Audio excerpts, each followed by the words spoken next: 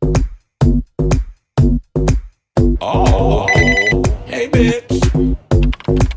Oh, excuse you. Baloney wash. I'm annoyed. I'm just here to give my opinion and carry in. Oh, it's Kris Avalon Unfiltered, bitch.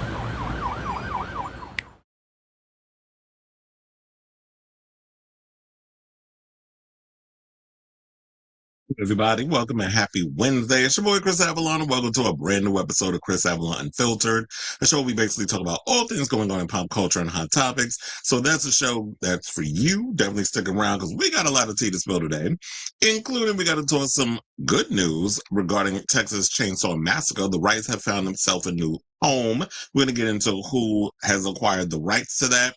There's also a movie and TV series in development regarding that. Plus, Ricky Martin has issued a public statement to Bad Bunny after his Grammys wins, because he won 3, one of the big ones, the Album of the Year. Plus, speaking of awards, Halle Berry is speaking out about how her winning the Oscar for Monsters Ball didn't really move the needle for her career. She was like, at the end of the day, I still woke up a black woman struggling to get work in Hollywood because, based off the color of her skin, she wasn't getting the opportunities that she thought she was going to get once she won the Oscar. So we'll talk about that. Plus, I'm sure you already heard by now, Sherri Shepherd's show been canceled, along with Kelly Clarkson. There's a couple of others that said on the chopping line. Loni Love has basically come out and slammed the industry for basically not even giving Sherri the courtesy of announcing her departure. But y'all sat and let Kelly Clarkson put out a whole damn statement. So we'll get into that. Plus, a beloved reality show that was popular once upon a time on VH1 is being revived. So we'll talk about that. Plus, Alyssa Farah Griffin, as y'all know, if y'all watch The View, is big and pregnant. She's about to go on maternity leave. So I have the list of conservative mouthpieces that are going to be taking her place while she's busy pushing that little boy out of her vagina. So we'll talk about that. Plus, we got some news regarding another One Direction is about to put out a new album. He announced it today. Yes, it's Zayn. Plus, Zayn may have thrown a little shade at Harry Styles over them crazy ticket prices. So we'll get into that story. Plus, Keke Palmer, you are a lady after my own heart. She's been saying something I've been saying for years. She says she don't want no man, whether she married or just dating, to be living in the same house with her. And y'all already know, based off of some of the things I've said on this show, I 1,000% agree with her. So we got to talk about that. Plus, Jason Bateman is sparking backlash for basically asking Charlie XCX why she don't want to have no damn kids, even though she married. So we'll get into that. Plus, Sparkle's niece, remember her back in the day, the one that was one of R. Kelly victims that got a golden shower at the ripe old age of 14. Well, she finally is speaking out. She's revealing who she is. She's no longer a Jane Doe. She did an interview with CBS, of all people. And we'll get into that. Plus, Sparkle has spoken out about some of the accusations that her niece has made in the interview, saying that she basically was getting her groomed by that disgraced R&B singer who's apparently illiterate. So we'll get into that story. Plus, Nicki Minaj in the news yet again. I'm tired of talking about this bitch, but she's talking about the trans people. She did an interview with Stephen Miller's wife, and so we got to talk about that.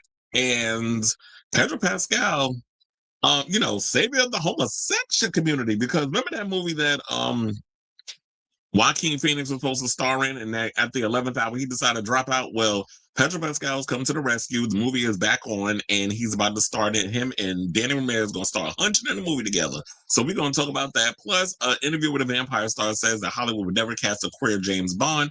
And we have some news on an iconic drag race queen who is set to host the Queer Teas. So we'll get into that and a whole lot more. So before we get to those topics, if you could please do me a solid, hit that like button. If you are new to the channel, hit that subscribe button, and also be sure to smash the notification bell so that we know when we go live with a brand new episode of Kris Avalon Unfiltered.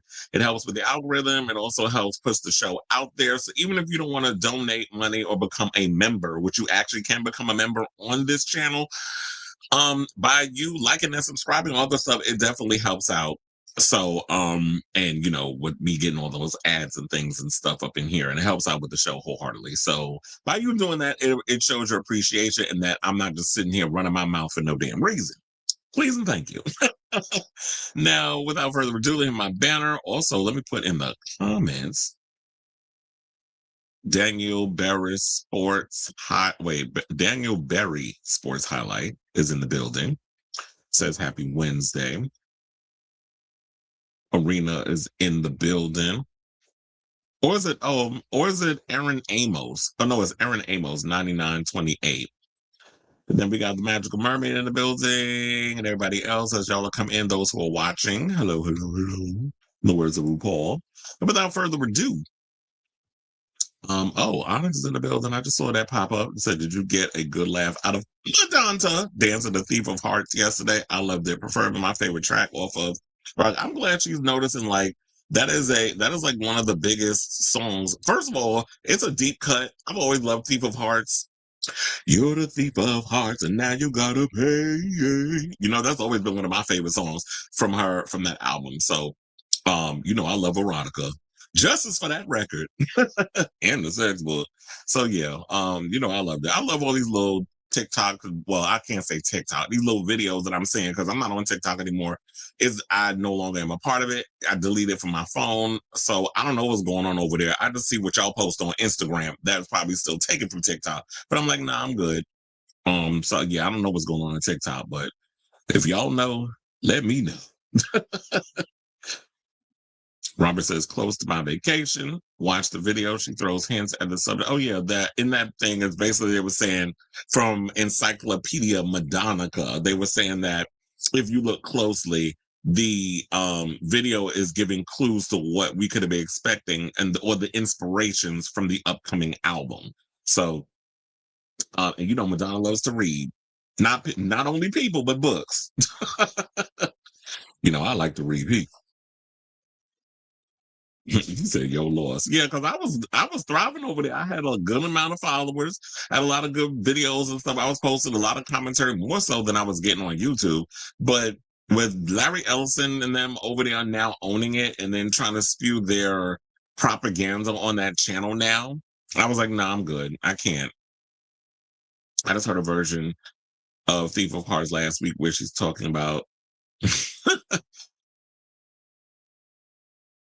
wait, there's a different version of Thief of Hearts. The only one I've always known was like from the album.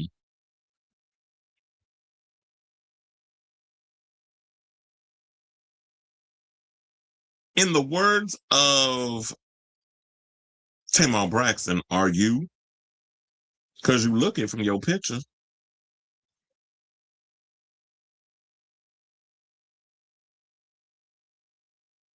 Oh yeah, because she was punching Warren Beatty. It was an original demo. Oh, okay. So, because you know, there's funny enough, there's always like demos and stuff that comes out from some of these artists, and when they be sending them, I'm like, okay, I want to listen to it, but then I don't care enough to listen to it because it's like throughout my entire existence, I've been listening to original demos of Madonna and all this other stuff, and I was just like, okay, that was back in the day when I cared. Now it's just like whatever, but I still want to hear it because you know a lot of those demos get out. But anyway, let's move on since people are so curious about who I'm fucking. And let's get into some Texas Chainsaw Massacre news. So I guess congratulations to A24 who's acquired yet another horror franchise because you know they already got Friday the 13th. They have the Crystal Lake series about to come out. I don't know when. I'm thinking maybe sometime later in 2026. We haven't gotten any word on what's going on with that. I think they're done with the show. They're probably editing it, still figuring out what they're going to do with it, but it doesn't have a release date. But now after months of talks, because I've been hearing so much about A24 was trying to get it, somebody Blumhouse may have been interested, all those other things. Now it looks like A24 has finally acquired the franchise, and it looks like that Texas Chainsaw Massacre idea that Glen Powell had, that I was hearing about in the industry floating around, his idea is about to come to life. Now I don't know if he's going to star in the movie or the show or whatever it is that he's going to star in, but we know he's going to be a part of it. So according to Deadline, who had the news, A24 finally is finally working on the next iteration of the Texas Chainsaw Massacre franchise, or as I like to call it, TCM. Not Turner Classic Movies, by the way, with a TV series from J.T. Mollner being the first project out of the gate. This comes after winning a months-long bidding war for the 1974 horror features franchise, TV and film rights, which I told you, I mentioned this a while back. Like this whole bidding war has been going on for months. So A24 won those rights back in September in an auction led by Verve. Series EPs include Spooky Pictures' Roy Lee and Steven Schneider, who are reteaming with Mollner after Strange Darling, which I actually think this is a good move because I don't know if y'all seen the movie, but I cannot rave enough about this Strange Darling movie. And shout out to Kyle Gallner, who, sidebar, didn't he play um Stu Macher's nephew in Scream 6? No, Scream 5. So word is that might be Leslie other.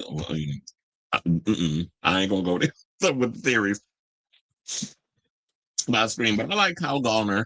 He was going hard promoting this movie. I remember when it was coming out, and then I finally got around to seeing it. It's so good. So if you have not seen Strange Darling, definitely check it out. I don't know if it's on any one of the streaming services, but I remember when I saw the movie, I absolutely loved it. So I like the fact that we have someone who created a great movie that was not only full of horror moments, but great storytelling, Strange Darling, that is going to be behind this Texas Chainsaw Massacre type of a series.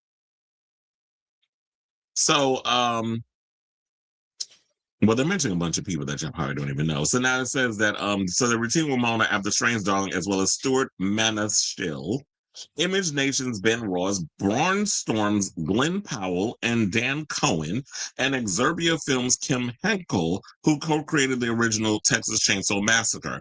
Powell is only producing. Exerbia Films' Ian Henkel and Pat Cassie will also produce. So it'd be nice to see if Glen Powell could be in this, because remember, once upon a time, there was a Texas Chainsaw Massacre with Matthew McConaughey in it and Renee Zellweger. They were in the same movie together. And I was sitting there like, you know what? It would have been cool to see another Texan in another Texas Chainsaw Massacre. Because I like Glen Powell.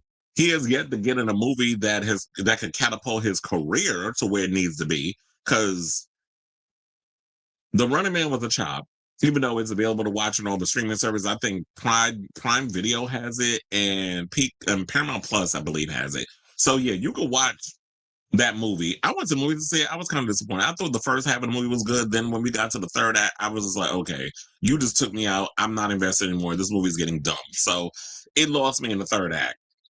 Now, if that was a studio decision or if Edgar Wright was just, going off the rails or just lost focus of his own film. I don't know what happened there, but I just didn't like the third act of that film. But I like Glen Powell. I think he's very charismatic. I think he has movie star qualities, but he has yet to get in a movie that is going to catapult him to that whole movie star status. A la Timothy Chalamet, or another one who I really feel like is underrated in this business. And that would be, oh my God, how did I just forget his name? Dylan O'Brien. Because I was just thinking about him, like, Styles from Teen Wolf, or he is in the new movie with the guy that directed the Evil Dead and Evil Dead 2. So they said the auction for Texas Chainsaw Massacre was administered by Verve and drew the interest of several studios and high-level creative teams, including Oz Perkins, Jordan Peele, and Taylor Sheridan. Verve has repped the rights to the slasher franchise since 2017. Exerbia Films is the primary company behind Texas Chainsaw Massacre, with Pat Cassidy, Ian Henkel, and Jim Henkel as producers. Well, here's the thing. I'm actually glad that JT has gotten this franchise. Oz Perkins, I already told y'all, I have yet to like any movie he has put out. I think he is overrated. I think people hype him up so much. And as a horror movie fan, I just look at his films like, you're like the Quentin Tarantino of horror. Like, you basically get a lot of accolades by ripping off other people's shit. So I didn't particularly care for him. Jordan Peele only gave one good movie, and that was Get Out. And Taylor Sheridan, I like Taylor Sheridan based off, a lot of his shows, Yellowstone and all the other shows that he has currently on Paramount Plus. I'm a fan of Taylor Sheridan's writing and a lot of his shows. As far as trying to pull off a horror movie, I don't know if he could do that, because I can't think of off the top of my head any horror movies he's ever written, directed, produced, whatever. I don't know. So I didn't even know this. The original 1974 movie, which, was directed by Tobe Hooper. I'm not sure if Tobe wrote it, but because I can't think of all off the top of my head. But the original movie's budget was $140,000. And it was released back in, well, it was 1974, but and they said that it was distributed by Bryanston Distributing Company, which released the 1972 X-rated success Deep Throat. Child, you know what? Kind of wish sometimes that I lived back in the early 70s, so that way I could have experienced a lot of what that was, which would be, y'all actually produce porn and put it in the movie theater, and people went to go see these movies in a theater. Can you imagine if they did this today? That would never happen. So I would have loved to have been alive in like 1972 and 1974 to experience these things, but I wasn't thought of yet, so it didn't happen. So, but then they said, and then, so look, I like I liked Texas Chainsaw Massacre. I love the original. I just watched it like maybe a month or two ago. I rewatched it because I can't remember when, but I know it was around the time of the 50th anniversary when they had the re-release or whatever. So I rewatched it, and I like Texas Chainsaw Massacre too, even though it's a little batshit crazy and it's bonkers.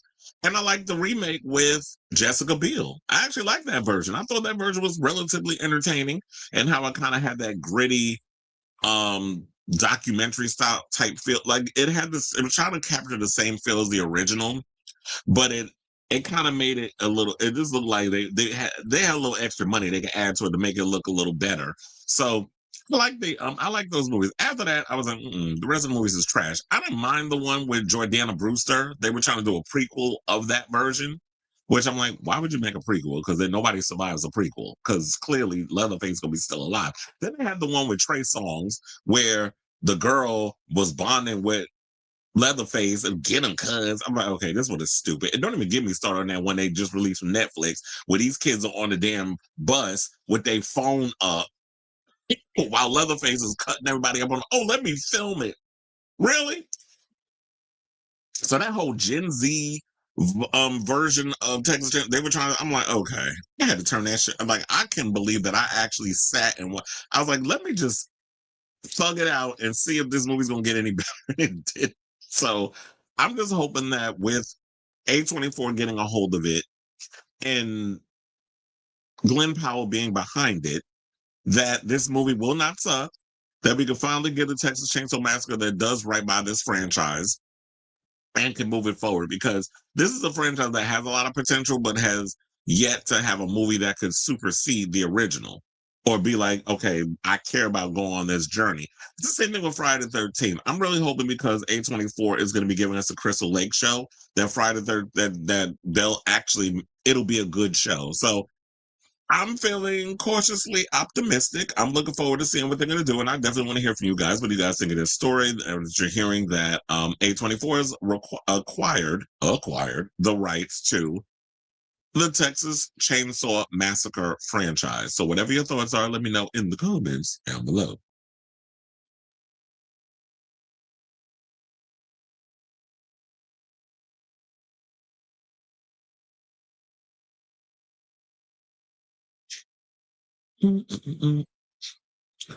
Well, you said Liza Bonita, my favorite Madonna video. Now we got confirmation that Epstein is the king of the manosphere. He planted the seeds of where we are today. Well, look. And then I was reading something that they said that J.K. Rowling was in the Epstein files. And I'm like, no, what happened was he was trying to come to that Cursed Child Broadway show or whatever. And they basically just stopped him at the door. It's like, no, you're not coming up. I'm like, damn, who wasn't connected with this man? But then again, you got to realize when people who roll in elite circles, you're bound to run into certain people that are going to be in that circle. It's like when I have this dingbat that comes on my social media talking about, so there, everybody at the Grammys was in the Epstein files. So you just make a blanket statement without any kind of proof, and then have the nerve to say, "Oh, Madonna's in the Epstein files." I'm like, okay, where?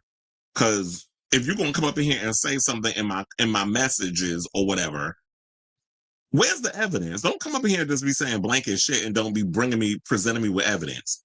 Or don't be like that dumbass Michael Rappaport who hates Zora Mamdani so much he decided to post on his page, his Facebook page, because apparently, I guess when you mention people in algorithms, their stuff will pop up on your channel, so or in your feed. And I'm scrolling, and I'm sitting there like, why is this man? I don't follow him. Why is this stuff popping up in my thing? Because I was watching Ebro Rosenberg, Ebro the Laura Rosenberg, because it used to be Ebro in the morning, but now they're YouTube. They call it Ebro Lauren Rosenberg in the morning. So they have their own show.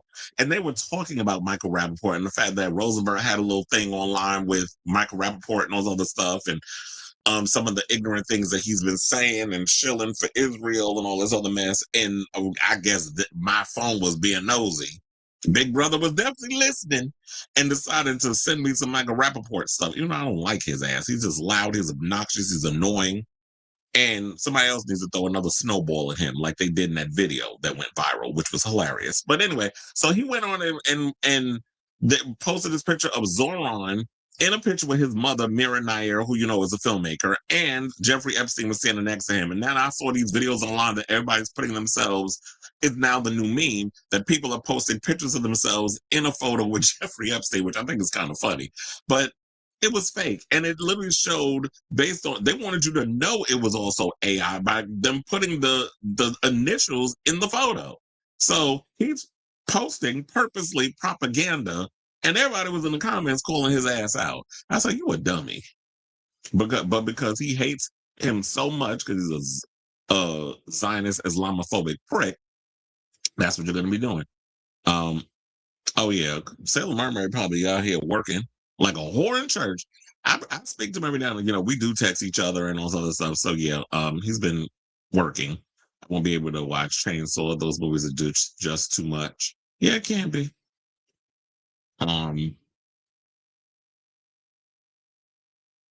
Really? Put that picture. It's an A24 has been really thriving. Yes, it has. Just like Jennifer Aniston, No Shade, Renee, and Matthew dismissed their B-rated sci-fi horror film, but to horror fans, that's rude. I thought Jennifer Aniston was embracing the fact that she was in Leprechaun. I could have sworn that she did that not too long ago. So I think she's kind of embraced the whole Leprechaun thing. But look, artists, never trying to thumb your nose at where you came from, because you finally made it in something. Now you're A-list. Everybody's got to start somewhere. Just like the other day, because now The Housemaid is officially, you can watch it at home in case y'all wondering, in case you want to watch it, because I was on Prime Video yesterday and I was like, oh, look, it's finally up. I might consider buying it. But I won't wait till that price go down, because I ain't paying $25 for no damn movie. So I'll wait till it get to like 20 or whatever. But or there's like a little sale. But Sydney Sweeney was doing a lot of like Lifetime movies and all this other stuff before she blew up and started doing like in Euphoria and all that other stuff. So I'm like, it makes sense that she would thrive in a movie like The Housemaid, because The Housemaid is kind of Lifetime movie of the week, except it's got a bigger budget and a well-written script. Because them Lifetime movies, those are a choice. I'm like, the bad acting, the bad writing, the predictability of it all. Taylor has a new show coming. Oh yeah, with Michelle Pfeiffer and Kurt Russell. I did see that. And also he has a show coming out on CBS with one of the actors. I don't know if it's a spinoff of sorts. One of the guys from Yellowstone is in it. I think it's called Marshalls. It used to be called Y Marshals or whatever, but now I think it's called Marshalls. So yeah, he's got a show popping up over there, and now he's got a new deal with NBC Universal. So he's going to be going over there to develop some stuff. VHS boom and Pee Wee Herman's infamous incident killed. Oh no, the movie, the adult movie theaters was still thriving while Pee Wee was doing what he was doing up in there. While Pee Wee was playing with his wee wee. So, I just think the times they changed. Once VHSs and everything started becoming popular, so people's like, oh wait, so I don't have to go to a movie theater to beat my meat. I can do it in the privacy of my own home with a videotape that I can rewind back to my favorite part. Let me find out. Texas Chainsaw Massacre 1974 is one of my favorite films ever, and I do believe A24 will do it justice, but I hope it's not just a moderate. Yeah, because I hate when they just do something that I've already seen. Like, give me something different. I just find it funny when they would just put the hammer in the hand of the dead grandfather. and they were trying to have him bash the old girl upside the head, and he kept dropping it. That part is just so funny to me. And then when she jumps out the window, I was like, you can clearly see that's a stunt woman with a bad wig on. Oh yeah, I definitely love the Jessica Biel version. And then when Leatherface is chasing old dude through the laundry, the racks, the laundry hanging up on the racks outside. The clothesline, couldn't think of what it was called. The flight logs aren't the flex they think it is, because that's the list Pam used to dupe the conservative influences. You can't believe nothing that comes out of administrator. We all know that. We all know they're guilty over there, and they keep trying to move the goalposts. Because now the Clinton said, "Oh, I'm willing to testify." Now because they try to call a bluff, thinking the Democrats is going to be pussy. I mean, no, you got the only pussies that we know over there is Hakeem Jeffries and the fatback one. What's his name? Chuckles. So we know those are the pussies because they're not doing nothing. But the real people was like, I'm gonna just go and I'm gonna testify in front of court under oath with the cameras in the room. I want people that now they want to close door. They're like, no, if you want us to testify, let's put on a show. If that's what you want, if you want a show, I'll give you a show. That's what I always say. So now they out here spooked and nervous, per usual. I just find it. Oh wait, now I'll save this for when we get to the Bad Bunny cop story. I was gonna say Bad Bunny copy, but I meant Bad Bunny story. I got Screenful upgraded to 4K for $5 at Fandango. Speaking of which, I did say I was gonna do and I gotta do it soon. I was gonna do a Scream binge before 7 comes out. I don't need to do it because I don't think it's gonna any of this is gonna be connected, or maybe it will be. But before the 7th movie comes out, I definitely want to just like do a rewatch of all the films. You know, it's another movie that I was thinking, I was like, you know what? Maybe because I'm older, I'm not as hard on it as I used to be. And I said, I might want to give this a watch. And I'll throw tomatoes at me as I say this. But Twilight is currently on one of the streaming services. I think HBO Max. And I was like, you know what? I think I kind of want to sit and give those movies a rewatch. Just because, Kristen Stewart been talking about those damn Twilight movies lately. But I remember when that movies came out, I hated Twilight. Because I was just, annoyed by the fact that, what are y'all doing to my vampires? Clintons are going to force a subpoena. Well, look, they need to. And, he'll find every excuse not to testify. Well, maybe they won't want him to testify because all he's going to do is like ramble for 8 hours about a bunch of damn nothing. Mm. There was a lot of eye candy up in that movie. They had Kellen Lutz. They had Taylor Lautner. There's a lot of eye candy up in that movie. Anyway, let's move on. And let's talk about Ricky Martin because, as we all know, congratulations to Benito Ocasio, who just won a couple of Grammys, including the big one, Album of the Year, where he spent literally 10 minutes in his seat, taking it all in with his hand over his face, trying to hold back tears. And you know what? I did miss that part because I was like impatient. I think it was at the end of the show. And I'm like, bro, it's time for you to get up off your ass, get up on that stage. Can you come on? Because I think, and you know what? Maybe it's the jaded side of me because for too long, I've seen so many celebrities just act so pretentious when they win these awards. But then looking back on it, when I started when I gave it a rewatch and I looked at some of the clips, I'm like, this is Benny. Well, it is Benny. I'm sitting there watching Bad Bunny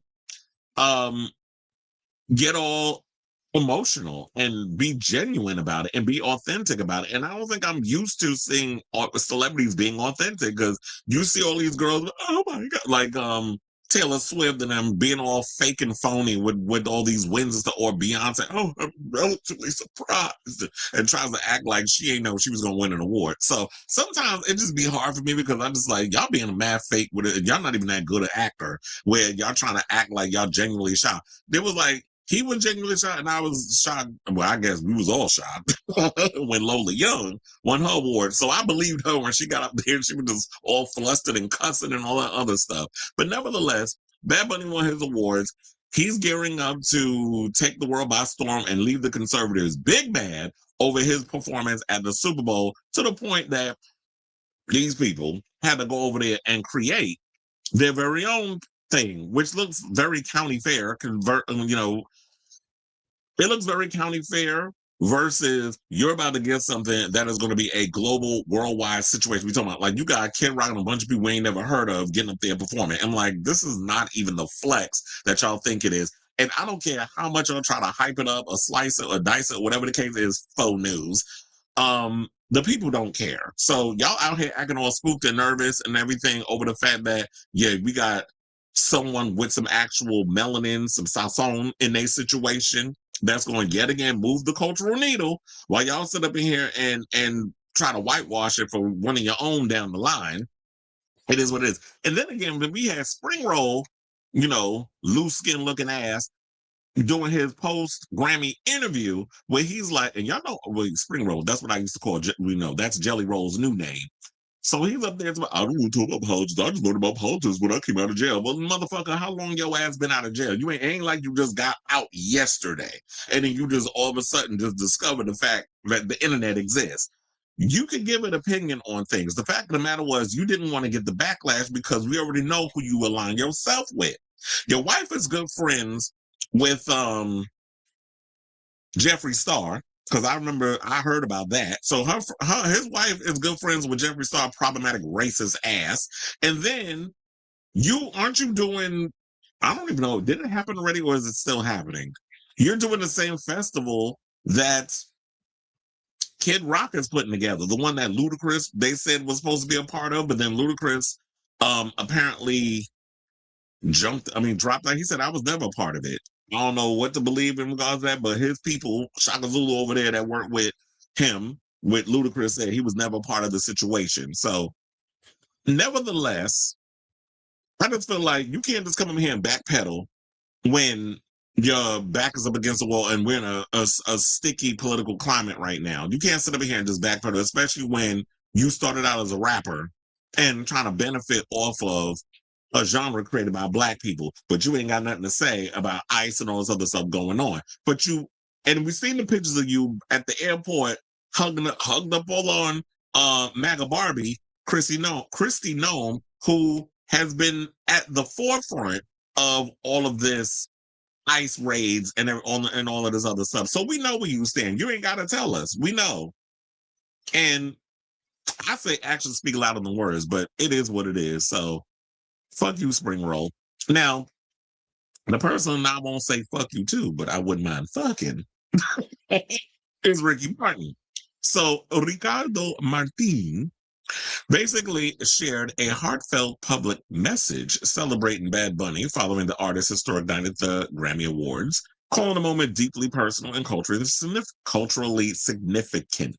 So, yeah, Ricky was all in his feelings about Bad Bunny's historic night and basically said, Benito brothers, seeing you win 3 Grammy Awards, one of them for Album of the Year with a production entirely in Spanish, touched me deeply, not only as an artist, but as a Puerto Rican who has walked stages around the world, carrying his language, his accent, and his story. This is what he said in Spanish in the letter, which was published Tuesday in the Puerto Rican newspaper El Nuevo Dia, and which he shared via screenshot on his Instagram stories. Now, Bad Bunny, whose full name is Benito Antonio Martinez Ocasio, won Best Global Musical Performance for EO, the Best Música Urbana Album, and Album of the Year for Debí Tirar Más Fotos. The latter award marked the first time in Grammy history that an all-Spanish language album won in that category. And I think that's what I have to say, like, that's what I loved about it, because here's the thing, and I feel like with this message, I think it's perfect that it's coming from someone like Ricky Martin, because back when Ricky Martin was popping on American, like crossed over to the Anglo market, there was something called, and I don't know, many of you may not be familiar with this because it could be, I know I bring people of all their ages up in this show. So there was something called the Latin Explosion. So a part of the Latin Explosion, we had Shakira, we had Ricky Martin, we had Enrique Iglesias, we even had Paulina Rubio at one point. We had, who else? I said Shakira, right? Gloria Estefan always will be the grand dame of the Latin explosion crossing over. But years later, it was, the Ricky Martins, Enrique Iglesias, Mark Anthony, Jennifer Lopez, and a lot of the people within that group that was coming out. Shakira even learned English just so that way she can cross over into the American market. I love them. And so Ricky Martin, out of all of them, was like the biggest artist to come out of that scene and was all over MTV, was global, worldwide, blew up after he performed. I think it was Living La Vida Loca. He performed, and The Cup of Life. He performed at the Grammys the same year. Until won for the Ray of Light album. And then that's when all of a sudden everybody wanted to work with him and everything. And his career just blew up from that performance. And people was living and we were all eating it up. And so for someone like Ricky Martin to be able to cross over in that part, but he can't still experience the same thing in so many ways because unlike Ricky Martin, Benito never compromised his being Puerto Rican as a way to cross over into other markets. He had people meet him where he's at. Because he's like, he was just some regular kid that was bagging groceries in a store, in a grocery store in Puerto Rico, who had nothing but a dream, came out and started making his music, entirely in his language, using like trap and all these different styles of music. And people were just liking the way, like his style, his cadence, like the way he would deliver his rap lyrics and things of that nature. And he blew up and started crossing over into the other markets. And he never felt the need that, oh, I have to learn English in order to cross over and be successful. He's learning English now, and he's still getting there, which it takes a lot of time that for him to get his English and whatever better. But we got you. We understand. Take all the time you need. But I love the fact that he's just authentically himself. And that's what I think people resonate with him more. And the fact that he says that how he connects with so many different genres and different styles. And I even watched the Vogue video that they put out. I can't remember it might have been yesterday when they put it out, but I saw it today. And the Vogue video basically was like how he had that Schiaparelli, who doesn't even make menswear, basically design a woman's wear outfit that was on the runway from one of their shows for him. And I love the blazer. It was giving very Matador, the way that it fit on him. And somebody said that he was wearing a bulletproof vest. I don't know if that's true, but I'm like, no, it looks very much like that outfit had him together. It was fitting right and tight. So now Ricky also went on to say this. He said, I know what it means to succeed without letting go of where you come from. I know how heavy it is, what it costs, and what is sacrificed when you decide not to change because others ask you to. That's why what you have achieved is not just a historic musical accomplishment. It's a cultural and human victory. You won without changing the color of your voice. You won without erasing your roots. You won by staying true to Puerto Rico. Now, Martin, who, was born in San Juan, first broke out as member of the boy band Menudo before embarking on a successful solo career. His single Living La Vida Loca topped both the Billboard Hot 100 and the UK singles chart. And with over 70 million records sold worldwide, he is one of the best-selling Latin artists of all time. Now, Martin confessed in his letter that watching Bad Bunny hoist his trophies on stage put a lump in my throat because he recognized that something important is happening, not just for you, but for all of us. Saying what touched me most about seeing you there on the Grammy stage was the silence of the entire audience when you spoke. He wrote, when you defended the immigrant community, when you pointed out a system that persecutes and separates, you spoke from a place I know very well. That place where fear and hope exist, where millions live between languages, borders, and deferred dreams.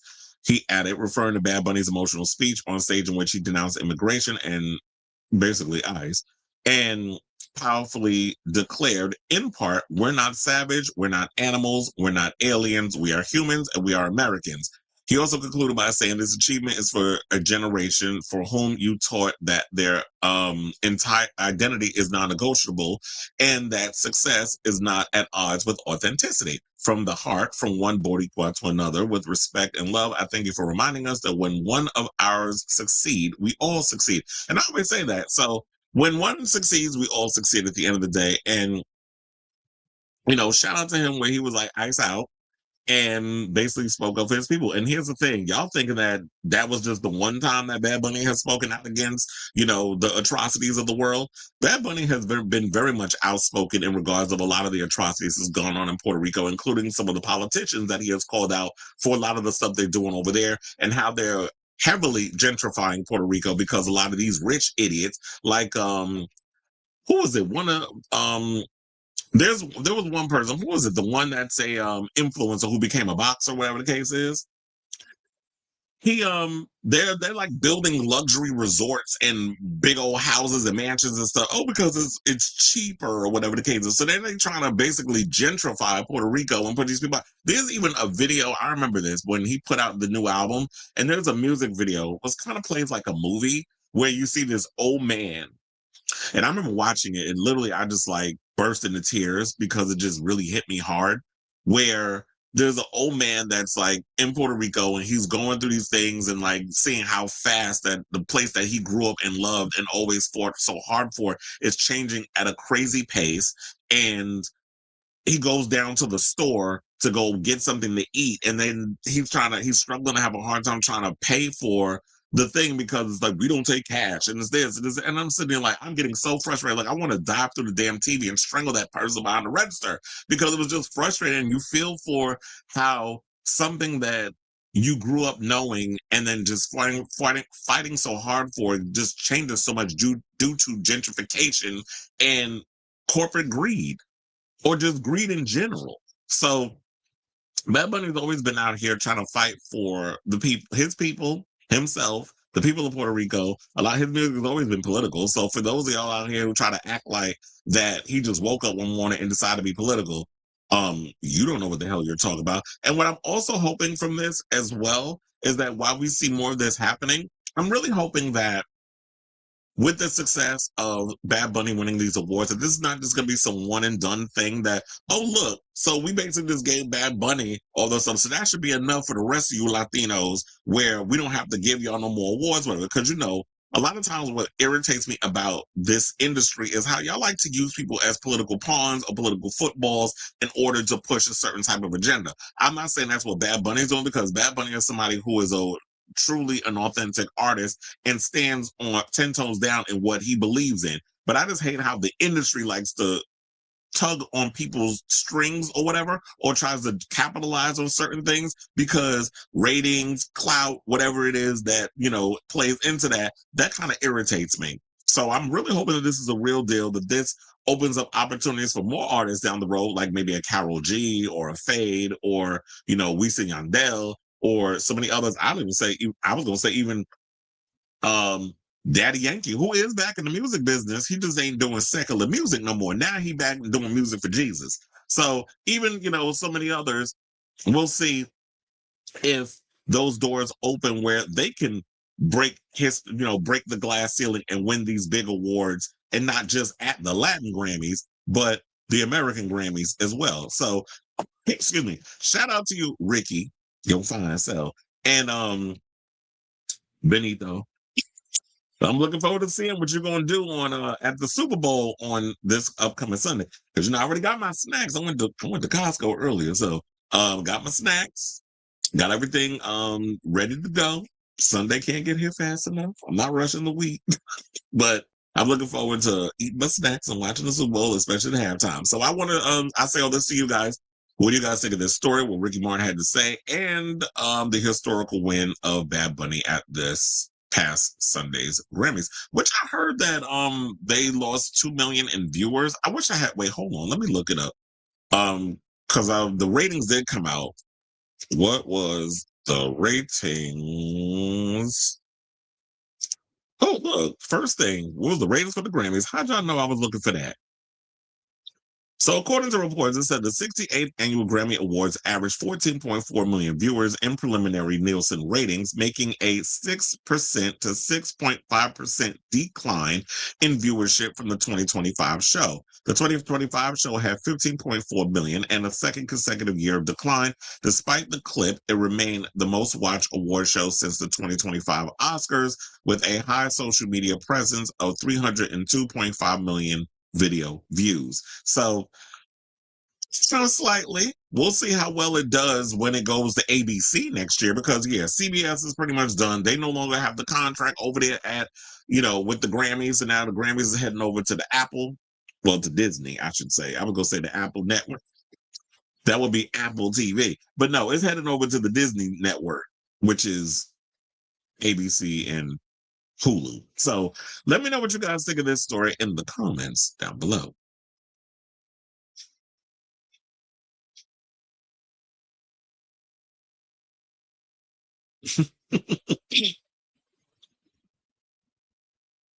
Like you said, it's a huge moment. Taylor out there effed up his career saying action films for people who can't act. Well, quiet as his kept. Taylor, you wasn't that good of an actor anyway. So you would have fit right at home in the action movie department.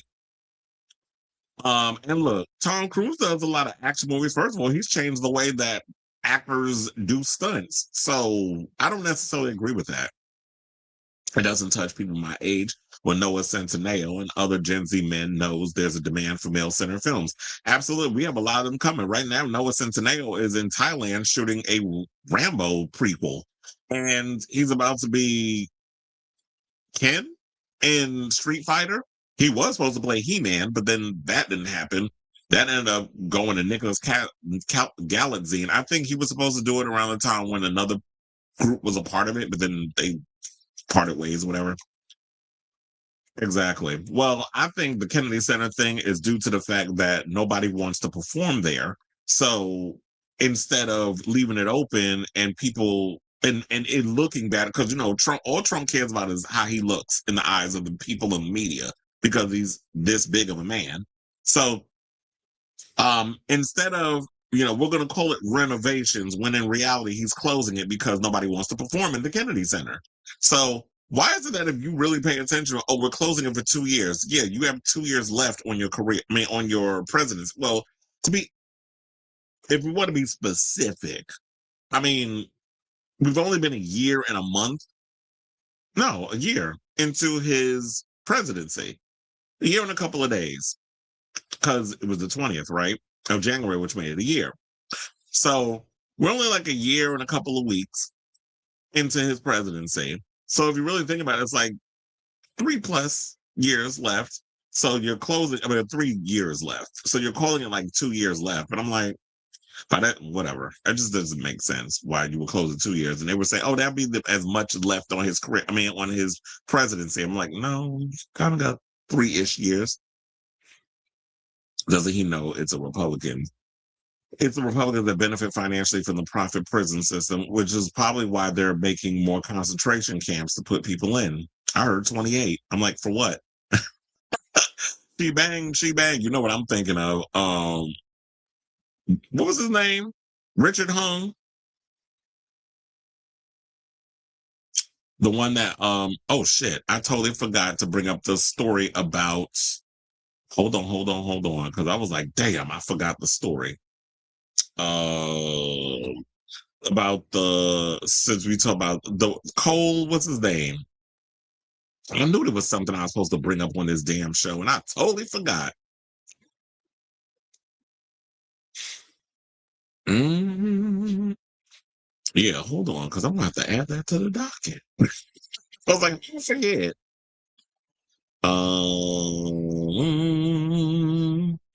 Yeah, y'all gotta give me a second to create this thing. I was like doing this on the fly, child. Um, this was not supposed to happen because I was like, wait a minute, I knew I was missing something. Yeah, because we got a update on that story since we talking about award shows and we talking about the Grammys.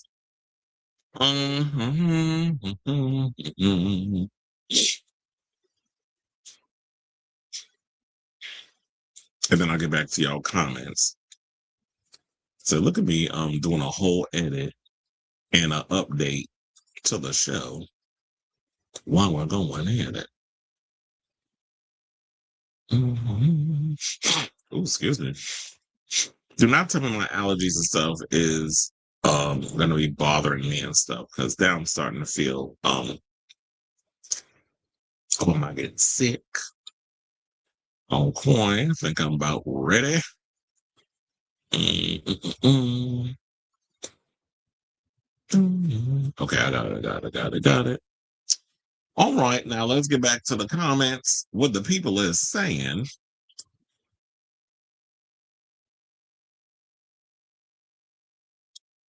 So you said Ricardo Martin. I was like, look, I like to remix people's names.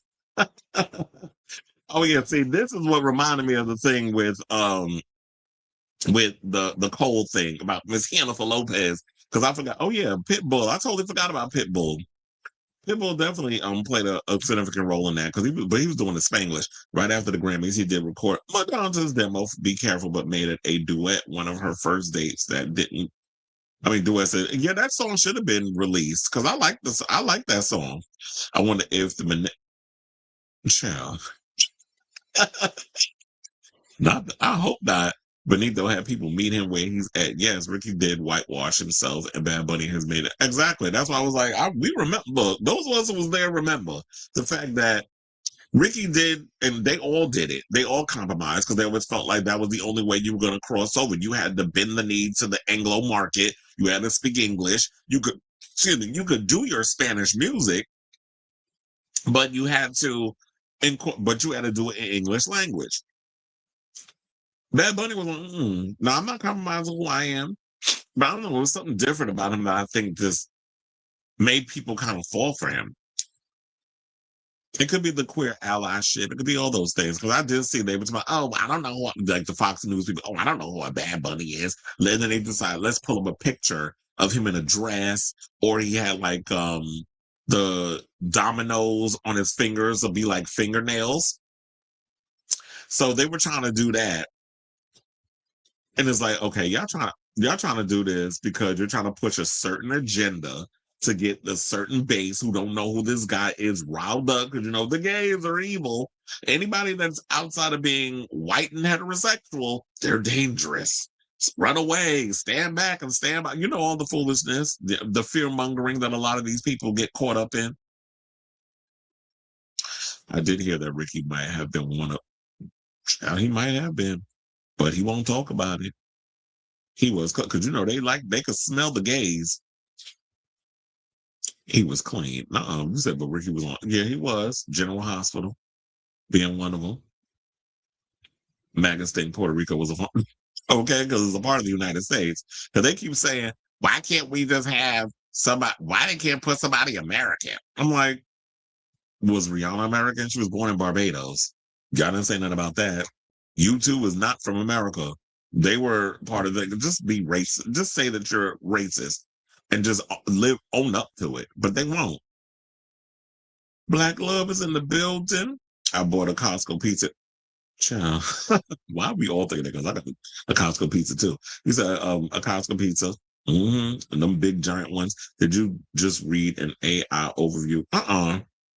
Yes, I did. Because I need to get to the point. I was gonna open up the Halle Reporter story. Why did you Google it at the same time I did? He said I nearly forgot about Grammys until I saw a commercial from them on Friday. Speaking of which, I gotta watch that video. The first look of the upcoming episode of Drag Race. They dropped it a couple hours ago. I put it in the history for me to watch later, but yeah, I didn't get around to watching it. Oh yeah, I forgot. Yes, Selena was another one.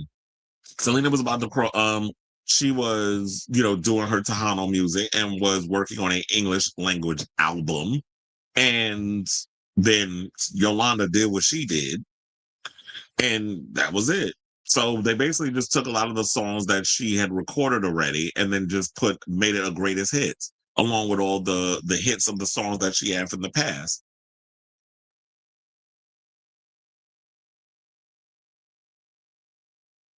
Yeah, we know y'all scared of the gays. Cleveland's in the building. All right, y'all. So now let's get back into the show. And here's a story that I just had to throw together at literally the last second because I knew I was like, wait a minute, I know I'm forgetting something. And it transitions well with the Grammys.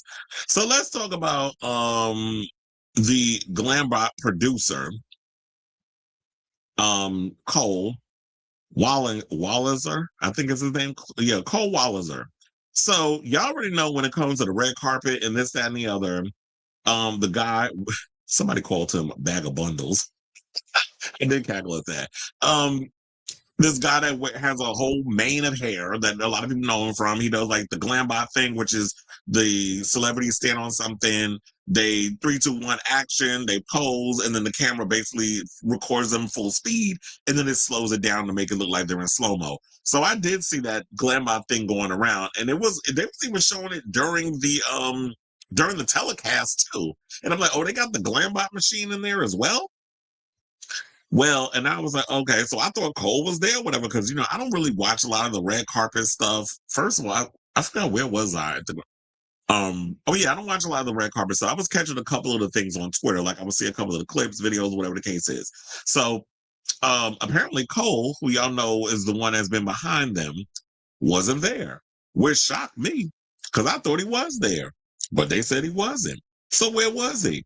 Well, apparently they're saying that he was asked to not come back, and they were trying to blame it on Jennifer Lopez, that apparently she made a call.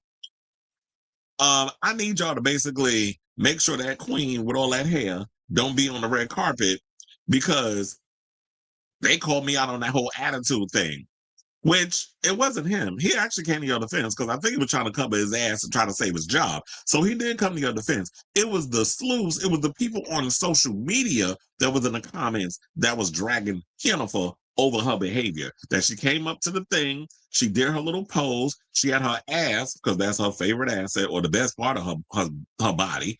That in her mind, I mean, she's a beautiful woman, but she thinks that her ass is the only thing people will just notice on her. Maybe as white men, the ones that she be running after, that notice that. But for the most part, she basically gave him her behind, her whole ass, and then did her little pose, didn't really engage and interact with him like all the other celebrities that we've seen.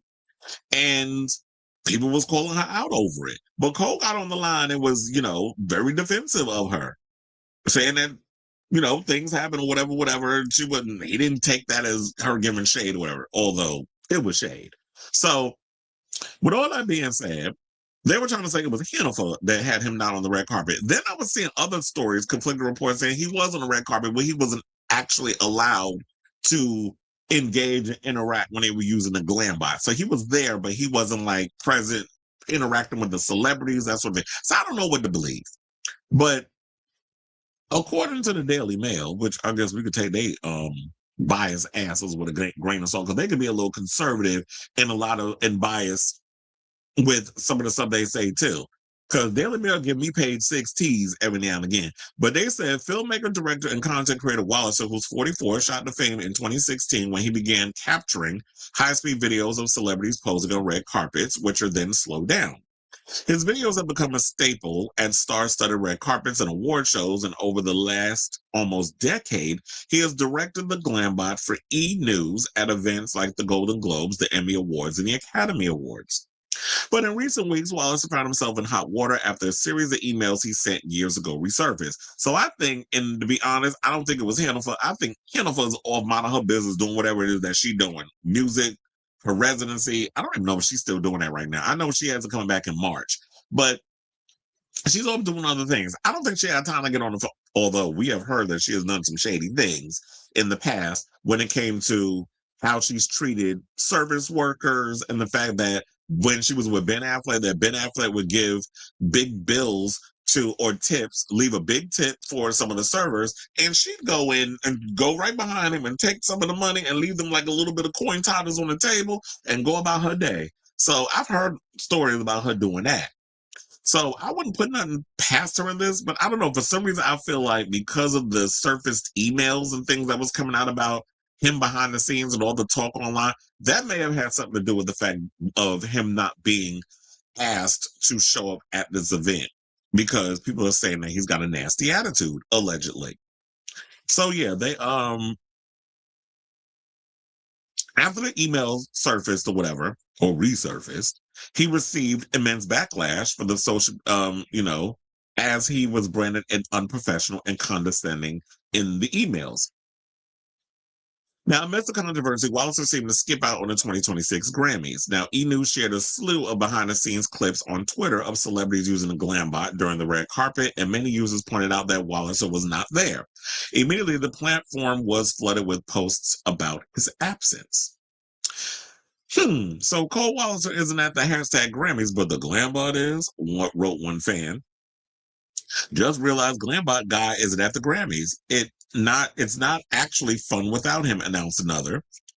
Notice how the Glambot guy isn't at the Grammys after all that drama, someone else pointed out. We cheered, replied a different user in response to the post about him skipping the event. He upped the price, someone else sarcastically penned, referring to the scandal. The Glambot guy, is he at the Grammys or was he too expensive?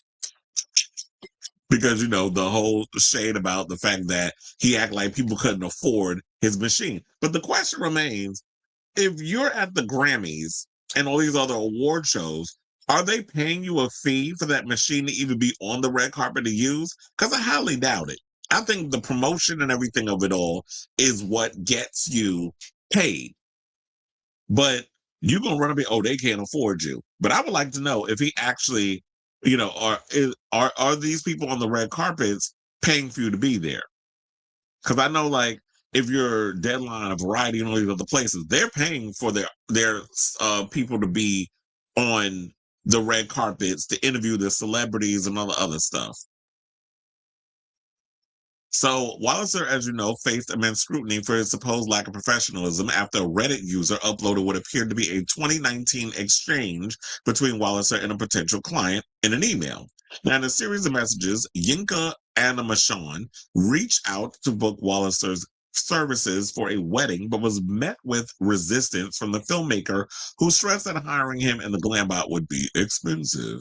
And it's like, sis, who said I couldn't afford you? It's like, let me know what your price is on your budget. Now, just so you are aware, the Glambot is a camera system and personnel used by a network television station for one of the biggest red carpets of the year, an email allegedly from Walliser read. It is not cheap. If you feel like something like this might be within your budget range, then I'm happy to discuss further. Animation confirmed that Glambot will be in her budget range, to which Walliser allegedly responded that he didn't believe her response, that he was in her budget because he had not yet quoted her a fee, and hiring him and his camera crew would cost between 10 grand and 1 million. First of all, why got to be that high? Because first of all, my thing is, if you got a budget, you already have, people have a set budget or it's within a range. You can't be like 10,000 to 1 million. Like, sir, get off my line. Like, you could at least say, okay, I charge 150K. If you're gonna be doing it, okay, I can afford it. I got the money. Do I need to run you down my resume or show you my whole accountant call it my accountant and have them send you my whole statement just so you know how much money I got in the bank? Like, if this is what we're doing, then it's like, I would want your ass there anyway. But quiet as it's kept, I already told y'all, there's already, like, you don't even need the Glambot. There's like these little machines that I be seeing when I be walking down Times Square, where you stand on the thing and they got like the camera with the ring light that goes around in a circle, whatever, and captures your photo, whatever. You can get one of those, which is probably a third of the price or way cheaper.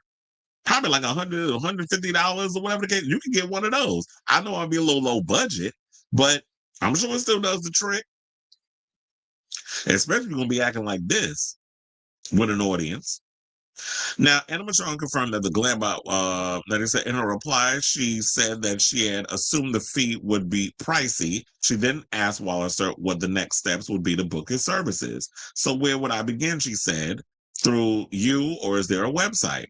Because I would think that your website would literally give your rate. Like, I have enough friends who are photographers who work with celebrities and all kinds of other stuff, take photos of them and everything, that have a specific price range and a budget for how much they charge, depending on the situation. Yes, the budget fluctuates, but I have friends who are not going to be like, oh, it's going to cost you $1 million. Motherfucker, you ain't Fran Lebowitz.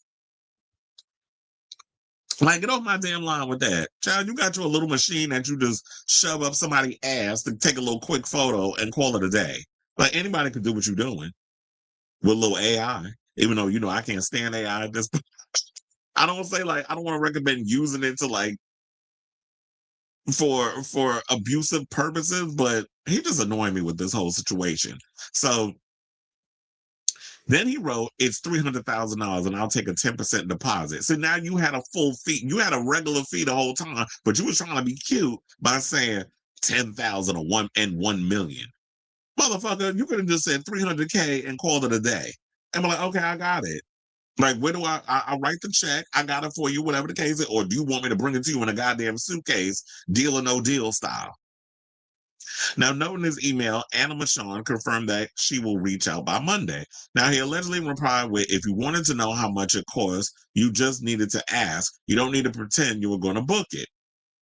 And I'm sitting there like, who the hell talks like this in a goddamn email? If you want to know how much I charge, all you had to do was ask. Motherfucker, you got to be glad that I asked you that. And I didn't cuss your ass out in another email. It's like, who talks like this in an email? Or you think because you look like the king of the forest? With, the cowardly lion. You think because you look like the cowardly lion in this photo that makes you a Saint fucking Gandhi? Like, whatever, bitch. Now, they said the alleged email exchange was met with outrage from fellow Reddit users who branded Wallace unprofessional and condescending. Now, in the video, he also broke his silence on the scandal and acknowledged the tone of his emails was dismissive and curt. Wallace also addressed allegations of being labeled racist, admitting that he would never intend to cause the same pain he endured growing up as a person of China. Child, don't even get me started on that. Like, there's no such thing as internalized racism. Like, we've seen the internalized racism from fellow Asians like Bo and Yang. Do we need to get started on that? Another self-hating homosexual. Do we need to get started on that? And how a lot of y'all like to cut the white ideologies in order to make yourselves feel like y'all a part of something. So yeah, you talk about, I would never endure being, or I would never be racist, especially all the pain and things I've had to go through being Chinese. Please. I saw sinners. We know how the Asians will get when somebody wag a little something in your face, and how they'll turn their back on the very people that help prop them up.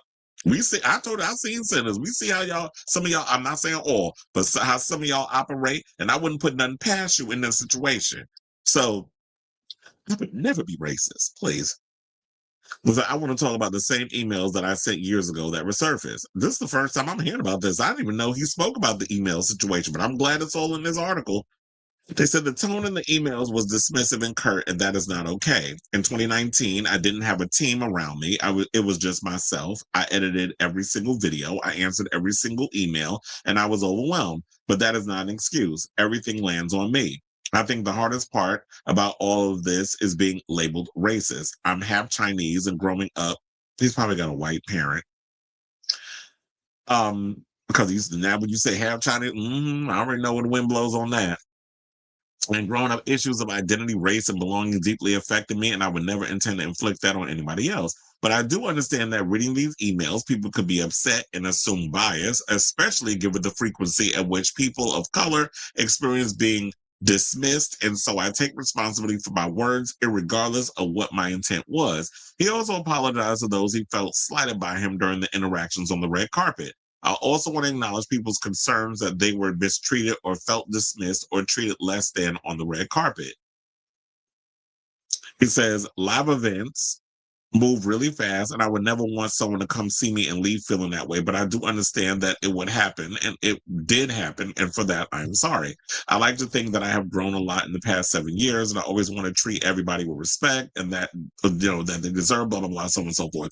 Well, I'm glad that you sat up here and apologized now that, you were being dragged or whatever, but here's the thing. Like I stated before, I've been on many red carpets. I know a lot of people who are photographers who have taken pictures of a lot of people on red carpets, and and you talk about you've been dismissed as been curtain, whatever. That's a behavior thing. That's got nothing to do with the job, because we all know that we can be dismissive and curt in our personal time. But when you old school, but you're not that old, you in your early 40s, and you and I are around the same age. So for you to sit up in here and try to act like that, this thing about Kurt and this, that, and the other, I'm just not buying it. I mean, I'm glad you apologize, and if people want to receive it, go ahead. I'm side-eyeing a little bit, but I've been around enough people who, and then being on red carpets and an observer, and just talking to celebrities, and you take it and friends of mine who I know have taken pictures and been on the red carpets.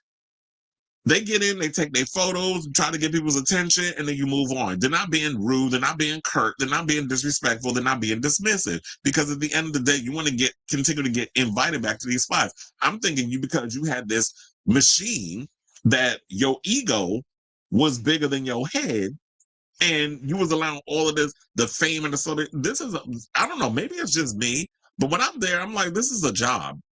Being around these people, I'm like, yeah, they're famous, they're celebrities or whatever, but I don't get caught up in the fame of it all. And maybe because I don't know if it's because I'm a Virgo, or maybe I'm grounded in a lot of ways, or maybe because I've been around it so much, maybe I'm a little jaded. So being around these celebrities, like, and you know, with me being in live entertainment, I'm always around celebrities. So me being there is like, I'm working, I'm doing whatever, it is what it is. I don't get so caught up in the lights, camera, action of it all. So maybe it's like, maybe a little immature and you need to grow. So maybe it could be that. But yeah, so yeah, you up in here admitting that you was being kind of shady with celebrities. Maybe that's why Ariana Grande like him. Or maybe Jennifer clocked it. Maybe that's why she gave you her whole back and ass when she took that photo, because you know, shade no shade. So anyway, so they said he wasn't there. We'll see, because you know the Oscars is coming up next month, so we'll see if he's gonna be missing in action again, because they still got your Glambot machine, but they're not using him. So I say all this to say, excuse me, what do you guys think of this story about Cole saying that he was noticeably absent from the Grammy red carpet after he was last seen at the Golden Globes, that he had his little awkward interaction with Jennifer Lopez, and they trying to say that she may have had something to do with him getting fired. But I don't know. I don't think it was just her, because I feel like it was just her situation. It would have been kind of glossed over, because it felt like maybe it was a misunderstanding. Maybe it was some shade thrown. I really feel it's the latter. But with all the other emails from his past coming out in the main articles like People magazine and all the mainstream places, I think Variety did a story on it. When they started talking about it, I think that may have had the decision of being like, nah, we don't want him on the red carpet because it's a little too soon, especially after all that stuff started coming out, and they don't want to draw attention to the mess. So let me know what you guys think of this story in the comments down below.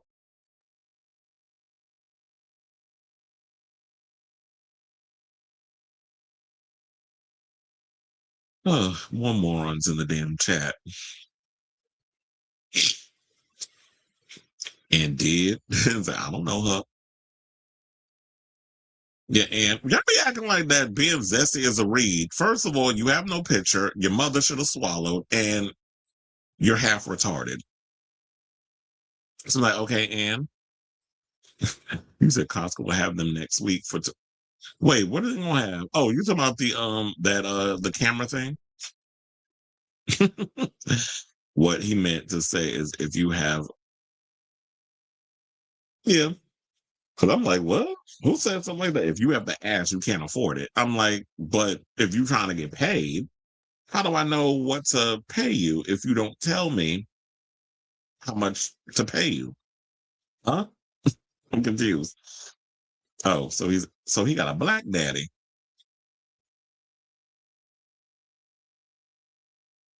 If Brendan Fraser can get a, don't you throw shade at Brendan Fraser? Can act. I mean, what he went for? Playing a fat person? Okay. So anyway, now speaking of Oscars, let's talk about Halle Berry. So Halle Berry, as you know, won an Oscar for having a racist make her feel good, through hunching in a movie called Monsters Ball with Billy Bob Thornton. And Diddy was her baby daddy. So who didn't get executed in that movie. He was on death row or something like that. But anyway, so she did Monsters Ball. And a lot of people think that because, ain't nobody windmilling hard for an Oscar as much as Timothy Chalamet is at this point. But um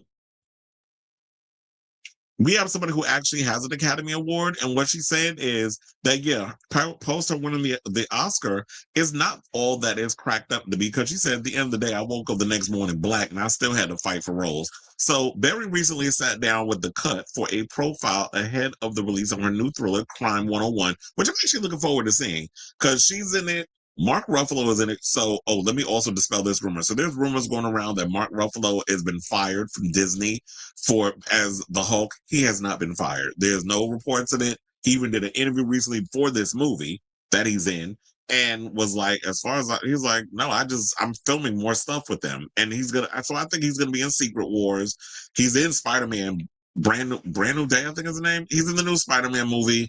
He's still with the MCU. Disney has not fired him because of his comments on ICE. So I don't know who's been telling these lies, besides the lies. So there's that. And also Chris Hemsworth, another member of the MCU, who's going to be in this movie. So I'm actually looking forward to it, because I think it comes out next week. So I'm actually going to go see this when it comes out in the theater. So anyway, she did an interview and revealed that she once advised Cynthia Erivo not to place any real weight on winning an Oscar. Now, Erivo has been nominated twice for Best Actress, one for playing Harriet Tubman in Harriet, and playing Elphaba in Wicked, while Berry made history as the first Black woman to win an Oscar for Best Actress with her performance in Monsters Ball. She remains the only Black winner in that category to this day. Saying, quote, the Oscars didn't necessarily change the course of my career. This is what she told the publication. After I won it, I thought there was going to be like a scripts truck showing up outside my front door. While I was wildly proud of it, I was still Black that next morning. Directors were still saying, if we put a Black woman in this role, what does that mean for the whole story? Do I have to cast a Black man? Then it's a Black movie. Black movies don't sell overseas. They're still going around with this shit. Y'all still running around with that narrative, because, and this is why I keep telling y'all that, in Hollywood, they continue to try to push this narrative that, okay, if we have a Black person, they have to have a white love interest. We can't have too many Black people in a movie, because then it becomes a Black film. And it's like, huh?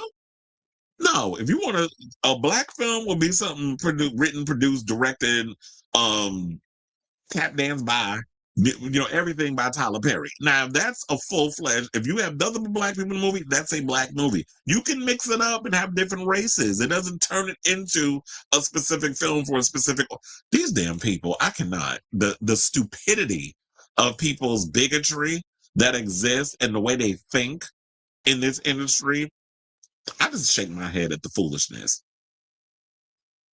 And Black movies do sell overseas. So I don't know where they're getting that from, because if it wasn't the case, Black Panther wouldn't have grossed $1 billion. Black Panther 2 wouldn't have made over almost $800 million worldwide. Sinners wouldn't have made the money that it made. So many other movies that came before those wouldn't be as successful. Will Smith wouldn't be able to be the global superstar he is today if Black movies didn't open overseas. Yet this is still the narrative they continue to put out there every time something different is on the thing. That's also, I believe, why we never got the Jinx spinoff. Because remember, once upon a time, Halle was supposed to get her own James Bond-esque type movie, where Jinx was supposed to get her own solo film, and they felt she couldn't open a movie. I do believe that she was one of those Black artists that was able to cross over into the bigger markets. It's just that the industry wasn't really pushing for her to be that girl. But I don't know, maybe if it could have been also her fault, because I feel like but I don't know. I can't put myself in the shoes of like a Black woman in Hollywood. So I don't know if I would think that with her being as popular and as A-list as she was, because I don't think that she's still in the A-list, but she's not doing as many big movies as she once did. She pops up every now and again. But I don't know if she holds the same cachet as she did back then. But if she was back in the day, I feel like with her amount of cachet and influence, she could have pushed for Hollywood and the money and get more into her producer bag. Maybe that's what she should have did. But I guess if she would have known then what she knows now, like now a lot of people know you got to really get in your producer bag. You really got to fight for the roles that you wanna be a part of. So she went and said that that Oscar didn't necessarily change the course of my career. After I won it, I thought it was going to be like a script truck showing up outside my front door while I was proudly part of it. She also said as Erivo's acting career took off years later with its own Oscar nominations, she also told her fellow performer, "You goddamn deserve it, but I don't know that it's going to change your life. It cannot be the validation for what you do, right?" She's often spoken out in disappointment over how her historic Oscar win lacked impact for both her career and the industry at large. She told Marie Claire in 2024 that she's eternally miffed that no Black woman has come behind me for that Best Actress Oscar.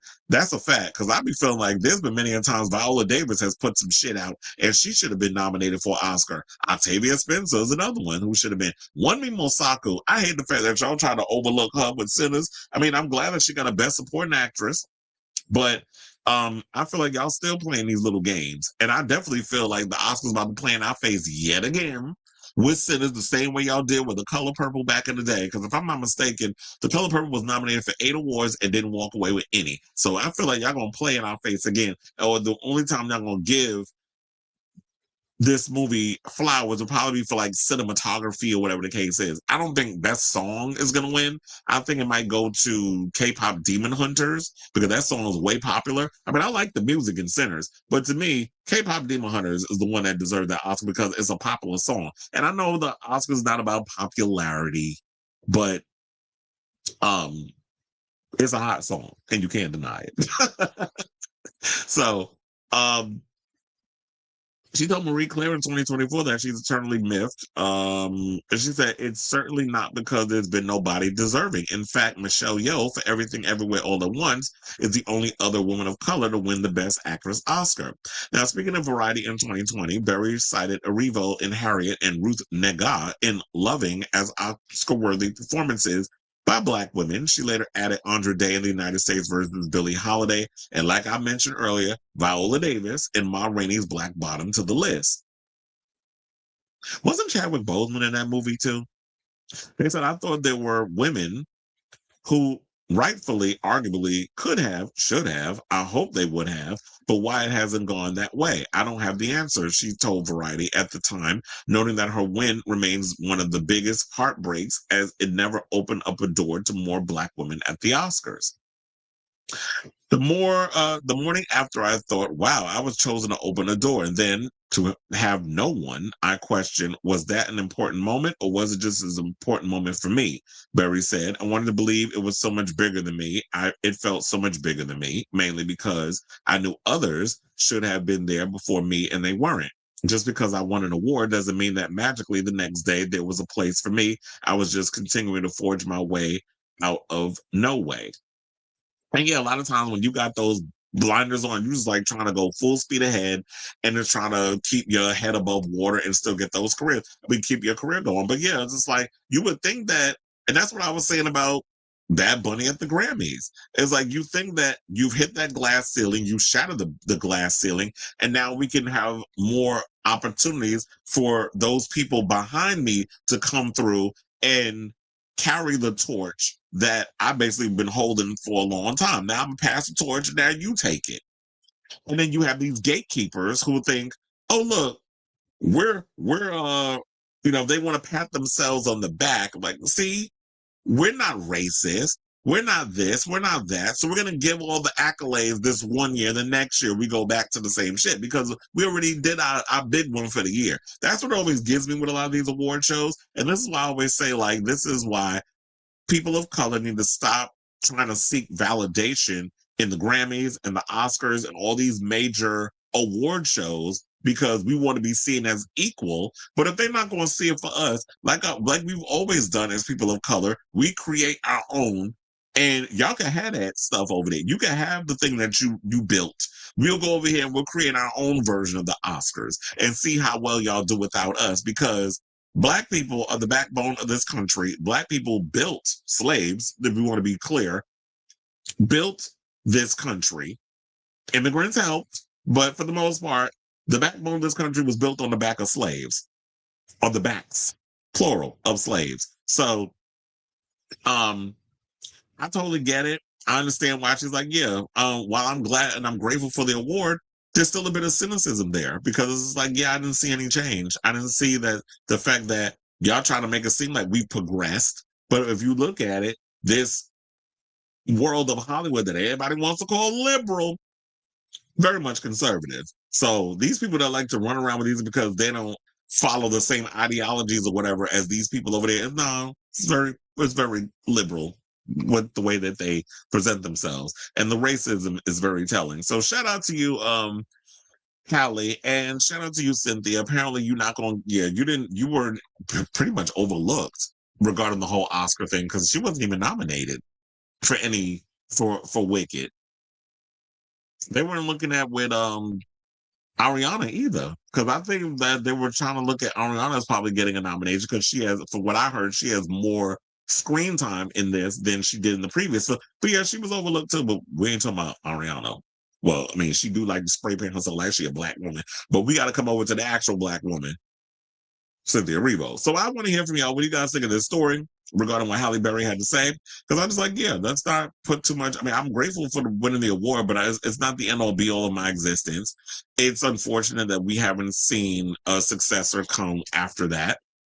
But if, like I said before, if Hollywood's not going to see it for black women winning Oscars in the Best Actress category post Halle Berry winning it in Monsters Ball, then put more into the NAACP Image Awards and some of the other award shows and other black presenting award shows that literally go above and beyond for the community. So let me know what you guys think of this story in the comments down below.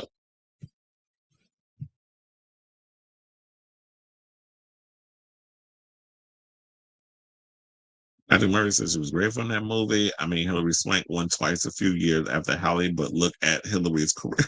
Well, it's non-existent. I mean, she going out here fighting people who she thinking was taking her picture. Like, girl, we ain't taking your damn picture. I don't even know who the fuck you are. And he said Zellweger has two and probably had to fight for that second one as much as anyone. Yeah, but we're talking about it's different. Those are white women you're mentioning. Is that probably due to? I mean, look, that's kind of been my complaint too. It's like, look at the role you played, and it's kind of like it starts the argument of when black women are up for roles. Why is it that the ones that they win are the black stereotype? Halle Berry up in here playing like some messy, single mother, man in jail. Didn't the son die? She had a big old obese child. He died, looked like the boy version of Precious. And then she was beating on that child in the film. Then you out here getting your back blown out by a damn racist corrections officer. And so you playing all that. And look, that's the same argument that people saying about Tiana Taylor. Y'all know I love me some Tiana Taylor. Call them down. But the role that she played in one battle after another black woman stereotype. So it kind of makes you look at it as that Anne's got a point. It could be due to the role that she played in order to get, the Oscar. They only want to reward black people when they play the worst of the worst. Look at Monique, the role she played in Precious. Speaking of which, she won an Oscar for that. So it's like we see, people are starting to see it. But it's like, yeah, Viola Davis playing in Ma Rainey's Black Bottom, that was a complex role. She should have won for that. But because she ain't playing a black stereotype, they wasn't going to give it to her. When you got the movie Loving, which wasn't that about interracial relationships and that law that passed? Mitch McConnell, ain't he married to a woman of color? Or Clarence Thomas? Speaking of Mitch McConnell, ain't he in jail? I mean, the hospital with flu-like symptoms. They say, I think nowadays the nomination is almost more important as the win because your work is getting recognition and notoriety. Yeah, because even if you don't win, I mean, you still part of the academy. You could vote. So there's that. All right, y'all. So let's get back into the show. Let's start talking more celebrity gossip and news and all those things. And let's talk about Sherri Shepherd. So while we were doing the show 2 days ago, because I wasn't able to do a show yesterday, we broke the news during the live that Kelly Clarkson has stepped down from doing her talk show, and that's because her husband, her ex-husband, Brandon Blackstock, or is it Blackstock? Anyway, Brandon passed away. I think he had the big C. And um, she basically wanted to prioritize time with her children because technically now she's a single mother, so she doesn't have that structure where she could be, it takes a village to raise a child type situation. And her being in New York shooting her show, and I don't know if her kids are living in New York with her or if they're over on the West Coast, because you know how some people are. It's like my kids already have a foundation. They already have their friends. They have all those stuff that we built out. And I told her I ran it back when she was with Brandon. When I used to work at the Westfield Mall in Century City, I ran into Kelly Clarkson and her husband and the kids, and I don't know who the other woman she was with. I don't know if it was a family member or it was a nanny, but that was like during happier time. This was like maybe 5-6 years ago when I lived in LA, and I don't know. It's like, when you have like your kids and everything and you've built their world and stuff out there, you don't want to rip them away from that and be like, oh, look, I got a new job. So now I got to move to the East Coast. So I don't know what the living situation is. But she announced that she's leaving the daytime talk show after it's been reported for the past couple of months. I think almost a year there was rumors floating. Even before this season, there was rumors going around that Kelly Clarkson's show might be on the top line, that she wasn't coming back, whatever. But then it kept proceeding to go on and on and on and on and on. Now we got the official announcement. So now another show that ended up getting the chop was Sherri Shepherd. And Loni Love basically had to get on the social media and throw a little shade at them, Mercury and all of them, because they were like, well, wait a minute. So how Kelly Clarkson get to come out and do a whole citation? She got to put out a whole letter, post everything, talking about why she was leaving her show. But Sherri Shepherd, we found out she was canceled from the blogs. So Sherri's longtime friend and former co-host of The Real Loni Love has come to the comedian defense and talk show. Comes to the comedian and talk show hostess defense amid the cancellation of her self-titled daytime series. One day after the Sherri show was canceled after 4 seasons in syndication, Love criticized production company Deborah Mercury for announcing the series' end in a joint statement without Shepherd. And I do have her tweet. Hold on, let me pull it up for y'all. I was like, where's that? Okay, I got her. So yeah, so she said the following. Sherri should have been given the courtesy of announcing her show's end instead of an article announcing it. Just like Kelly got to announce her show's end. It's not like The Real, which was a panel show, but this was a solo hosted show. Or the production company could have at least made a joint statement as a producer and host. Seeing canceled stamped all over your picture is depressing, especially when the show was having good ratings. Only onward and upward from this. Onward and upward. When didn't they say that in what's that movie? You Got a Friend in Me, Toy Story. Oh no, I was thinking about Toy Story. But yeah, she should have been, honestly, I do agree with that. Like, she should have been given the opportunity to announce the cancellation of her show. But then again, you know what some people gonna say? Because I know how shady y'all are. Let me take this out because I gotta give the full effect of it.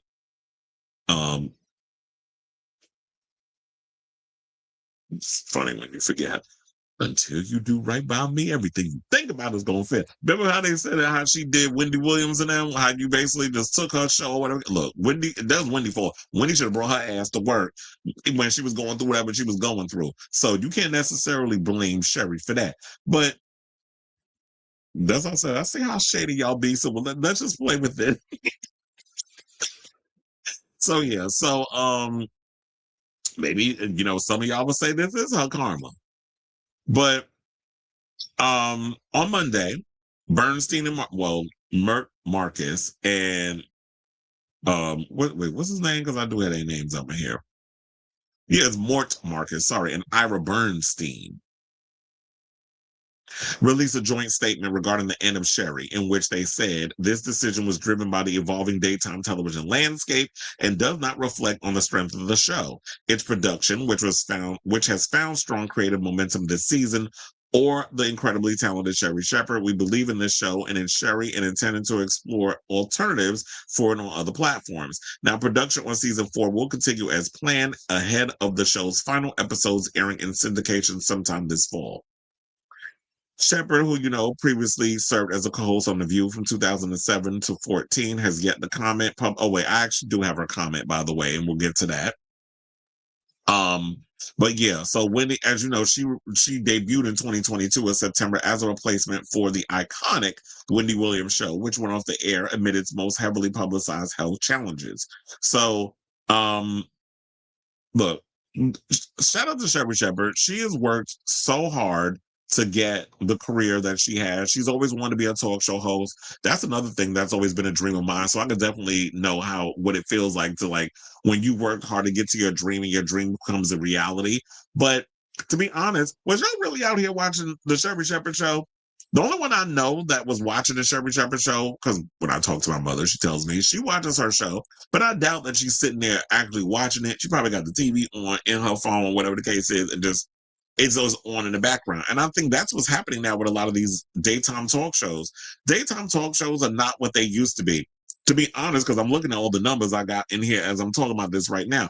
The YouTube is the place to be when it comes to people wanting to come on here and get their celebrity news and pop culture stories or whatever the case is. They're not watching it on these shows like the Drew Barrymores and the Screaming for Hudsons, which word on the curb is those two shows are next. So while we're talking about Kelly Clarkson got the opportunity to announce her departure, I do think it's kind of shady that they didn't have the balls to let Sherri know that, let her make the announcement, which she finally actually got to address it.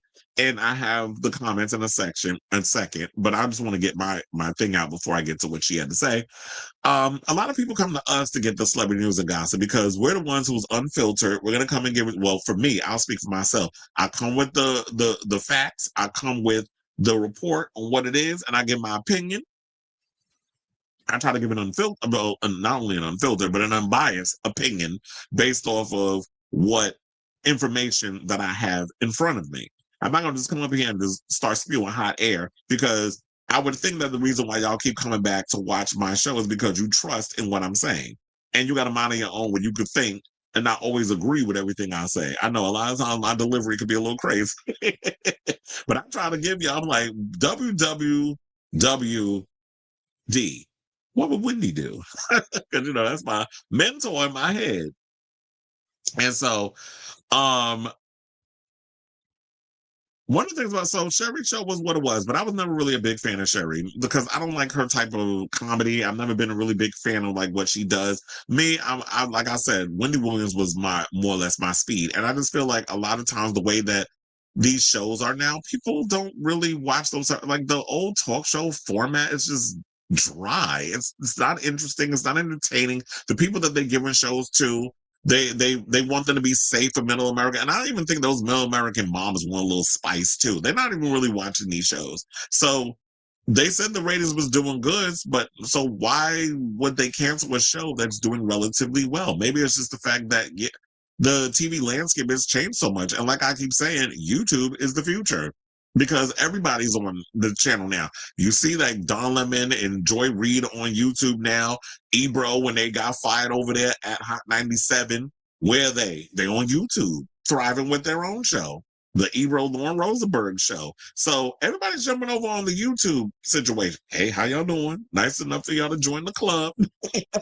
With us over here, us building our own little situation, brick by brick, step by step, brick by brick, stone by stone. Ooh. Y'all know that song by Whitney Houston? Okay, so now we got the update of Sherri Shepherd. So they said she broke her silence. Here's what she said. So she took to social media to express her gratitude following the support she received amid news that the show was ending, because she do got COVID, in case y'all didn't hear about that. She said, "Wow, I am completely overwhelmed by the outpouring of love from me and the Sherri Show TV," the Sex Lives of College Girls alum said on Instagram. Sherri also noted that she would address the show's cancellation on her show, but she was taking some time off as she had been diagnosed with COVID. You might have noticed that yesterday and today I was struggling because I wasn't feeling up to speed. Well, it turns out I have COVID. As soon as I feel better and return to the show, I will address all the news that has come out. Until then, I'm truly grateful that Sherri has made such an impact on you. See you soon. So I think at this point, all we have to do is just sit and wait to find out what Sherri has to say in her own words when she pops up on that talk show. But who knows? Maybe Sherri could, if the talk show audience thing doesn't work. I don't know. Do people even care about as an audience and sitting in an audience and clapping to a talk show anymore? I don't know. I just think that old format is just dying off. So I mean, it could be a plethora of things, but yeah. So maybe I was gonna say maybe Sherri could jump over to YouTube and create a show of her own. I don't know what that show is gonna look like, but that's what for something for her to figure out. But look, it's like John Murray left after all that drama that was allegedly going on with them too, and now look, she out of a gig. But in Hollywood, you're only as good as your last gig. She'll bounce back and find something else to do. Maybe she'll come back to acting in sitcoms. So I definitely want to hear from y'all. What do you guys think of this story? Do you agree with Lonnie Love and what she had to say about Sherri? Saying that, yeah, y'all should have at least afforded her the opportunity to announce her own show being canceled instead of producers of a show taking the reins of the situation and doing it for her, being her mouthpiece when y'all didn't need to be doing that. You should just let her do her thing herself. It would have been nicer for her to come out and give her own statement instead of y'all doing it. Because I do think it's a little shady. And I don't want to immediately jump to the race thing, but let me know what y'all think of this story in the comments down below.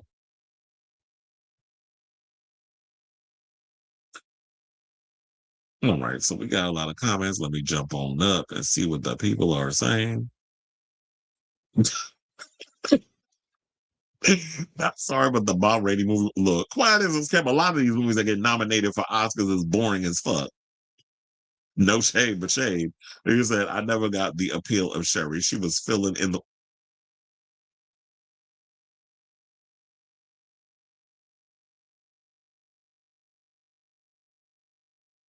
Screaming for Hudson show had more viral clips than the safe. Yeah, that show was too damn safe. But Screaming for, she used to get on my nerve. First of all, she always talked like she's slow, especially when she be interviewing. She don't listen also, because the most thing you have to realize, the secret to a talk show or being a talk show host is listening.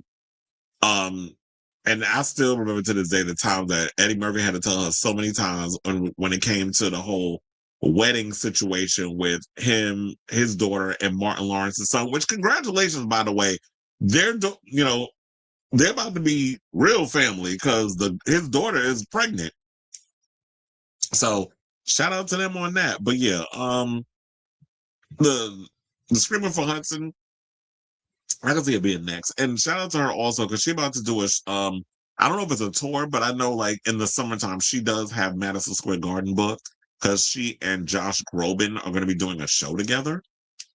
So yeah, I don't know if y'all heard about that, but they said blame the regime, President Chaos, but he is a chaos demon. They cite the evolving changes in daytime television as a reason why Sherri got sent to the chopping block. But let's be honest, when was the last time? That's why I say, like, who's really watching Sherri Shepherd show? I don't really know anybody who's really watching. I think probably that a lot of the stuff that's on with these shows is background fodder. And here's the thing: when it comes to television shows or whatever, people don't want cookie cutter. People don't want Disney. People want edgy. People want to hear people cussing. People want to hear people's real, authentic opinions about stuff. That's why shows like mine are successful. People like Make It Make Sense are successful. People like Funky.Neva are successful. People like Kenpire is successful. Yeah, I'm naming my contemporaries. Ain't no shame in my game. People like Make It Make Sense. I don't know if I said his name, but I'm gonna say it again. And Perez Hilton, will say what you want about him, but his show was successful on YouTube too. So this is why we thrive in a lot of these places, because we're willing to give y'all our unfiltered opinions about pop culture. And to be honest, I think also the interview format is tired. Like, you have 5 minutes to interview somebody and nobody cares. Like, nobody cares about your latest project or whatever the case is. Like, it's boring. the old 5-minute interview format. People want to see, like, God, dare I even bring her up? Alex Cooper, like doing those 2-hour interviews with their fave celeb. But I want somebody who's relatively interesting. That's going to be sitting there asking really interesting questions and not just ass kissing. I watched Sherri one time, and it was when a couple of the All-Star 9 queens were on it, along with Kimora Lee Simmons. I didn't even know they was on there. That was a long time ago. You said, I'm laughing so freaking hard at you explaining Monsters Ball. I mean, did I lie? You said, I'm late, but it's sad because it really was a hush. I mean, funny enough, that show was, look, her job, I told you, her studio was right around the corner. Rachel Ray used to shoot next door too of Sherri's show. But that was when Wendy Williams was there, because they are in the same studio. Her studio is literally around the corner from my gym. But that gym over in Chelsea, I haven't gone. The only time I go there is on Sundays, because the gym that I go to in Bryant Park is not open on Sundays, which I don't understand why. Maybe because it's less people on the weekends that's over in that area because it's Midtown. But I prefer a light gym where it's like maybe 25%, because then I can really get in a workout. I hate when the gym is packed. Sidebar, speaking of packed, I did notice, look, we already in February, and them people that was up in there, new year, new me bitches. I ain't been seeing them back at the gym.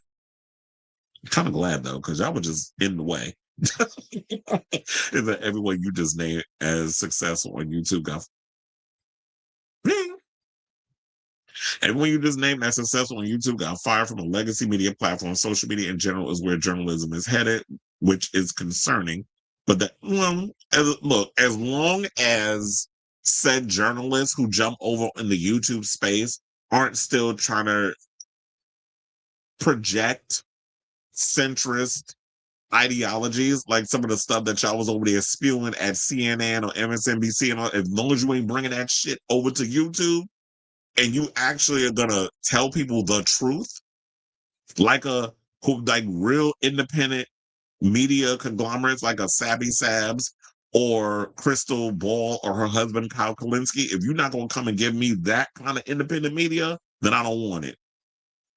Because sometimes where it's like, depending on what Don Lemon talks about, I usually agree with him. But then when he starts getting, I'm like, now when you gonna start telling lies about Hillary and them, then I gotta side eye you a little bit. I was like, no, if you're not gonna come in here and tell the truth, sir, then I can't get behind you fully. Or, the Democrats, if you're not really gonna go in and let have one the lack of stuff that they should be doing, then child, don't even get me started on these idiots. And you said Breakfast Club could use, yeah, they're on Netflix now. I think the Netflix deal's going to backfire. It might be, because I already, like, when I go on Netflix, they got a lot of they got the podcasts on there already. They got Breakfast Club is up there. Chelsea Handler's show is up there. I looked on there the other day. They changed up the app, I noticed too. So if you want to watch the Breakfast Club, which I don't particularly care for Charlamagne, because I don't watch the Breakfast. Don't even get me started on Jess. He not hilarious. I don't like them. I don't even like that other one that I'm still shocked he's a Virgo. It's got to be the dumbest Virgo on the planet. DJ Envy. I don't like none of them over there. The only one I like is Lauren LaRosa. But sis, you just want to get that straight. One person is not enough for me to sit with all those other people, which is why I watch Ebro's show, because it's way more entertaining. And it's up to my speed, because we all in the same age range, except for Ebro. Ebro's 50. The rest of us are a little younger than that. That's why they call him Old Man Ebro. But you said, I think it's usually on your 5th year that the real big money. Oh, that could be it too. I didn't know that. There was like, yeah, once it hits that 5th year, and maybe I don't know. Was Sherri in syndication? So yeah, it's like once you hit that 5-year, that's probably what it was. They didn't want to have to bump that pay, so it's like, oh yeah, we gotta make budget cuts, because a lot of these talk shows are hard to do. Talk shows are expensive. If I had the wherewithal, if I wasn't self-financing this show like I am, and and I didn't have to work a regular job and also balance the regular job in live entertainment and do this, I would definitely do you would definitely get a daily show from me. But times is hard on the boulevard. I gotta make that extra coin until these ad people start hitting me up.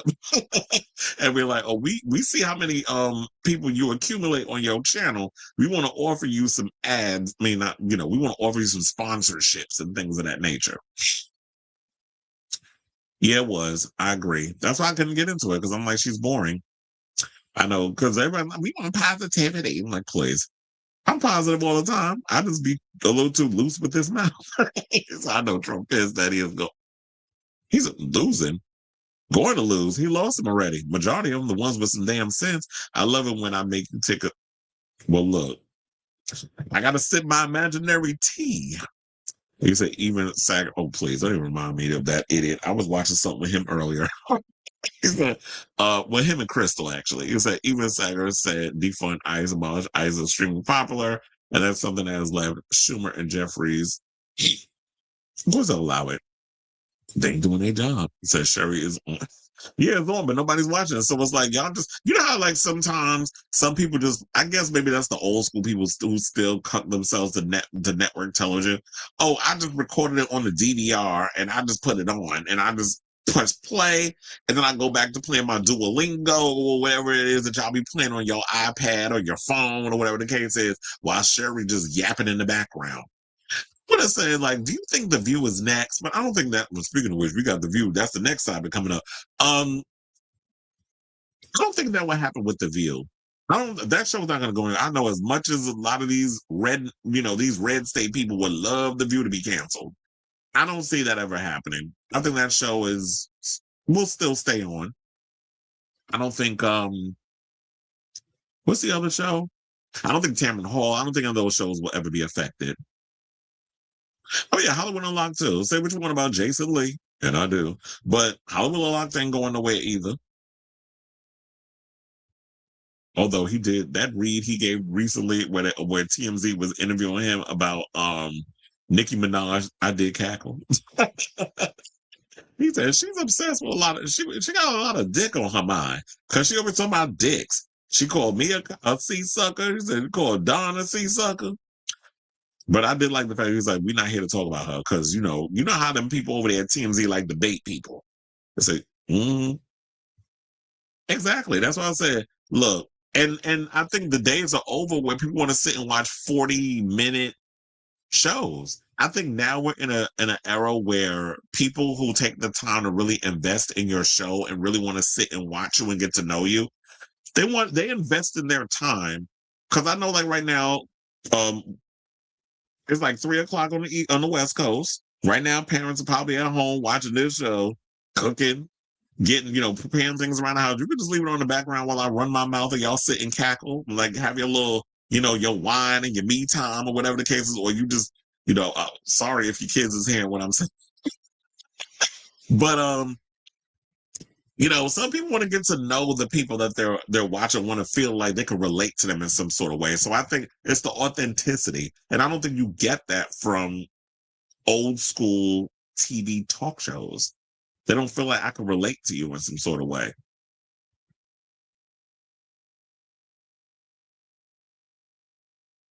Sorry, but I never watched Sherri after Wendy was canceled.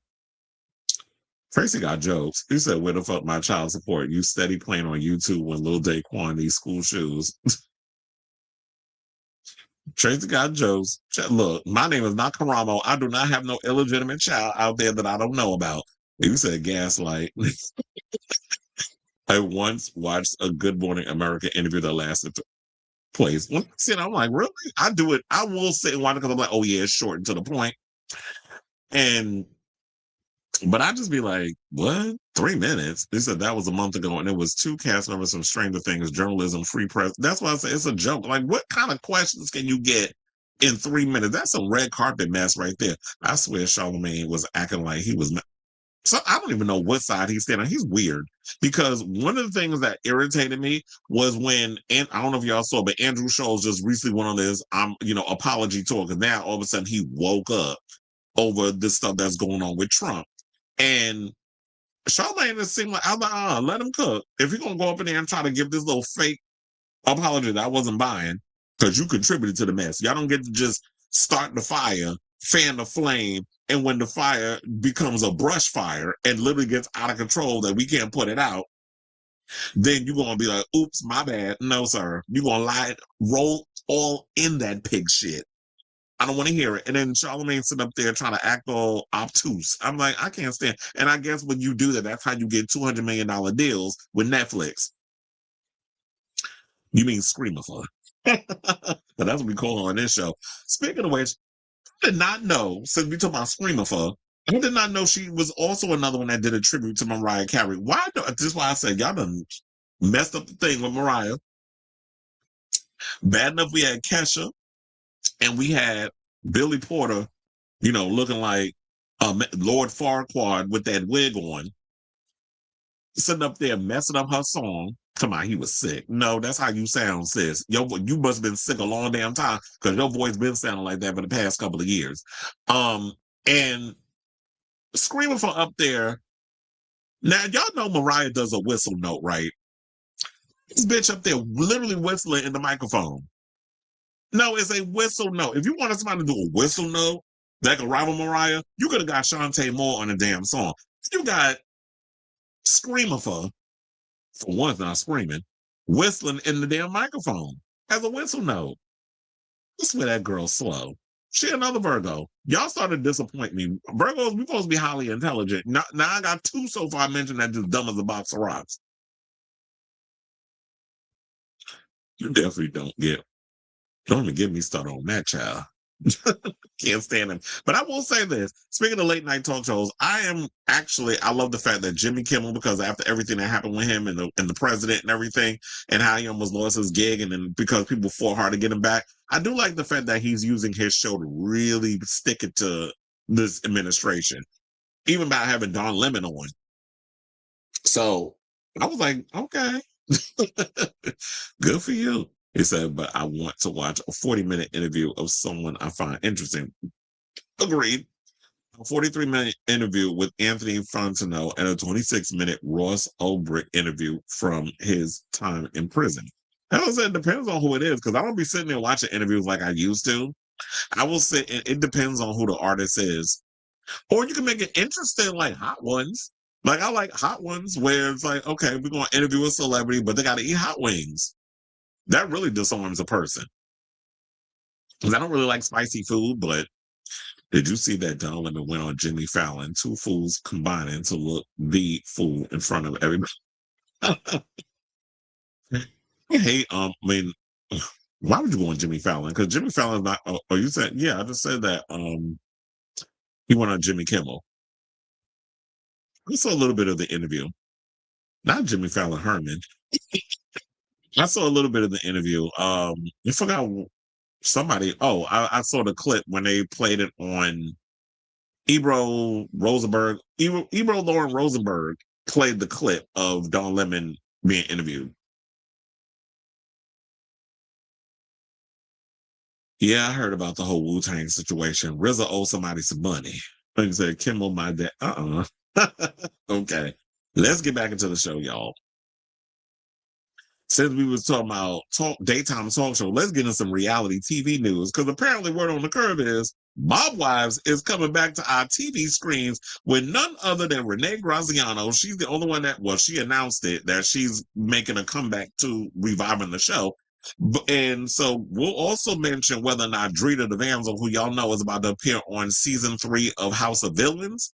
Is it season 3 or season 4? I don't know. I have to check my notes.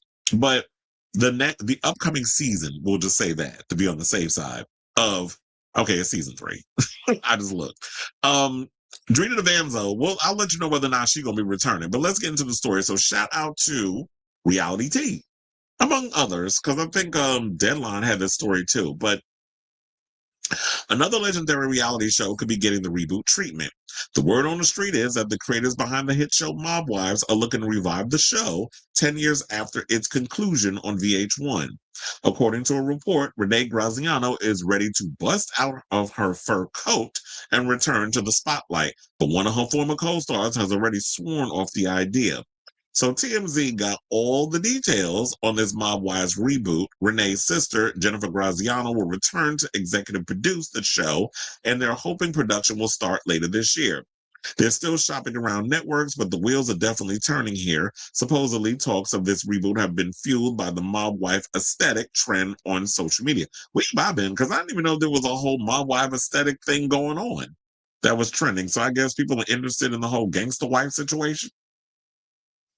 If this Mob Wives revival comes to fruition, Renee will definitely be the leading lady, but the rest of the lineup is unconfirmed. There's a possibility that some of the original cast members could make cameo appearance. You think Karen gonna come back? I don't know if Karen would return. At the moment, all of those details are still up in the air. Now, meanwhile, one original cast member has already made it extremely clear that she won't be participating, which I'm disappointed about because the only reason why I would have been watching the show is if Drita was coming back. But Drita DeVanzo says she is not coming back. She has no interest in doing the show and said that she's focused on other projects like her appearance on the upcoming third season of House of Villains and a soon to be announced scripted series. So she's got a scripted series going on. As I know, back in 2011 is when the show premiered with Renee, Drita, Carla Facciolo, and Karen Gravano as its main cast. The show ran for 6 seasons and spawned 3 spinoffs, including 2 big Ange shows and painfully short-lived Mob Wives Chicago. So they've tried to spin off the show. It just didn't have that same vibe. I just guess Staten Island girls are just built different. So that's probably why the show was successful the way it was. And here's the thing. I was a Mob Wives fiend. I used to love that show. I used to love the fights and everything that was going on there. Remember when she called Drita a cunt? And they was up in there fighting? And what was it? Oh, it was her and Karen. And then Renee was trying to get in and break it up, and she got tangled up all in the mix. And you saw her little girdle and everything. It was a mess. But I used to love that show because of the fights. And of course, Big Ange, may she rest in peace. She was like just a great aspect to the coach because she was so silly. She was funny and she was entertaining. And I used to like the show. But here's the question, because while we have long in the tooth shows that have just announced that they've been canceled, like it was just announced that Basketball Wives, speaking of wives, won't be returning for another season. And I'm like, thank God, because that show was long in the tooth. They should have canceled that eons ago. I saw a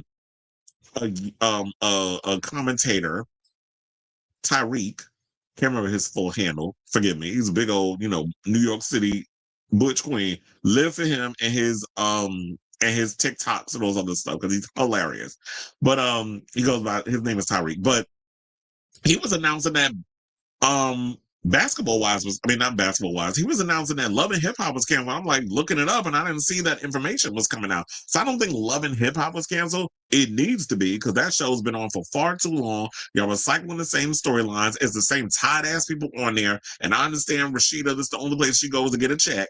But at this point, we don't care about her and Kurt. I don't care about Carly Red. I don't care about them same tired ass people y'all got down in Atlanta on this show. And it seems like it's just tired. And that whole situation on these shows, the Basketball Wives and the Love and Hip Hops and all this stuff, it's a little long in the tooth. And also, I was saying the same thing about the Bravo shows. These Real Housewives, some of these shows need to get the chop too. Because I feel like a lot of these shows have been on for far too long. It's the same old tired-ass storyline, same old-ass broads doing the same old-ass shit. And I'm just like, it's time to just move on to evolving these shows. But since it ain't up to me on whether or not Mob Wives get made, because they did say that they're shopping it around, I guess they're going to find some girls to put it all together and have Karen, Renee, who you see in the center. That's Renee, and then the one next to her with the reddish hair, that's Drita with the jacket and the white top. In case anybody don't know who is who. We have people who probably came up before Mob Wives that don't know who any of these broads are. But let me tell you something. If you want to see real bunch of broads from Staten Island throwing them bows and fighting like dudes, oh, this was definitely the show. I just love the show. And if you want to watch old episodes of My Wives, it's on Paramount Plus. So if you have it, you could definitely give it a binge. I was even thinking about rewatching it. I was thinking also another show I was thinking about rewatching since we're about to get the docu-series on it is America's Next Top Model. which they got all the seasons on Hulu. So, when I be in my nostalgia bag, instead of me running back and rewatching old episodes of Drag Race until I'm just sick of watching it, because that's what I've been doing. Now I'm up to All Stars 3 again. So, um, I don't know. I mean, it all depends on. I got to see a trailer, but I kind of feel like I've outgrown this franchise. I don't feel like the show still has that much momentum. Oh, like I care enough. I just probably got to see a trailer and see if it's entertaining. But just watching a bunch of women fighting and pulling each other's hair, I don't know if I feel like I've outgrown that style of watch of TV. That's why also, like I told y'all before, I haven't really been watching um The Real Housewives. Like normally, I have yet to watch this season of The Real Housewives of Beverly Hills. I haven't seen it yet. I've been catching up on the Traders, but which they have some housewives on. But yeah, I haven't really watched the Housewives, and I've watched every season of the Housewives of Beverly Hills. But I'm starting to feel like as I get older, I'm starting to outgrow that style of entertainment. So I don't know if there's still an audience for that. I mean, I get the nostalgia of it all, and I guess that this thing that they're talking about that's trending on social media may spark some interest, but I kind of feel like that ship has sailed for my wise unless y'all could come up with a good stories for the show and find a network to show it. But I feel like Bob Wise will probably thrive at this point on a streaming service versus it being on a network like a VH1 or whatever. I say put it on Paramount Plus. Maybe they could use some ratings over there on that damn streaming service. So I say all this to say, what do you guys think of this story? Are you looking forward to the fact that we're getting a Mob Wise revival? And would you be interested in wanting to check out a Mob Wise revival? And who do you think in this day and age would be a good to add to this show? I don't know any of these. Well, I didn't quite as I didn't know any of the bros that when it was on the first time around. Who do you think would be entertaining enough to be on this show? So let me know what you guys think of this story in the comments down below.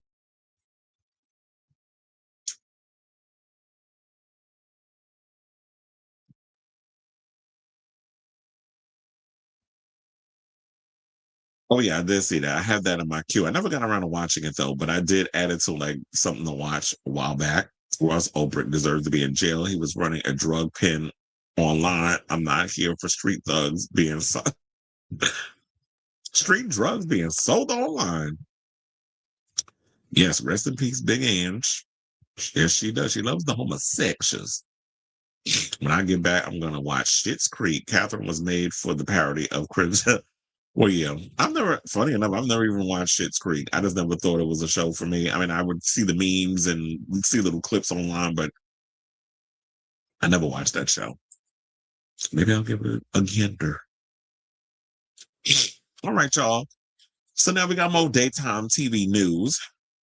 Let's talk about The View. So I'm sure y'all probably already know, or maybe you don't because you don't watch the show, but their conservative co-host, Alyssa Farah Griffin, who once upon a time worked for Trump's first administration, is big and pregnant. Yesterday, they gave her baby shower. Her husband was on the show and all that stuff. I didn't really see the episode because I didn't care. I will say this. I did watch Monday's episode. They had James Tallarico on there. I didn't watch the interview because I didn't care. I'm not in Texas. I'm not voting for him. So I don't have a say in the politics that's going on over there on how to vote because I don't live in Texas. So good luck to you, sir, and Jasmine Crockett, because you're another one that's running for the Senate seat.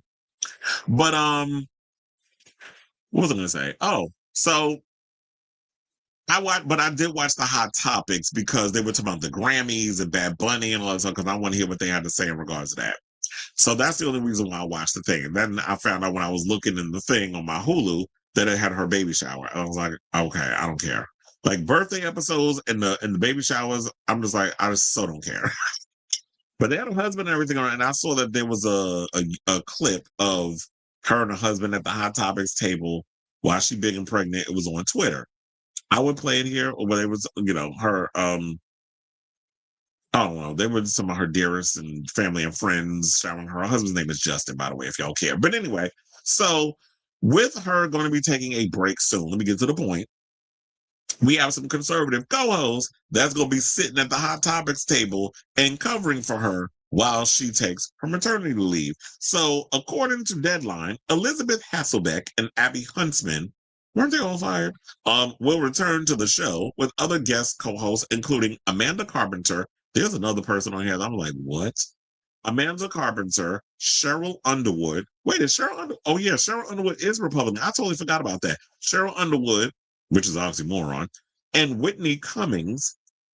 Whitney Cummings, she's been kind of irritating me a lot lately with some of the stuff she's been saying online, especially with her and that chill shit she's been saying for Israel. But here was the thing that irritated me. Why the hell I guess they need the ratings. Why the hell do y'all have Savannah Chrisley being on the show? So February 17th is when she's going to be making her appearance. She'll be the first guest co-host. So I guess starting next week is when that'll be Alyssa's final week before she goes to maternity leave. And according to Deadline, executive producer to be specific, Brian Teta is revealing this news. Now, he also said that the selections were all about a different point of view at the table, as well as people who are good at this job or who have the potential to be good at this job.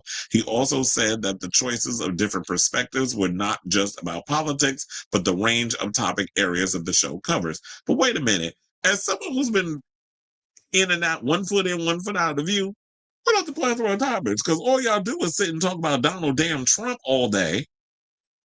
But rightfully so. He bombards us with so much BS and so much stuff going on in his administration that it's hard to talk about other topics besides that. So they'll do that, and then they'll talk relationship stuff that they got on some Reddit forum or whatever the case is, and they'll talk about that or anything going on with celebrities. But we'll be trying to tread lightly on that because she is of the A-list and these are her peers, so she don't really engage as much in the big celebrity stuff.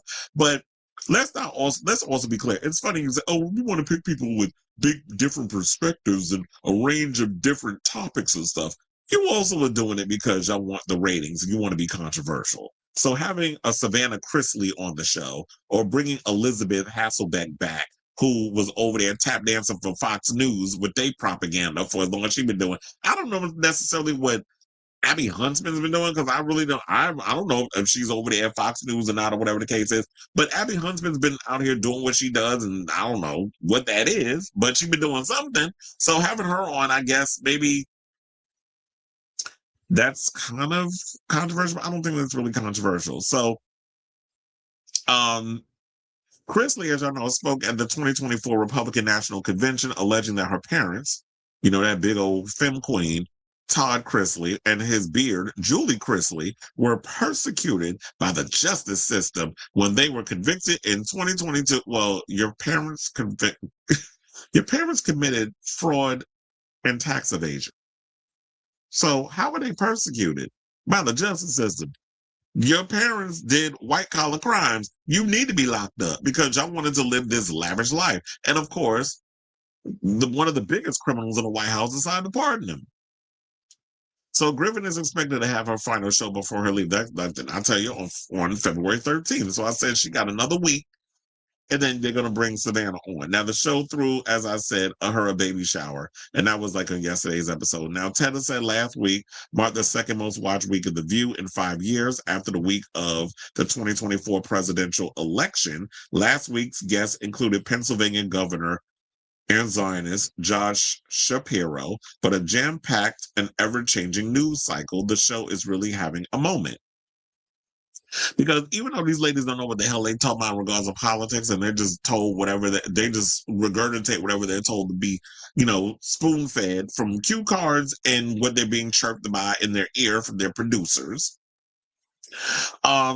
They're just only going to speak on whatever that is in that moment. And people want to hear their opinion on the craziness that's going on with this current administration.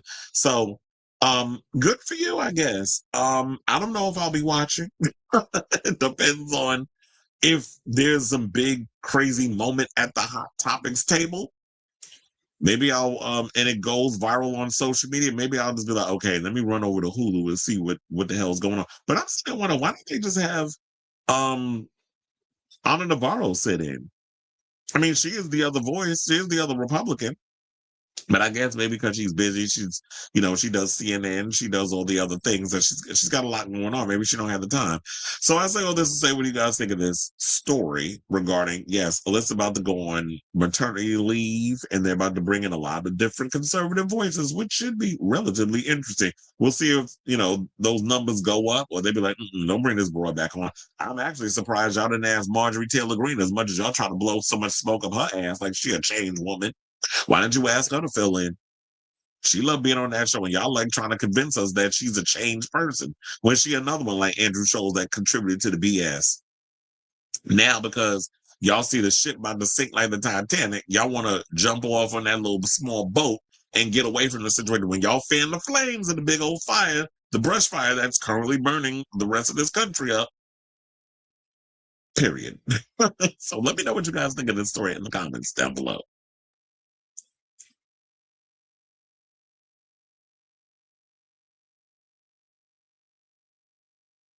Who said voter ID is crazy?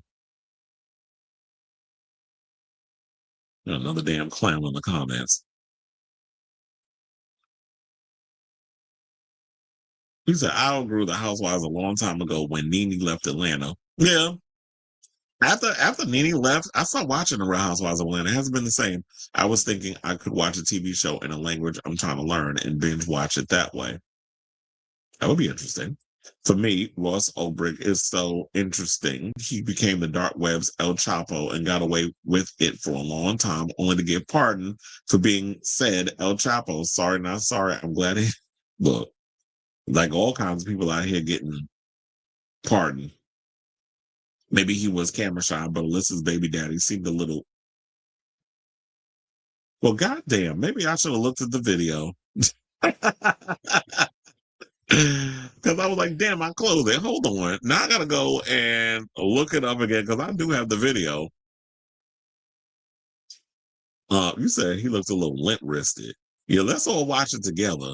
Because I was like, wait a minute now. I got the video courtesy of the Twitter. Hold on. Now you're saying he looks a little limp wristed.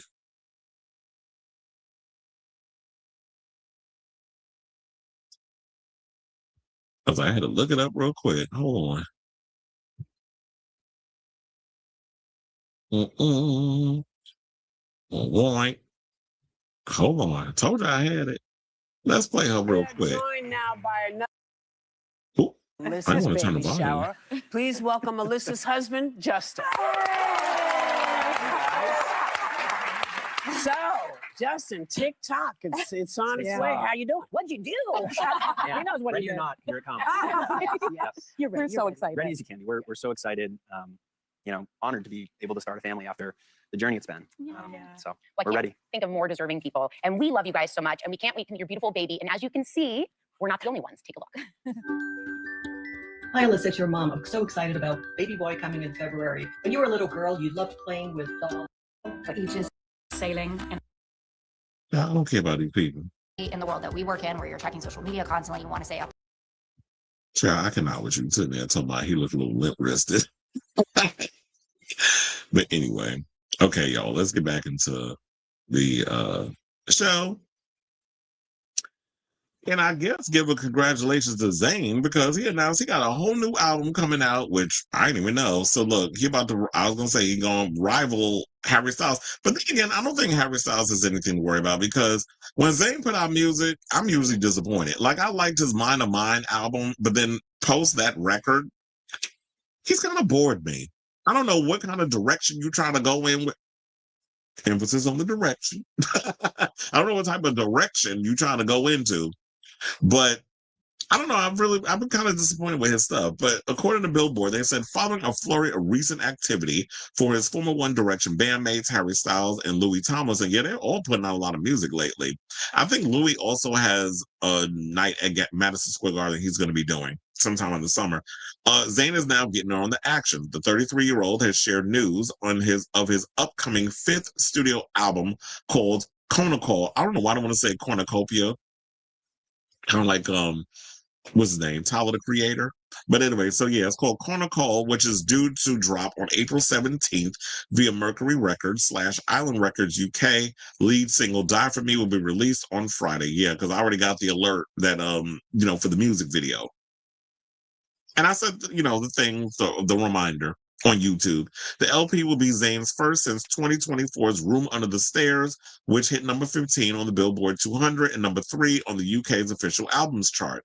Now, in a statement, Zayn has expanded on the album's title, which is a reference to the art of performing percussion syllables vocally and often found in South Indian Carnatic music.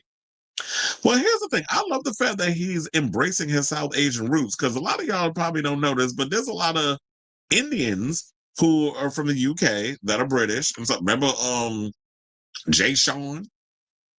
Whatever happened to him? I remember at one point he was like the only Indian American singer. I think he was American, or was he British? He was the only Indian I knew that was out here singing R&B music, and he had that down song. And then he just like disappeared. So now, he said, it's that time again. I've been lucky enough to make a 5th studio album. This is what he said in a press statement. KONNAKOL is in its definition is the act of creating percussive sounds with one's voice. But what it means to me lies somewhere much deeper. It is a sound that holds the reverberation of a time before words existed. He said, I've always drawn on my heritage for inspiration since I first started making my own music. This album is a development of that understanding, knowing more now than ever who I am, where I come from, and where I intend to go. The album's artwork sees Zayn's face more through that of a snow leopard, an image that has been first teased at his recent residency at Las Vegas's Park MGM. Now, of course, I do have a photo. I don't know how I feel about this photo, though. That's supposed to be the album cover. And I mean, I don't know. It kind of looks interesting, but I'm kind of having a love-hate relationship with it. So I don't know if I'm entirely sold on the cover yet. Now, as I said, well, look, I did bring it up. His first album, Mind of Mine, came out in 2016, which charted at number 1 on both the US and UK. It was followed by Icarus Falls in 2018, and Nobody Is Listening. Well, clearly, that was a fact. Nobody was listening to that record. In 2021, in 2024, he ventured on his debut solo tour and a run of 21 shows in the UK and North America. And, Mind of Mine, probably because Mind of Mine took more of like a R&B pop type of approach, which I guess would be expected from a Zayn or like a Justin Bieber or a Justin Timberlake. But I guess with him, he wanted to explore different sounds and didn't want to kind of fall in that category. He wanted to be more expressive creatively than fall in a category of like, who's somebody whose career kind of like had potential but floundered? Nick Jonas. We'll use him as an example. So there was a lot of that, which at one point Nick had to come back with the Jonas Brothers so that way they can make some kind of money. Because, them together is better than being apart. You hear that, Chloe and Halle? So now, as we all know, Harry Styles has his 4th album, Kiss All the Time, Disco Occasionally. I still hate that damn album title. On March 6th, while Tomlinson recently hit the summit of the UK albums chart with How Did I Get It? How did you get here? I don't think it's the same song, but it's at his January 28th residency performance. We gotta get into that one because there was something that came out regarding that. Him and Harry, apparently they said that he made a little shady remark towards Harry Styles, or some people thought it was directed at Harry, because there have been people out here who are complaining that them tickets for Harry Styles' upcoming residency, especially since he's only doing Madison Square Garden in the United States, them ticket prices are crazy. Some people said they go on for as much as $3,000 for floor seats. And they're like, who can afford that? Like, I was going to say I could understand if it was Lady Gaga, which I just looked at the calendar for next month at the Garden, and the price, child, I'm going to be busy. I got 2 days of Gaga, and right after that show is FKA Twigs. So it's going to be a crazy March. But thinking about this whole situation, it's like, well, wait a minute. I don't think Harry Styles is going to have anything crazy like props or, 20 dancers and fire and all this other stuff. I mean, maybe he would have fire and pyro. That would make sense because he's like a rock star. But I think it's just probably going to be him and the band up there and a crazy looking stage that's probably going to be 360 so everybody can get the vibes. But why would you? I don't understand why a Harry Styles of all people, like, I don't think he gives $3,000 a ticket. And look, like I said before, if Bad Bunny could reduce the price and make it affordable for people to come to his residency in Puerto Rico, then I don't understand why a lot of these artists charge so much money for, you know, these shows. I don't think I don't know if they can necessarily blame it on Ticketmaster anymore. So here's what he said on his during his residency. He said, I just want to say a big, big thank you to each and every single one of you for being here with me tonight. You could have been anywhere, but you decided to spend your night with me. Hopefully the ticket prices weren't too high. Just saying. So now, as y'all know, they said Harry is playing 50 shows across the world. Well, actually, they added more, so it's going to be more than 50. Tickets, they said, are going anywhere between £44, which would be $60.80 in American dollars, to £466.24, which would translate to $642.76 American dollars at his London shows, according to the Hollywood Reporter, which has sparked backlash online, with some people saying, I'm sorry, Harry, but this is asinine. I love you, but I cannot justify spending an entire paycheck on 2 concert tickets. Another person said, Harry Styles' ticket prices are disgusting. Everyone should be talking about it because it's soon going to happen to every concert if nothing changes. We need to bring back in-person tickets. What they do?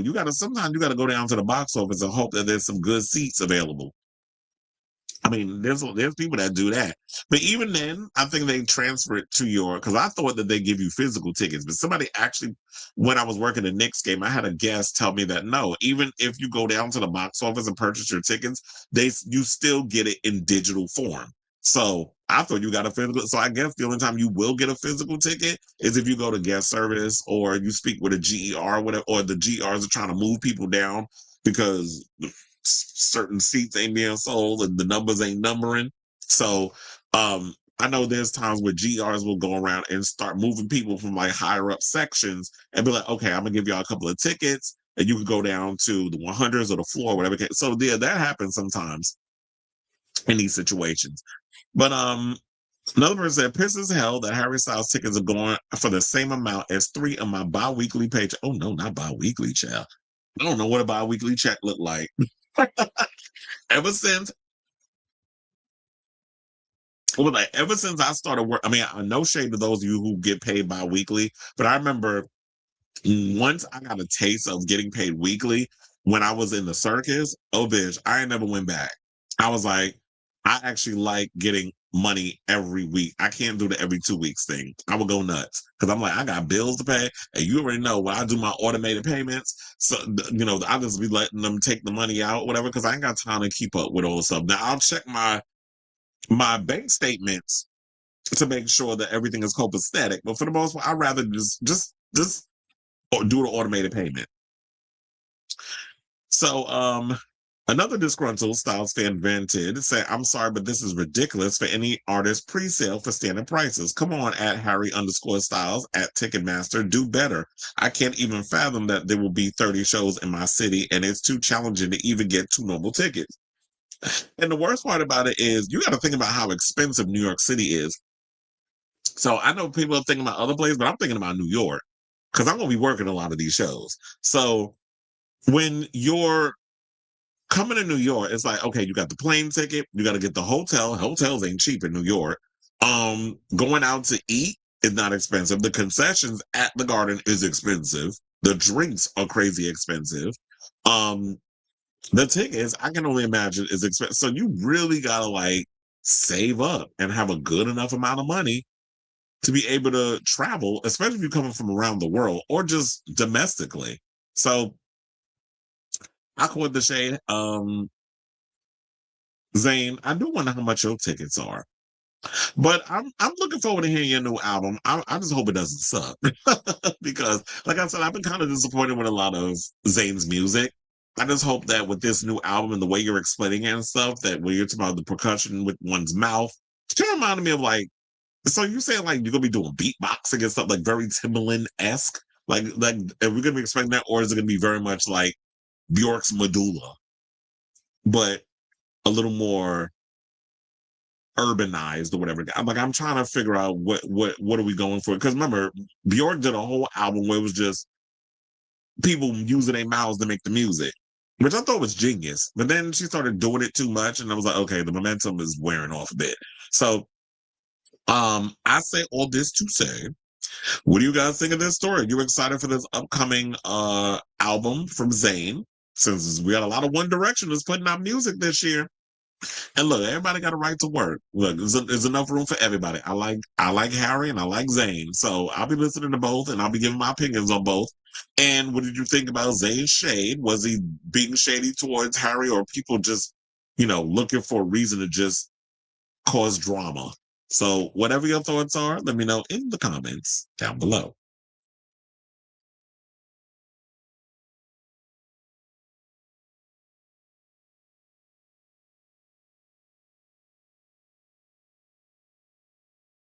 Maybe he was camera shy, but Alyssa's baby daddy said, oh yeah, I read that one already. Richard says the view is shit. Lee said Zayn's first album was a 2010s phenomenon through, though his sophomore slump ruined his momentum despite having a huge. Do you think that it would have something to do with the fact that they said that he was dealing with a lot of anxiety and stuff, like a lot of performance anxiety, and that's why he kind of stepped away from the live performances and all that stuff? That may have had something to do with it. Because you said that he had a huge single with Sia. I don't remember what that song sounded like. I might have to start looking back into Zayn's music again. Jay Sean said he was replaced.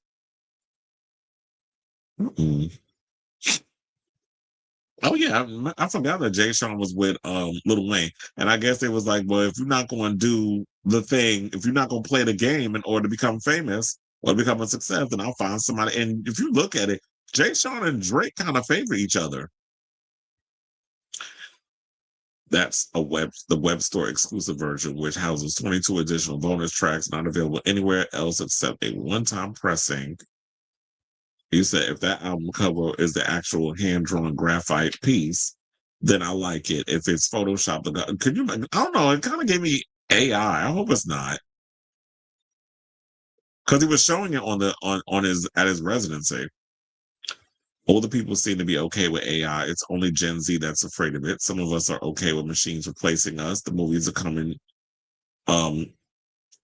Look, a lot of people running out here saying Skynet is among us. But I'm not that opposed by AI. Like I said, if you use it in a way that's not abusive, like if I want to use it to create if I'm looking for some like a specific thumbnail and it doesn't exist and I can't find the pictures and I just type it in the thing, be like, okay, I need you to create this thing with this celebrity and this headline, and it creates it for me instead of me having to go and scrape together $200 to have somebody make it for me. I gotta pay somebody. Then that's why people are going towards the whole AI thing. I mean, yeah, it's putting people out of business, but look, get with the program. Y'all the shit to get off the pot, because AI is not going anywhere. So either use it or whatever. They said Chloe let me down. I really liked her first handful of singles, but the album was there. Even the collab with not Beige Voldemort. Is it an actual person, or you just call somebody Beige Voldemort? They said I used to work a job where it was semi-monthly. Oh no, not semi-monthly. One of the 15 get paid, and the 22nd, 16 last day of the month. You get paid the 7. That is bad. Like, who can survive on that? Zayn's anxiety is definitely a reason why he stepped away from the limelight and seemingly let Harry be the biggest member of 1D. Frat boy Zayn and frat boy Harry will always be famous. Gen Z is afraid of AI because it decreases one's cognitive ability. People get dumb. Well, yeah, there's that. And I don't like like I said, like people like to abuse things, because they was even saying that with Chat GPT. I have yet to use Chat GPT, But yeah, they say like with ChatGPT, it makes people dumber. Using AI-generated art will be a slap in the face to actual artists such as myself. Ooh, Honest is getting mad up in the chat. Anyway, let's get back into the show. Where we going? Okay. Let's talk about Miss Keke Palmer, who is a woman after my own heart. Now, I don't know if this is a Virgo thing or this might be just a people thing. But Keke Palmer recently did, she popped up on the Today, well, they call it Today. I still refer to it as the Today Show, with Jenna Bush Hager and Chanel Jones. I guess that's the new replacement. I thought that big old queen, Justin Sylvester, was going to get the job. But I guess the games is too much for daytime. This is why we over here on YouTube. But anyway, so she sat down with them and they started talking about, because she has a show called The Burbs, which I believe is based on the movie that Tom Hanks starred in back in the day. So yeah, they have a TV show coming out of that called The Burbs. That's about to head to Peacock. So she was on the show promoting it, and Palmer introduced the topic after Hager, I'm not y'all putting people age up in here. Hager was 44 and Jones was 47, discussed what the Today Show described as a new dating trend. It's not new, but okay. In which people discuss important issues, marriage, politics, their interest in having children on a first day. Okay, they're saying their thing is a new dating trend.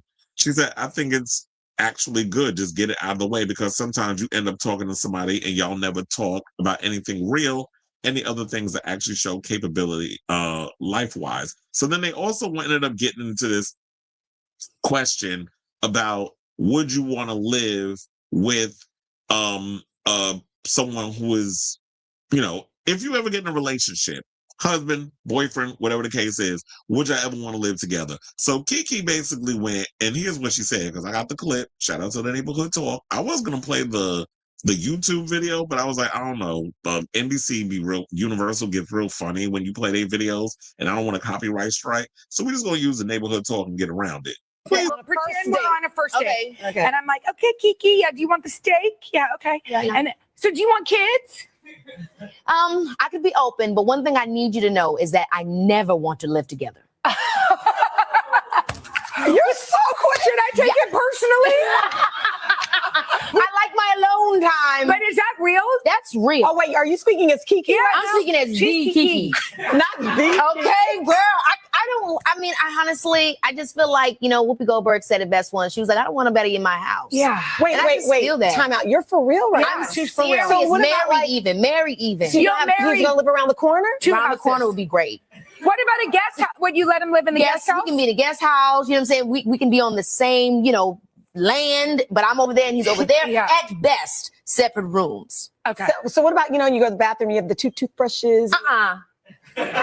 No, so he can mess my bathroom. Is that your hot take? So if that's your hot take. That's one of them. And that's a hot. I can't close my mouth. But think about how fun it would be to be like, I'm going over to my man's house. Yeah. Over there. You know what? It keeps things right. It's fun and exciting. I want to go sit on his couch. Pretend we're on a first date. Okay. And I'm like, okay, Keke, yeah, do you want the steak? Yeah, okay. Yeah. And so do you want kids?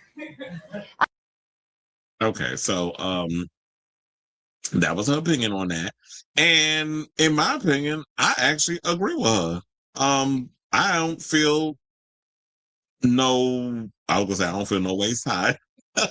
But I actually agree with her opinion on that. Like, I don't see what is the issue. I do feel like that is becoming, I guess you can call it a trend, that there are more people living separate than apart. I say if y'all live you get an apartment on the same floor, maybe in the same building. If y'all are homeowners, up the street, around the corner. I don't find nothing wrong with the fact of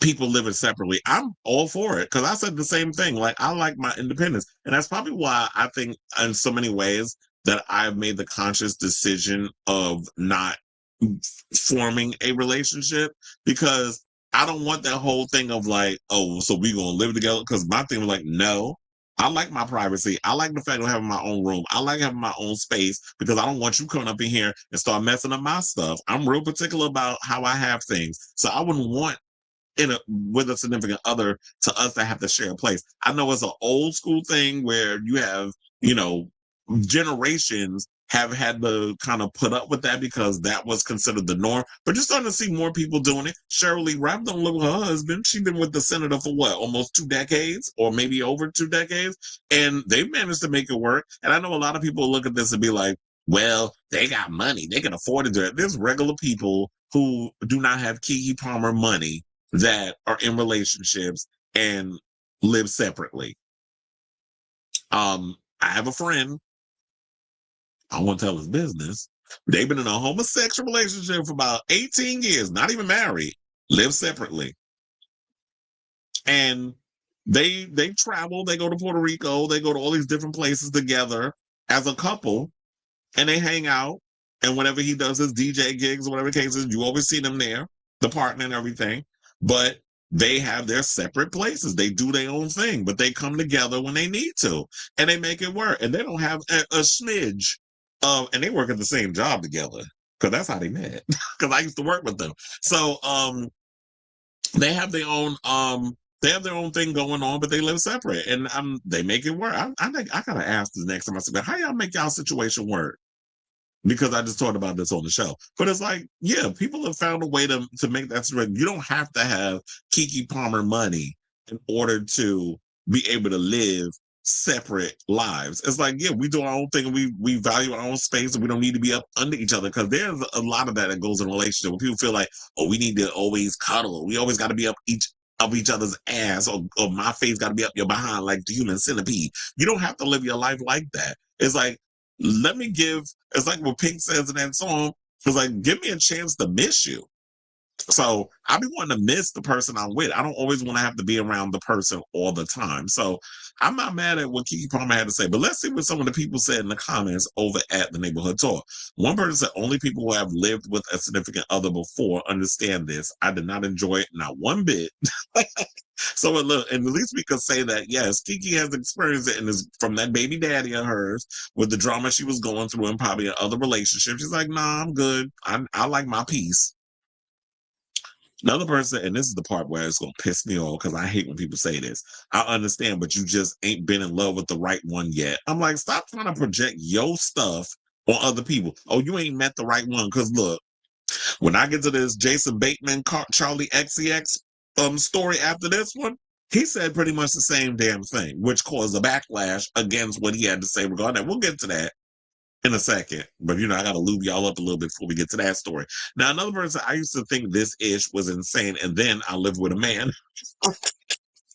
Another person said, the girls have been alone for so long, we fell in love with a clean, peaceful home. We still love the guys, but just not enough to shack up. Another person, my grandparents were married for over 40 years until death, and they had separate rooms. So it was like, yeah, even if y'all live under the same roof, you can get a separate room. Remember back in the day when they used to have them sleep in separate beds in the same room? So, it manifests in different ways. Now somebody said that 90s rich auntie cut looks good on her. Well, you kind of see the picture because I kind of got it up here, that little short dude. Another person said, do you not like y'all spouses? I love a little powder room to get, not the powder room, because we start thinking about booger sugar, sis.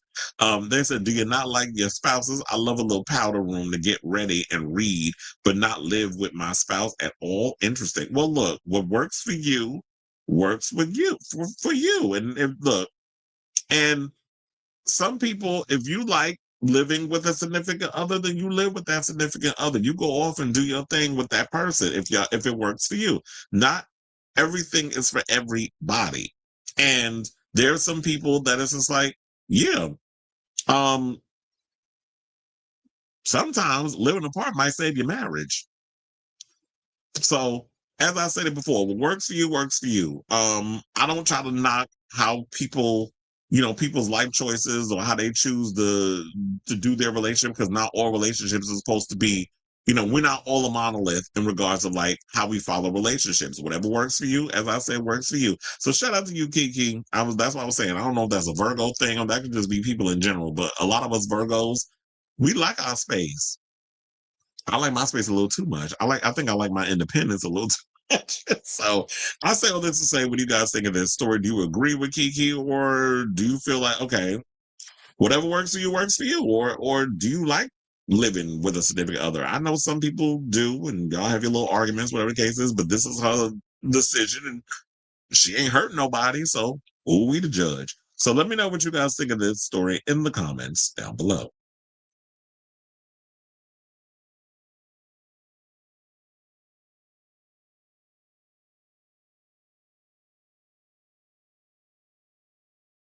All right. Onyx says, with some hearts, I created Madonna, Lisa, Frank, Chat, GPT image. Oh, did you? I need to see what that looked like. The last time Keke lived with a partner led to DV. So yeah, I see why she's over that.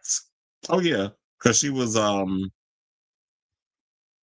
know what the, and I was gonna say, I don't know if you're trying to read over here, but they're saying what the name of my show is a hot mess. I know I'm a hot mess, but I know what you are. You a dumbass bitch.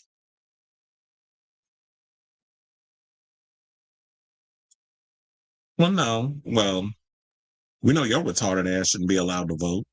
How about that?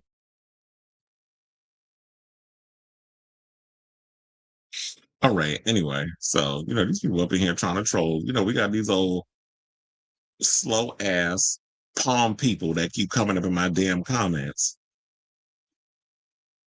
There was so many retards in this country. I'm with Keke too on that. Agreed. Glad we could all be on the same page.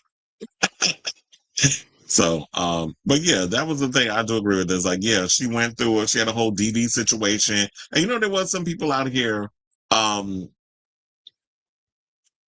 of blaming her because they were feeling like, well, you've been making a lot of crazy decisions in regards to the type of men or the type of company you keep. But I'm like, look, we all human. We make mistakes. So, but yeah, I do like the idea of living separate. All right, y'all. So now let's get back into, wait, hold on. Because I was like, let me get rid of that. Because I don't need this thing no more.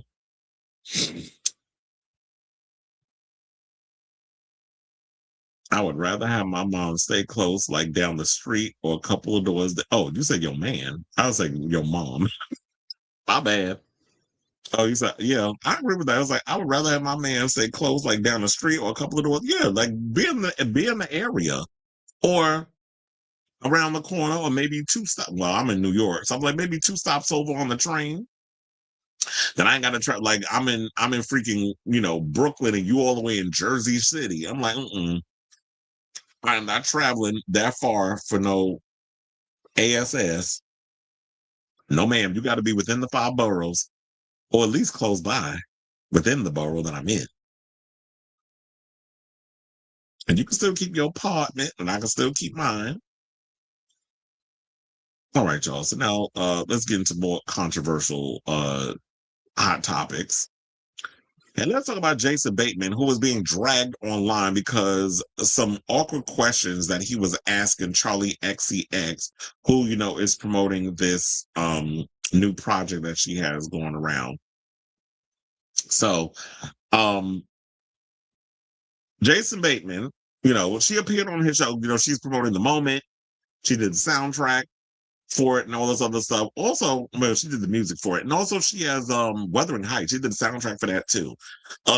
So far, no shade, but yeah, The Moment's not getting the greatest reviews. I know they destroyed it at it was panned heavily, I should say, at the Sundance Film Festival. So yeah, it's not getting the rave reviews that she was hoping. So the latest episode of the award-winning podcast called Smart Less, that Jason Bateman hosts alongside Will Arnett and Sean Hayes, featured the British singer recalling growing up as an only child. When Charlie shared that she believes she missed out on a lot of conflict being an only child, Bateman, who is the younger brother of actress Justine, who I hear is like not well liked because she's a crazy nut, and shares 2 children with his wife, Amanda Anka, then asked if that meant the Moment star would like to have multiple kids or just one who has the same sort of experience as her. She said, I actually don't really want to have kids, Charlie shared. And when asked why, added, who knows, that could change. Hayes noted that he knows that's none of my business before sharing that he feels the same way. He said, I want to have kids. I've said it a million times, but I'd rather regret not having kids than have them and regret it later. You never know what you're going to get. This is what he explained. Saying, I love the fantasy of having a child, like naming it. It sounds so fun, but I'm like, this is exactly a sign to me as to why I should not have one. The fact that feels like the coolest part about it. Maybe I'm not ready. Bateman then chimed in and said that all that could change, pulling from personal experience after recalling that Anka also didn't want to have kids before they got together. I mean, I guess I'm backing into giving myself a half-assed compliment here, but my wife did not want to have kids. So the story goes, she said, once we started going out, she thought, okay, I think I could have a kid with this guy. So you might find somebody. Now, the question remains, with you saying that your wife wasn't initially for having kids, I'm wondering if Jason was one of those people that was trying to force her hand into having kids. Because, you know, some people be like, oh, you ain't just get with the right one yet. Oh, yeah, you said you didn't want to have children, but I'm weighing you down. I'm eventually going to get you to change your mind. And then the mother goes, okay, I'm going to give in finally because I want to keep this man or whatever the case is. So I'm wondering if that was the case, or did she genuinely feel like, oh, I didn't see myself being a mom before, and then I decided to have children? Because for me personally, I've always felt that way too. Like, I feel like I'm Sean Hayes in a lot of ways, where I feel like, you know, I can imagine, I've already picked out my kids' names of if I want, you know, the day comes I decide I want to have children. I've already picked their names out. I have an idea of all the other stuff. But then I think about it as like, it's a lot of responsibility. I'm trying to really push work hard on my career and stuff, and want to bring kids in this world. I don't know, it might be selfish on my part. And then also I think of, I do have selfish feelings where it's like, I don't want to bring a kid in this world and have to pawn it off on somebody else while I'm out here hustling and doing what I got to do for my career. So, and then I also be thinking about it sometimes because my sister decided to have all her stuff taken out. So she's a little too old to have children. But then they talk about adopt. I don't know about my brother because I don't like him and we don't talk. So none of my siblings have children. So I always wonder, because I'm like, you get in this head space of you want to pass down the legacy, but then you don't want to bring a kid in the world because you want to keep the lineage going. So I don't want to do that. I was like, oh, well, my siblings aren't having children. So now I got to be the one to take on the mantle and give my parents grandkids because that's something they want, but then not thinking about what I want. So I get in that mindset at times. So and look, that's why I said about when we do this show, I said, look, people want you to get personal, right? I mean, personable, where they can feel like they're related in some sort of way. And yeah, I don't think it stems from also that because the homosexual community wanted gay marriage so damn bad. Oh, we want to be like the straights. I'm like, I don't. I like the aspect of the fact that us queer people, we don't have to abide by the same rules that straight people have to abide by. Oh, you got to get married at a certain age, or you got to have kids at a certain age, or you got to live in the white picket fence and have this amount of cars and this amount of this and this amount of that. And it's like, I like the fact that I was able to go out to the clubs and I had a disposable income and I didn't have to worry about all the things. But I don't like the idea of like pushing and forcing your experience on other people. So yeah, he also because he was saying that there was pulling the whole thing. He said, okay, I think I can have a kid with this guy, so you might find somebody. Well, I'm married, she replied, referring to her husband, because she's married to the 1975 drummer George Daniel. That's Taylor Swift's favorite band. They said the pair tied the knot in London this past July and had a second ceremony in Italy in September. Bateman acknowledged the correction of with a laugh, quipping, I've got to read a newspaper one of these days. She said, that's okay. I knew immediately where you were going to go and how I was going to respond, so I was looking forward to it. He then joked, maybe your next husband, you're going to want to have kids with him. Well, damn, you got them divorced already, sis. Now, while some listeners were upset that the co-host didn't really already know the Apple singer's nuptials, the concept of the Smartless podcast is that one of the hosts brings an interview subject without telling his fellow hosts. Thus, at least two of the co-hosts can't research their interview subjects before the episodes. Now, reps for Bateman and Charlie didn't immediately respond, blah, blah, blah. So people don't really know about the show. It's the fact that, yeah, one person brings a celebrity guest on, you have to pretty much have a regular conversation with them, throw them off a little bit, and you can't go in and do the research on, this person. So yeah, that's what the show is about. And a lot of people, I guess, didn't notice because they were watching clips online and decided to just make up whatever narrative that they had because their fave was being interviewed and they didn't like some of the questions that they were, the conversation, I guess, where it was going. So now fans on social media were quick to call out Bateman's line of questioning. One user on Twitter called the episode an incredible rough listening experience, while another dubbed it one of the worst pieces of media of all time. The conversation I expect from these faces and names, another Twitter user wrote in response. In another thread discussing the episode, a commenter wrote, by the way, if a woman says she doesn't want to have kids, then that's the end of the story. Saying that maybe you'll change your mind when you get married is gross. And that's probably like, did you say that when you was married to your wife? Because it's like the same thing you probably said to your wife, now you project it onto this girl. And now not everybody in this world is meant to have kids or want to have kids. Quiet as it's kept, there's a lot of people out here with kids that shouldn't have fucking been able to push something out their vagina. But yet and still, we have people out here having kids when they don't need to be. So it's good when you have somebody who knows what they want and goes for it. And it's like, I don't want to have children. And that was the thing that I was thinking about because she said that she's an only child. So now you're not going to be able to pass down that lineage, that family lineage to the next kid and then continue the generational thing. Same thing with me. It's just like, well, look, my aunt, my father's sister got 2 kids, and between her 2 children, they got a brood of children and grandchildren. So I don't know if her son has grandkids, but I know her daughter has grandchildren. Because her daughter and her son, 2 of her kids, have kids.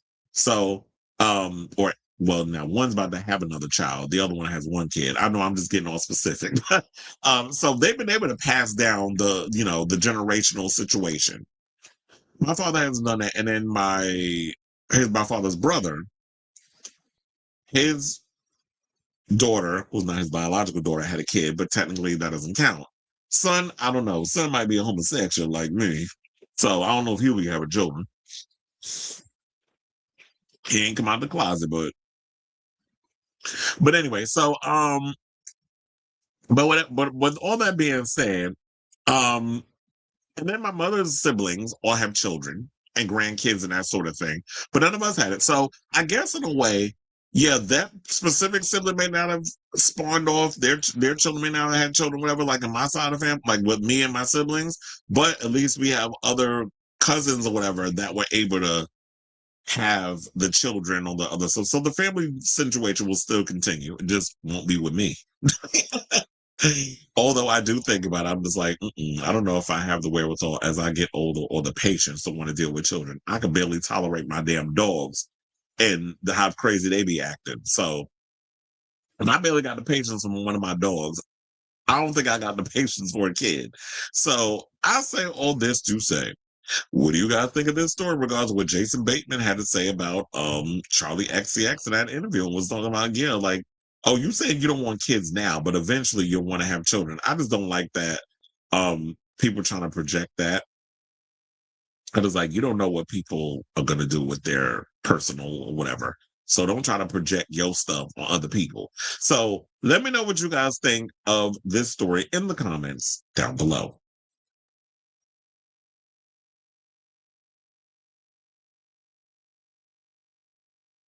Yeah, I read that one. Mind you, Jason ain't adopted, nary an unwanted child. Oh, yeah, there's adoption too. 40 years ago, Janet Jackson issued Control, her 3rd studio album, her commercial breakthrough, despite revisionist history making it sound like her. Was that a read?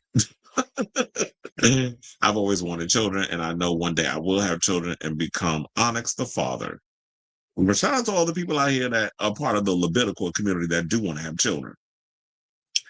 I don't know. I mean, the time comes I do want to have children, I'm going to find me a lesbian to be a surrogate. You said my mother used to babysit a bunch of my cousins, and I would eventually babysit my neighbor's 1-year-old baby when I was in middle school alongside her. This is when I knew I wanted to be. Yeah, some people can talk.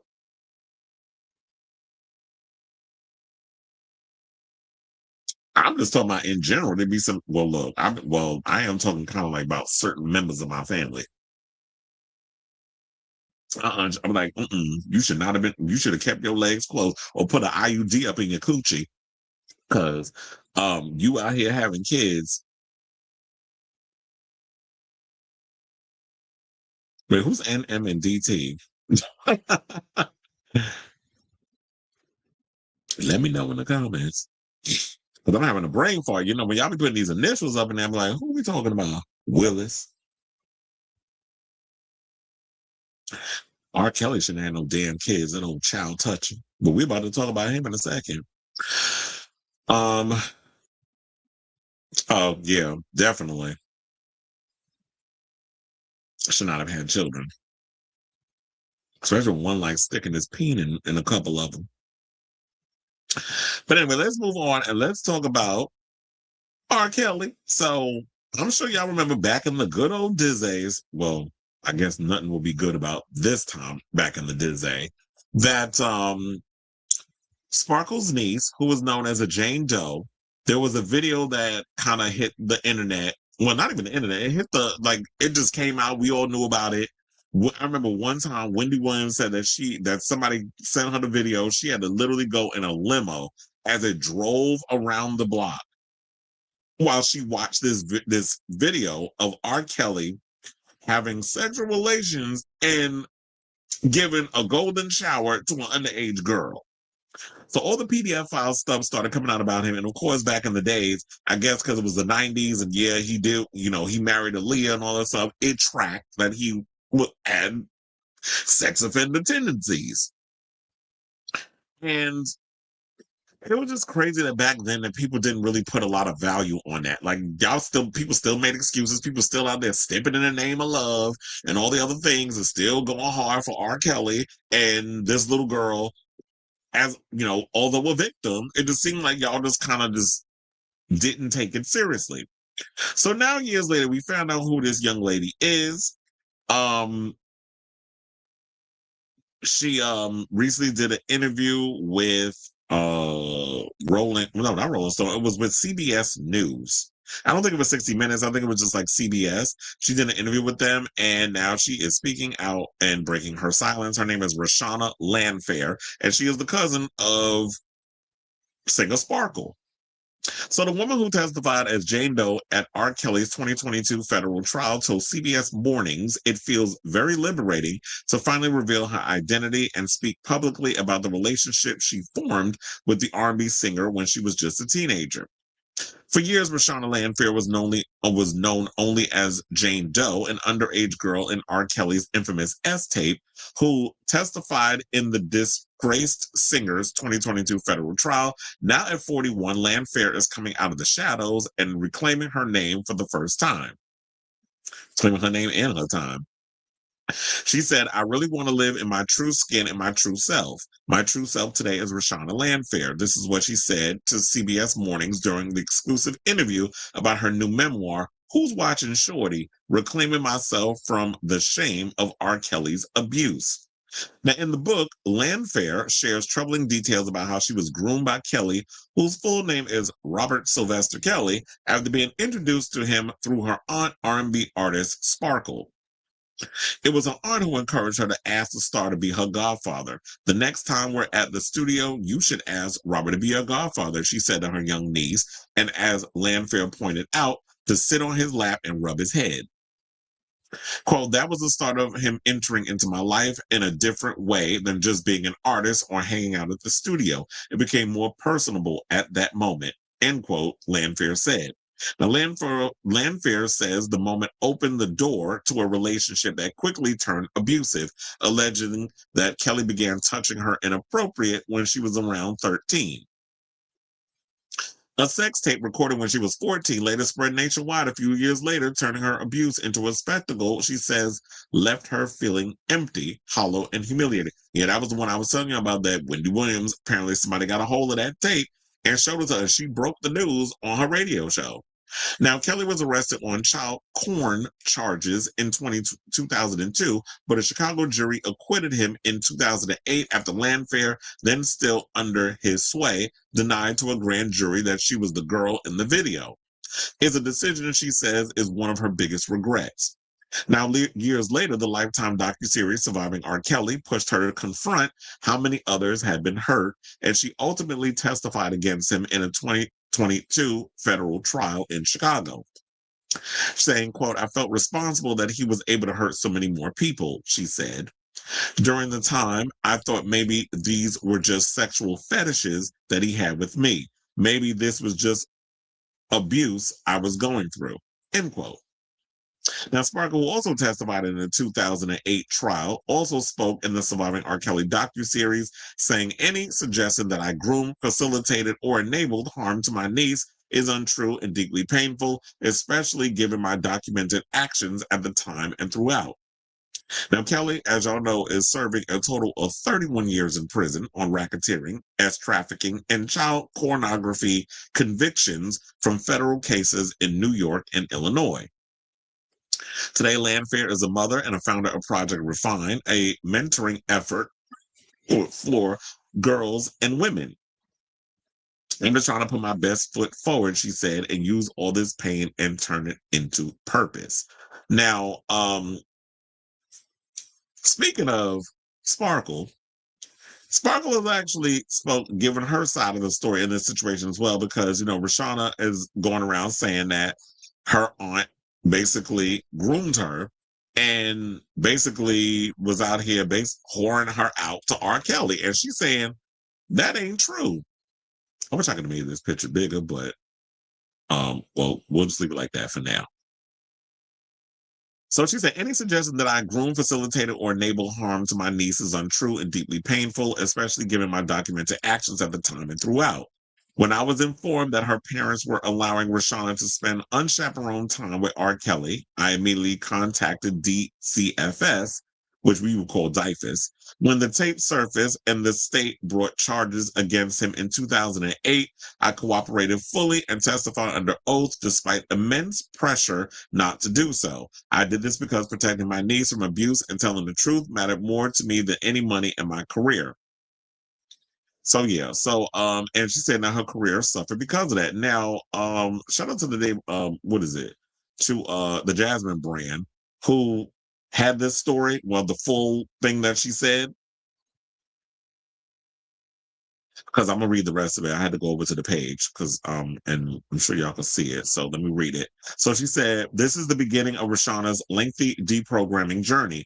It is true that she is a survivor of years of abuse, still learning to process what happened to her and who is responsible. It's also true and well documented that I stood up for her to try to stop the damage being done to her and countless others. I wish her continued healing and peace as she continues to not only find her voice, but hopefully require accountability from those closest to her." So some of the comments wound up saying, they said, didn't Sparkle's career go downhill because she stood up and took action for her niece? At least that's what I think I remember. All of the parents who left their kids with R. Kelly need to be in jail. Praying for healing for the niece and the other victims. Another person says, Sparkle definitely spoke up and out, I remember. Another person said, I can't wait till she is away from her parents who are trying to still brainwash her. Sparkle stood up for her. She lost everything behind it. Most victims are programmed so badly. This is hard, man. She handled it with so much grace.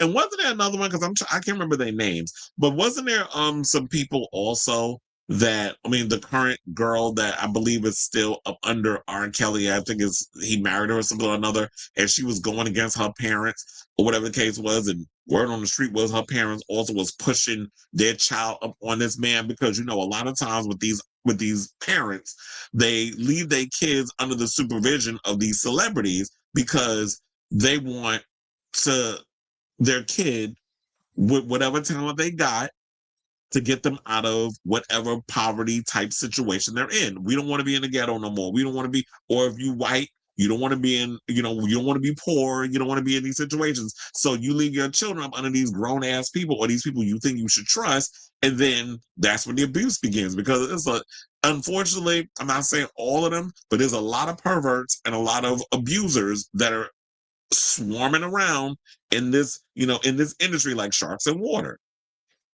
So you got to be careful who you expose your kids to. And so, yeah, a lot of people, it looks like they're coming to Sparkle's defense, because one person said, I don't believe Sparkle had any involvement. And a lot of people really believing that it was the parents who were the problem by leaving this girl up under him, while I guess Sparkle was busy at the time worrying about her career and trying to get her career off the ground. So shout out to this young lady. Rashana, you go out there and do what you got to do to go on your healing journey, because you need to heal from all this abuse. And I hope that this book will allow you the first steps in truly healing. And as I say, I know some people are like, well, why she got to put out a book? Yeah, she going to try to pay me for my pain. That's what I say. If you're going to put me in a situation where I'm going to have to endure lots of abuse, and yes, I'm going to make money off the backs of this man, because he was out there profiting, diddling with children and getting his little fetishes off. And so if he could profit off of, using these girls as little sex slaves or whatever it was that he was using them for, I'm going to profit off of the fact that he was doing all kinds of things and let her tell her side of the story. Now, once the book is out, and if there's some things in there that Sparkle feels is inaccurate, then she can get out there and tell her side of the story. I'm sure there's plenty of people that would love to have Sparkle on their show to counter whatever this young lady is saying. And I'm hoping that this girl gets to do a lot of interviews and get her voice out there as well. It's funny, I'm calling a young lady. We're around the same age. But anyway, let me know what you guys think of this story in the comments down below. All right, y'all. So now let's see what the people are saying. I said, when my niece and nephews were babies, they drove me crazy with their screaming. Oh yeah, I was like, I need them. If I want to have children, I need them grown already. I can't with the crying and all of that stuff. I need y'all walking, talking, be able to go to the bathroom. Like I need them. I need them to come out of the coochie, potty trained and everything. I know that's impossible. I'm just, like you got to teach them to get there. They can't just come out the cootie cat like that. All right, y'all. So now we're down to our final 4 topics. So before we get to our final 4, if you could please do me a solid, hit that like button. If you are new to the channel, hit that subscribe button. And also be sure to smash that notification bell so that way you know when we go live with a brand new episode of Kris Avalon Unfiltered. You could also become a member of the show. But if you don't want to become a member, it definitely helps with the algorithms and all this stuff. You could do it for free. We have a free version, which would be to hit the like and the subscribe and smash the notification. That definitely helps with the algorithm and pushing this show out there for more eyes to get on it. So if you don't want to do the membership thing, like we have a couple of people who have signed up to be members, that definitely, the liking and the subscribing definitely helps. So like I said, it's free. And if it's free, it's for me. That's what my mama told me.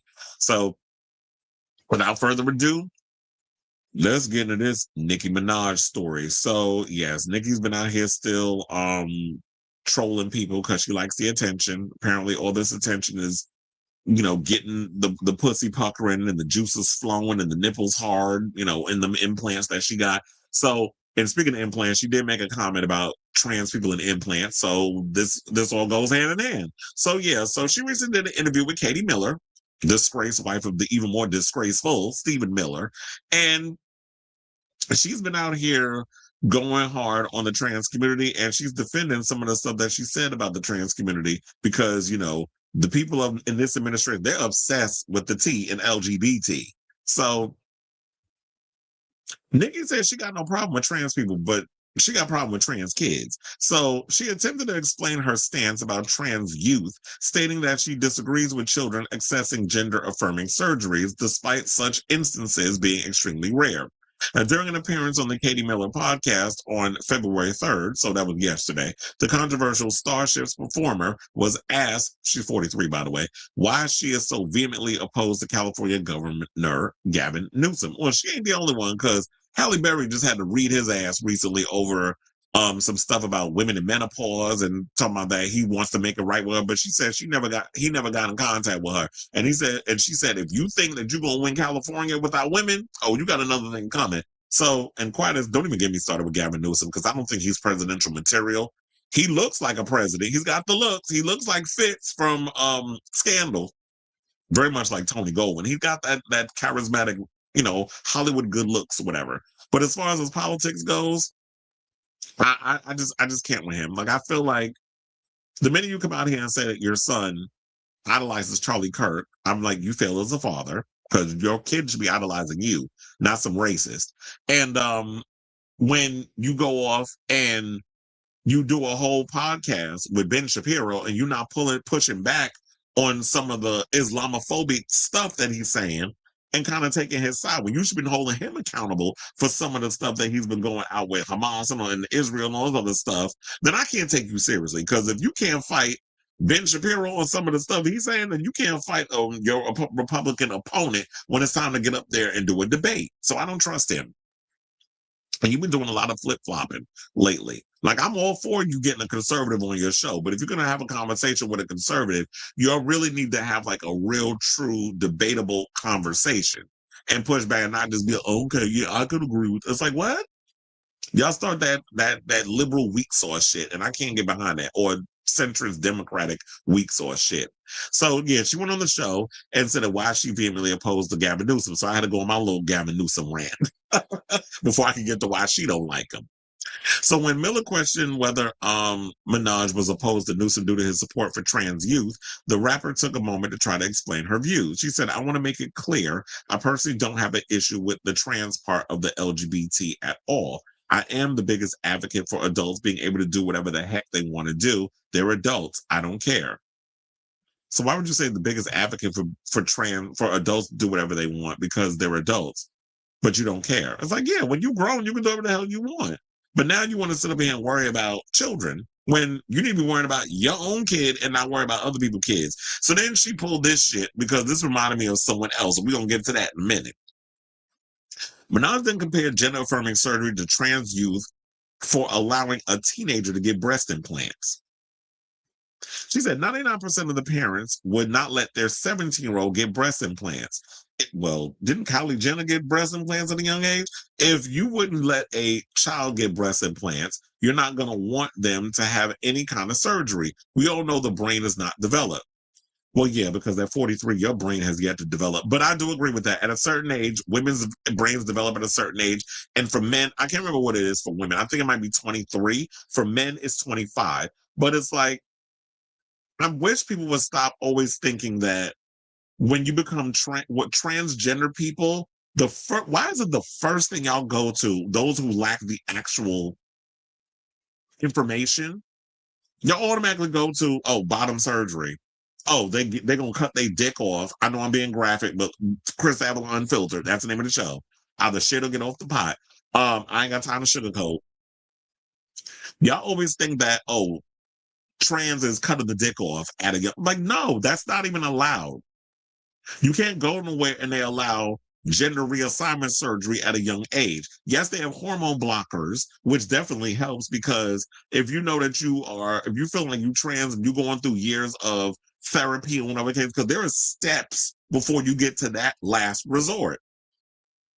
And a lot of times there's trans people out here who choose to keep their meat popsicle. Ask T.S. Madison. She still got big dick Maddie or whatever, what she call herself. She got the big dick term or whatever up in there. But yeah, like, she's still walking around with her meat. There's a lot of girls out here still walking around with them. And then you have those like Hope Giselle, who I believe did get her bottom surgery, and bigger boobs. And shout out to her, because I love Hope. And also Amanda Lepore got the full situation.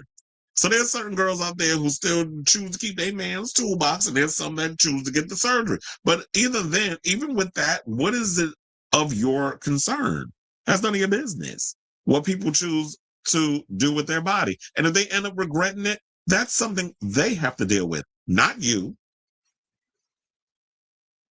And once upon a time, why does it sound familiar with the whole, like, getting augmentations and things put in your body. Didn't RuPaul say something like that when they asked him about trans people on RuPaul's Drag Race? When you gonna bring on trans people and all this other stuff? And he made a comment about augmentations, kind of like what Trinity the Tuck was getting, or Detox, where they were getting certain things put in their body so that way they don't have to pad or whatever the case is. And he was comparing that to the trans thing, and people got pissed at him for that. And so, in my opinion, and it's no shade, I feel like the way that y'all started overcompensating a little bit, because then y'all started inviting trans people to compete on Drag Race. I felt like it was a little, you started to overcompensate because of that little mistake Ru made. So they're thinking, oh, we got to compromise a little bit because we don't want to lose the audience. So, the queer audience. So we got to overcome it. Like, I love the fact that we have all different aspects of the community competing, but it just felt the way I went about it felt a little like you were trying to lay it on a little thick. But like I said, and here's the thing. This is another thing with her too.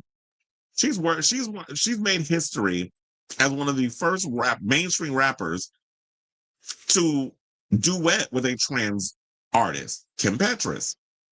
Kim Petras is someone who is, I believe, made history in Germany, and that's outside the U.S., so that ain't got shit to do with us. But in Germany, I believe she was like the youngest person to ever get gender reassignment surgery. And I don't know what their laws are. They seem to be way more open-minded, of course, than we are here, but she was able to get this, she was able to become a full-fledged woman. And you work with a trans woman, so you know her. You work with her. Why not have this conversation with her before you start going on these conservative podcasts where they've decided to make trans people the scapegoat for a lot of their hatred and vitriol? That's the wrong place that you go in to have this conversation. Especially with this psychopath, Katie Miller, whose tone is always yelling. She'll know no other way to speak but just be yelling and screaming. And she's supposed to be pregnant. So all that evil and hate you putting in that unborn child you got. So you could have talked with her. You could talk to T.S. Madison. T.S. Madison and y'all been friends for a long time. Remember, at once upon a time, Nikki was supposed to bring the Queen Supreme Court to network TV. I think she was trying to get it on VH1 or something or another. And then that fell through because of the whole thing where Kaya and Maddie. So, T.S. Madison, you could have picked up the phone and have a conversation with her. You know people in the community. You work with a lot of queer people. You have a lot of queer fans. And yet, this is the shit you pull. And I don't know if I can believe her with this whole, I don't have a problem with you do, because what you just said a couple of days ago when Chrissy Teigen was in the background and Trevor Noah threw that little joke at you, made fun, threw a little shade at you on the Grammys. Chrissy Teigen in the background, I wasn't really paying attention because I was busy paying attention to people laughing and everything. Gave the thumbs up in regards to Nikki not being there tonight. You said Chrissy got a dick. You made a transphobic joke towards John Legend wife without any kind of proof that she's a trans woman. So you decided to use it as a slur. You've called Don Lemon a sea sucker. You called Jason Lee a sea sucker. Where people trying to come on my comments, I didn't know that was a slur. Don't play stupid. Not on my time. I ain't got time for it. Not this year, not next year or any year. Don't play dumb in the comments. I didn't know that was a slur. You know it was a fucking slur. Fuck off my line with that. So you using these derogatory words, you know what you're doing. And then recently you decided to say that with no kind of proof that Trevor Noah's a gay man. I mean, if he's a part of the community, congratulations, welcome to the family. But that's up for him to come out and reveal to the public that he got himself a man, that Shantae got a man at home. That ain't up to you. You need to be worrying about your man. But I got a clip for y'all that we're going to play in a second where, she got read twice. One by Joy Reid and one by Cordia Jordan. I need y'all to watch them videos because I feel like they summed up my overall, I feel like I gave my opinion on this, but the way that Joy read her ass down to the floor, I'm like, child, now, I was not expecting a Sunday sermon on a Wednesday, but I needed it. Well, technically I saw the video yesterday, but I'm bringing it to y'all today. So now, to clear all this up, because she running around here giving false information to a bunch of people who don't even care about facts, because feelings are not facts. It is extremely rare for gender-affirming surgery such as chest feminization or masculinization, vaginoplasty, and phalloplasty. First of all, shout out to Peaches, because I don't know why when vaginoplasty came up, that popped in my head. She has a song called that. Are performed on patients under the age of 18 in the U.S. Now, as noted by the Human Rights Campaign, in the rare instances where gender-affirming surgery has been performed on those under the age of 18, it has been done so only on patients from whom it is deemed clinically necessary to reduce depression and suicidal ideation stemming from gender dysphoria. So that's probably what Kim Petras was going through, hence why she got it at the age she got it, which I believe, like I said, was 16. Now, like I said, I can't. I'm just over trying to read this clout chasing bird for points. So, and there's another thing before I forget, because when I was looking up some stuff, I did a deep dive. So I came across this article from the Advocate that came out in hold on, when it came out? September 5th, 2012. So remember, because a lot of people say, but wait a minute, you keep throwing shade at the very community that has kept your career afloat, which would be the queer community. And that is true. But also, what people seem to forget, remember once upon a time, she said she was bisexual. Which I was like, I don't believe it. I believe she's pandering to the community. I ain't never seen her out with no girl. I ain't never seen her. I'm not saying, because this is another stereotype I know people don't like. You ain't got to literally be out here eating somebody's box to show that you're a lesbian. But I didn't buy it from her. I just felt like she was pandering. So, according to the Advocate in this article, they say an article in Rolling Stone is either brand new or a few years old, but reposted on their website this morning thanks to a technical glitch. Reports seem to be very on this. Rapper Nicki Minaj says that she claimed to be bisexual early in her career solely to garner attention. Say, I think girls are sexy, but I'm not going to lie and say that I date girls. So, I think this is around the time when she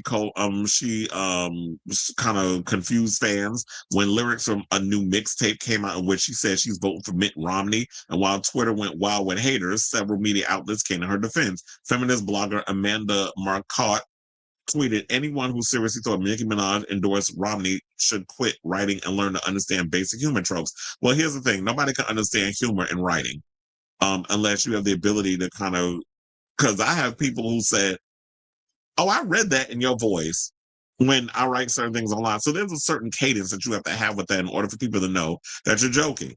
But that's not what I was getting from that. So yeah. So they basically said, like, yeah, she was running around lying about being bisexual. Because I was like, where's the article? Wait, where's the whole thing?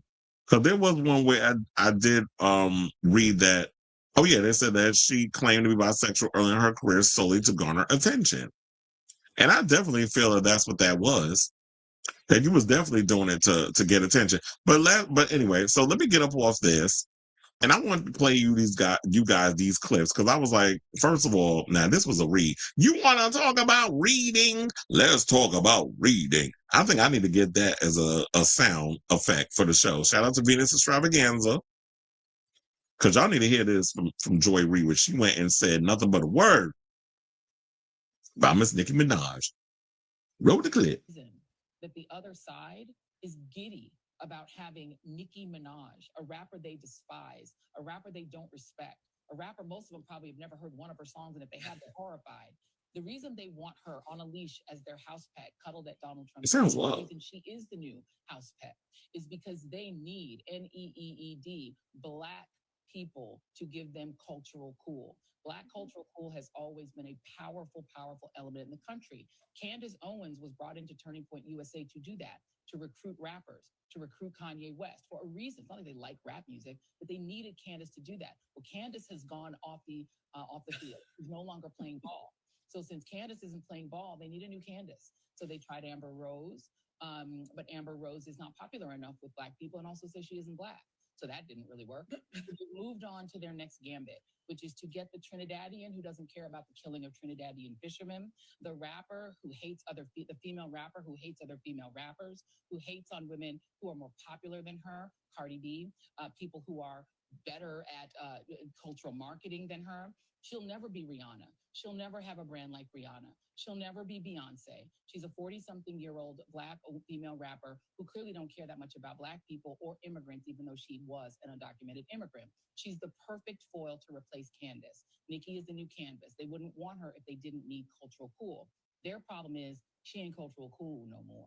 So the Barbs, Nicki ain't shit and she ain't saying nothing. And 100 little Barbs, you can't tell me nothing. Y'all mad about it, be mad about it. But she not gonna work. But they're gonna keep looking for somebody Black to be the face, to put blackface on MAGA. And they know that cultural cool matters. That's why they're doing it. I'm done. And shout out to Jennifer Wells. You know, I love me some Jennifer Wells. That's the woman, the white woman, the only white woman that's there on the panel. That's right next to Joy Reid. But not the bees in a trap reference. I was living for that. And there were some people in the comments, because somebody said, you will think Nicki killed someone. I'm like, can't with you birds. I'm like, that's what you took from all of that? With everything that's going on, you act like she killed somebody. Yeah, she killed a fucking career. That's what she killed. But last but certainly not least, because I was like, Joy, child, no, I was not expecting that good. I was like, why you had to scalp that lady like that? But sometimes you got to call it for what it is and call it out. And I'm sorry, sis, but there's no coming back from this. So now, last but certainly not least, I got this clip of Claudia Jordan going in and letting have on Nicki. And child, I ain't gagged so hard in a minute, but let's play the clip. Please hold. For Nicki to just go back and then attack Lizzo for her weight loss and for the album sold. Nicki, you're about to see what that looks like yourself. And I don't think you should be talking about surgery. I don't think you should be talking about people's looks. I don't think you should be talking about pedophilia, criminals, rapists, or child molesters. Because if you want to really talk about it, look no further than under your roof of the house that just got saved by that last minute $500,000 that you probably got from your new daddy. Well, that's what I think. And all the bars, they come at me, they attack me. I don't give a. I don't. I'm used to it. You're a bunch of 14 and 15-year-old children where your whole identity, you have a lot in common. If your whole identity is somebody else, you're a loser. And it's just about, that's all you're about. Be yourself. You can love a person as an artist and be critical of them for their policies and their politics that actually affect you. Let me show you real quick. I think Nicki Minaj is a dope ass rapper. I actually love this song, F the Club Up, one of my favorites. I think she killed it on Monster. I think she had the best verse and out-rapped the fellas on Monster. But I don't like the politics. I don't agree with the politics. Does that make me a hater? No, it makes me be able to be objective and not an idiot that just blindly follows anyone. That's all we ask of you. It doesn't mean I hate her. I don't like what she's doing right now, and I won't support any artist that is for policies that benefit the top 1%, while your entire fan base is going to be harmed by the person that you're aligned with. And that's how we tricked you with that memento ass gold card that means nothing. Yeah, and even the way she kind of switched sides on her LBGT fans, seemingly, you know what I mean, in the recent months, who were like really big advocates for her. It sucks when you see somebody build a following, the followers, follow the leader, and then they're left without a leader. We just left them abandoned, man. And she's a little lesbo too. She's in the community her goddamn self. So miss me with that, Nicki. You admitted to being bisexual yourself, and you're gonna shat upon your community. Ladies and gentlemen, I just want everyone to know that Claudia Jordan is my inner monologue, and it makes me so happy.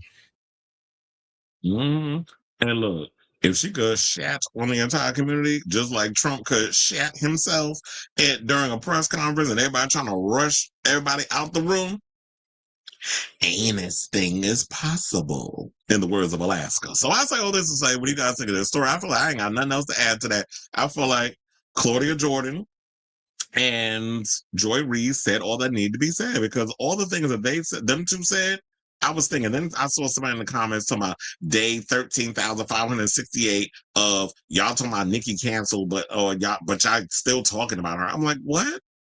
The fact that some of y'all are so simple-minded and just short bus slow.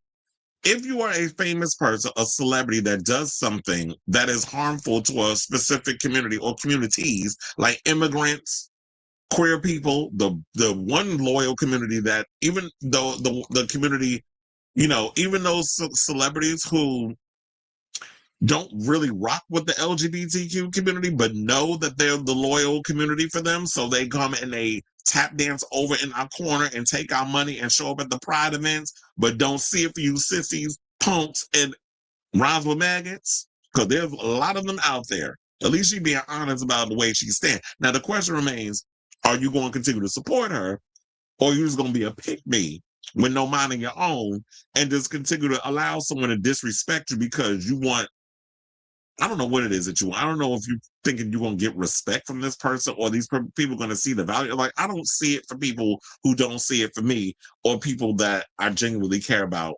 whether family members, loved ones, people that people within my community. If you don't rock with me, I'm not rocking with you. That's just it. I'm not sitting up there trying to kiss somebody's ass to get along with them. Ain't never been my personality, never will be. But I feel like Claudia and Joy said all that need to be said.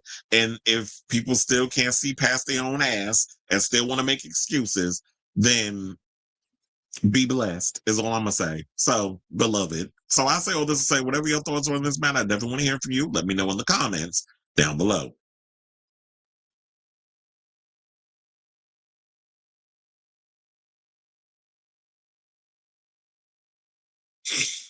Mm-hmm.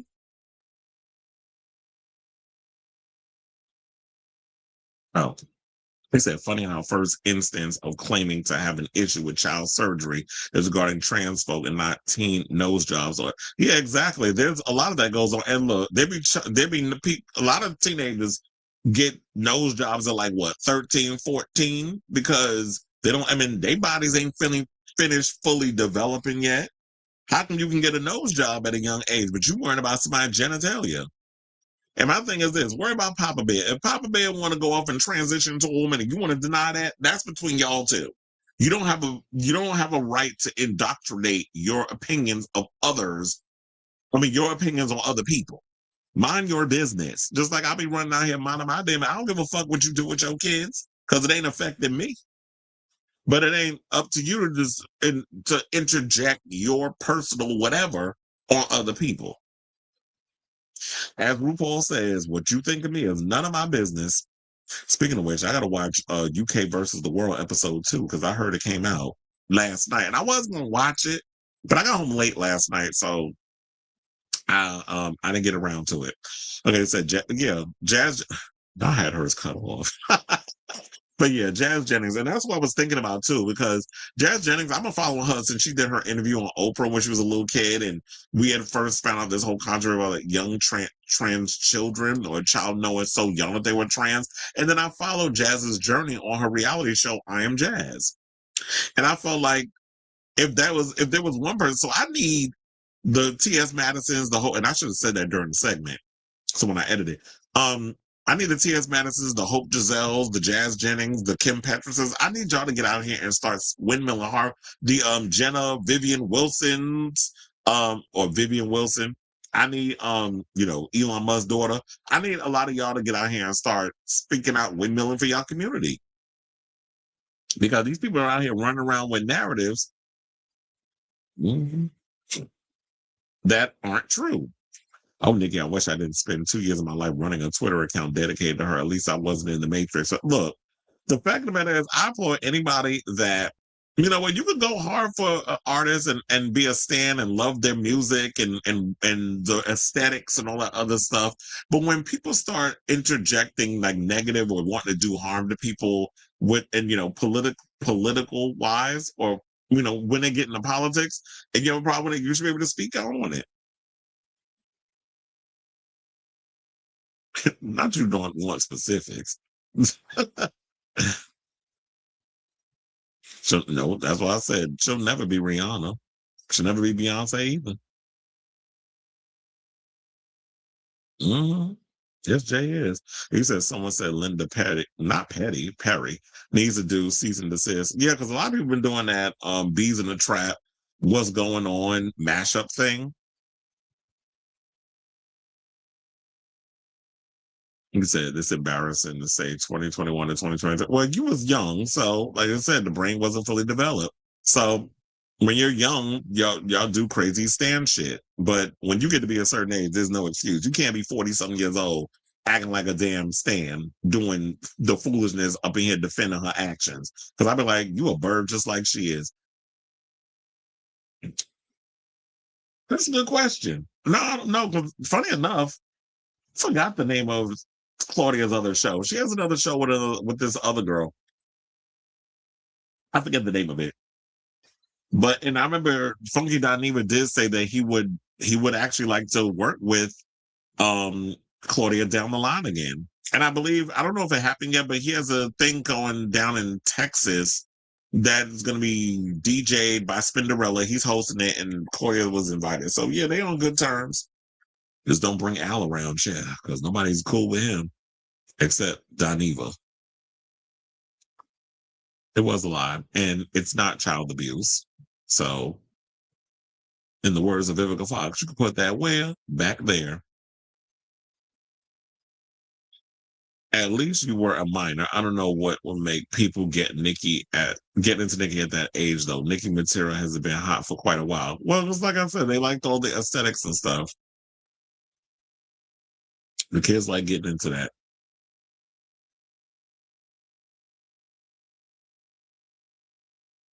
All right, y'all. So now let's get into some homosexual news. And let's talk about Pedro Pascal, because he got himself a little gay romance with none other than Danny Ramirez. So remember that movie that was supposed to come out with Joaquin Phoenix, where he's supposed to be playing in a relationship where I guess him and Danny Ramirez going to be hunching all through the film. And during the 11th hour, I guess the movie was in pre-production, and then he decided he didn't want to do the movie no more. Well, it looks like the movie's been saved by none other than Pedro Pascal. So now, yes, the movie's finally going to get made, and they said that it's going to start filming next month. So the film is actually called De Noche and directed by Todd Haynes. And they said that Pascal is going to play a hard-boiled detective opposite Danny Ramirez as his younger lover. And MK2 Films, the French indie banner behind Joaquin Trier's Sentimental Value and Kleber Mendonca Philo's The Secret Agent. Wait, is The Secret Agent the movie with Wagner Moura that's getting all the rave reviews? I want to see that. They said it's fine, and he was nominated for Oscar, by the way. They said it's financing the film as well as handling international sales. The Paris-based company is also co-repping domestic rights with Cinetic, Cinetic.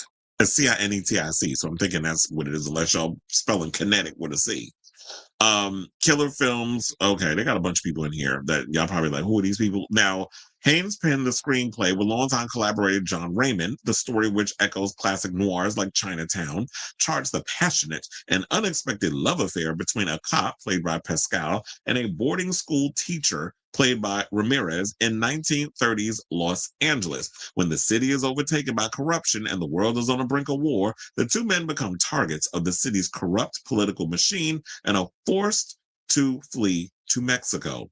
Now, the project marks Pascal's first collaboration with Haynes. The actor has been balancing out studio blockbusters such as Marvel's The Fantastic Four: First Steps. He's also going to be in Avengers Doomsday.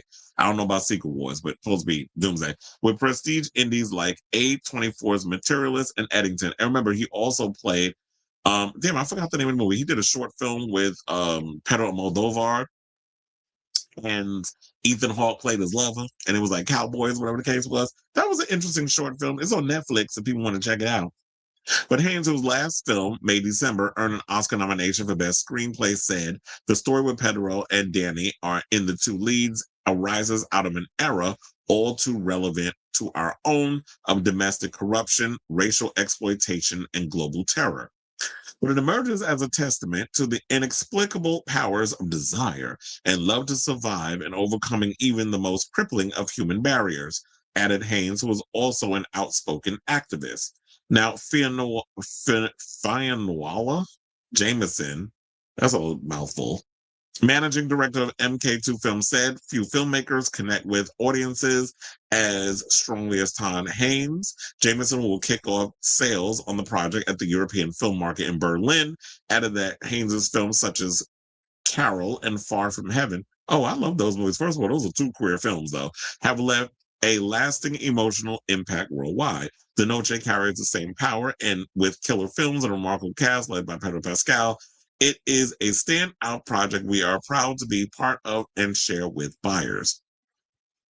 So this sounds like an actually interesting movie. I definitely want to check it out because quiet as it's kept. No shade. I did not want to see Joaquin Phoenix hunching no Danny Ramirez. I want to see who the bottom and who the top. I know I'm being messy, but I definitely want to see a sex scene between these two. It's going to be fairly entertaining and fairly interesting. But also the story is what's going to be interesting as well, because, you know, with the success of Heated Rivalry, where it's like, yes, the sex is all steamy and everybody's loving that aspect of it, but the emotional part of seeing men being vulnerable and stuff, this is why I think women are gravitating towards a lot of these films, because they want to see men being more open and vulnerable with their emotions and stuff.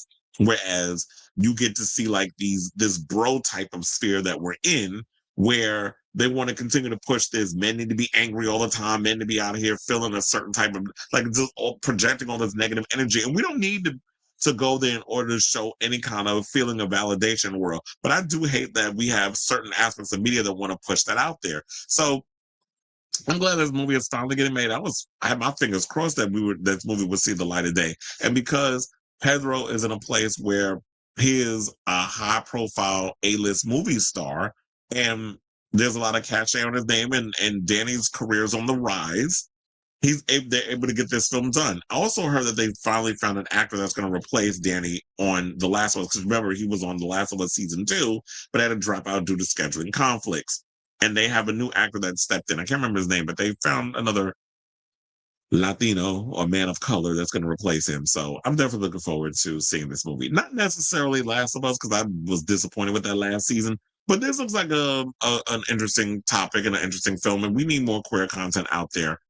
You know, in the movies, streaming, wherever wherever the case or place may be. So I say all this to say, what do you guys think of this story? This movie De Noche finally has a home. I remember we were talking about this a couple of months ago, but now it's official. They've got distributors. The movie's going to get made. They're going to start filming it next month. And Jessica Alba, you better watch out, child, because Pedro about to tear them guts up. So let me know what you guys think of this story your man guts, because remember, she is dating Danny Ramirez. So let me know what you guys think of this story in the comments down below.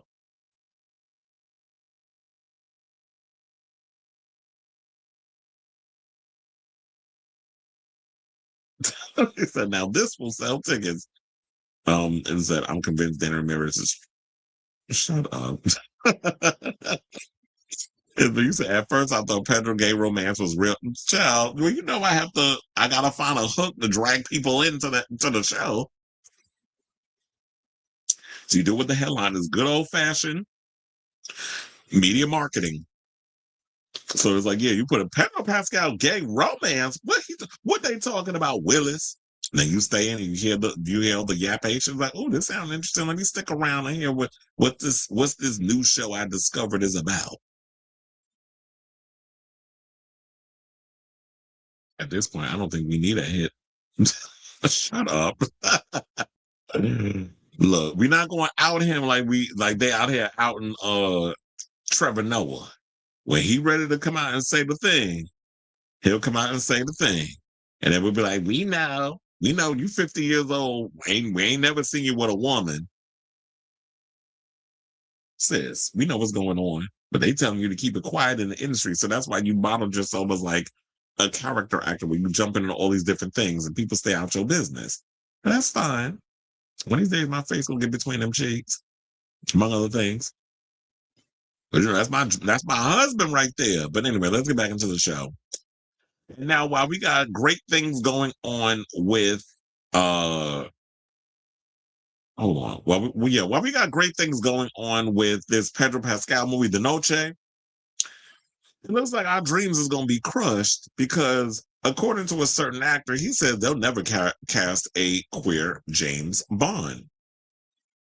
And, with them saying that, I don't think I'm upset by the fact that we don't get a queer James Bond. If we don't get one, that's fine. I mean, we create our own. So, Interview with the Vampire and The Crown star Ben Daniels had said that studios would never cast a queer person to play James Bond. Excuse me. Speaking to The Telegraph on February 3rd, The homosexual actor was asked if he would like to play another rampantly heterosexual character like Finn in the BBC hairdressing comedy Cutting It Again. He said yes, of course, but it was such tremendous fun. But also, those opportunities for gay actors aren't really there as much as you say. A queer person will never be cast as James Bond, for instance. Now, as a gay actor, you're not even seen for those roles, and quite often they still won't employ queer actors in queer roles. His comments come off the backs of wicked heartthrob Jonathan Bailey, who is gay, being put in the running to play James Bond by bookies. William Hill will have him at 10-1 to play the next Bond, while Betfred reckon it more like 14-1. Now, Jenkins most recently appeared in an interview with the Vampire Season 2 as flamboyant vampire stage actor Santiago and Middle-earthian elf Círdan in Shipwright in The Lord of the Rings, The Rings of Power. Now, if they decide to cast look, I think that was because that was an argument not an argument, but a conversation we had on the show before where they said, like, okay, Jonathan Bailey being the sexiest man alive for People magazine, and, what was her name? Nikki Glazer made that joke about, well, do we have to have people, I'm paraphrasing, but did we have to have people come out and be like, well, Jonathan Bailey is the first gay actor to appear on the cover of People's Sexiest Man Alive, but then again, looking at some of them old pictures, they probably had to say something, basically referencing that a lot of those pictures are kind of gay, like from past men that they put on the cover and inside the magazine.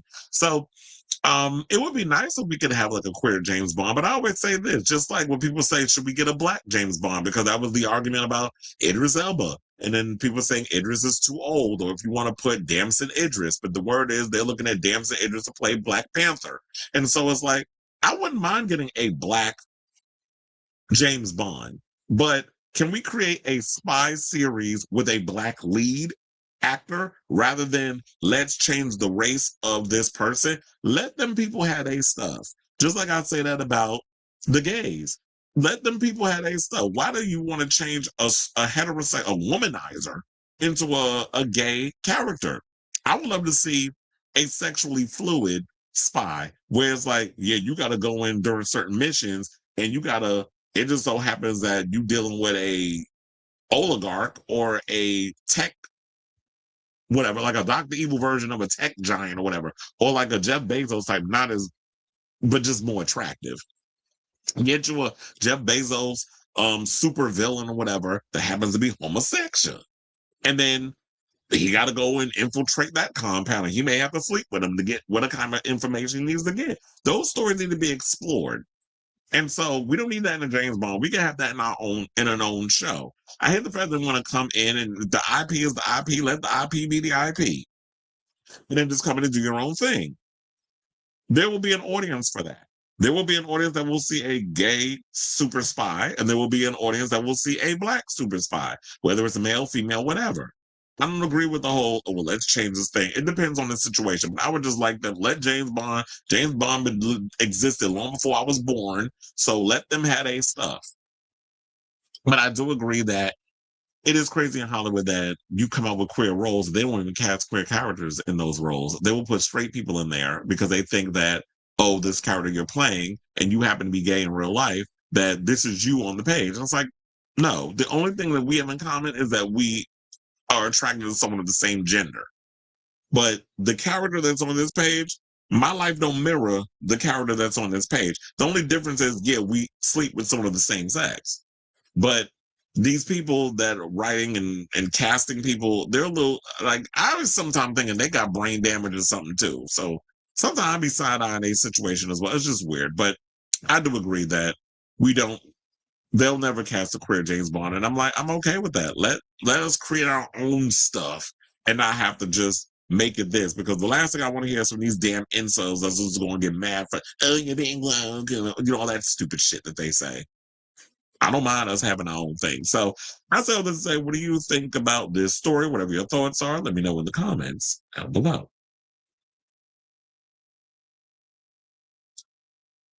All right, y'all. So now let's get into our final topic. and give a huge congratulations to Trixie Mattel, who's got herself a new gig. She is about to be the latest Drag Race queen to host the Queer Teas. Now, we did talk about this the other day, that well, a couple of episodes ago, that we talked about the nominees of the Queer Teas. I even told you a friend of mine didn't even know he was nominated, like his book was nominated alongside Kristen Kiss from she's on the new season of The Traitors, and she's also from Top Chef, the new host. Sidebar, did y'all know that Padma Lakshmi has a new cooking show that's coming to, I believe, CBS and Paramount Plus? So she moved on because she's not a part of that show that Top Chef anymore. But anyway, so yeah, there's that. But now Trixie Mattel is about to host the show. So Trixie Mattel will return to the spotlight as host of the 14th annual Queer Teas Awards. The ceremony will take place on March 10th at I got my own spot. It's called the Avalon Hollywood in Los Angeles and will stream exclusively on Wow Presents Plus beginning March 19th. The Queer Teas honor the best in Libidica plus entertainment, pop culture, and activism with winners chosen entirely by audience vote.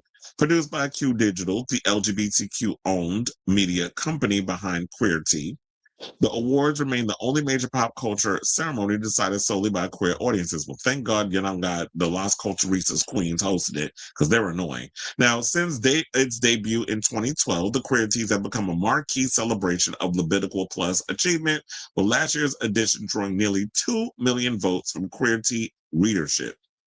Saying the Queer Teas give voice to the Libidical plus community, says Scott Gatz, CEO of Q Digital.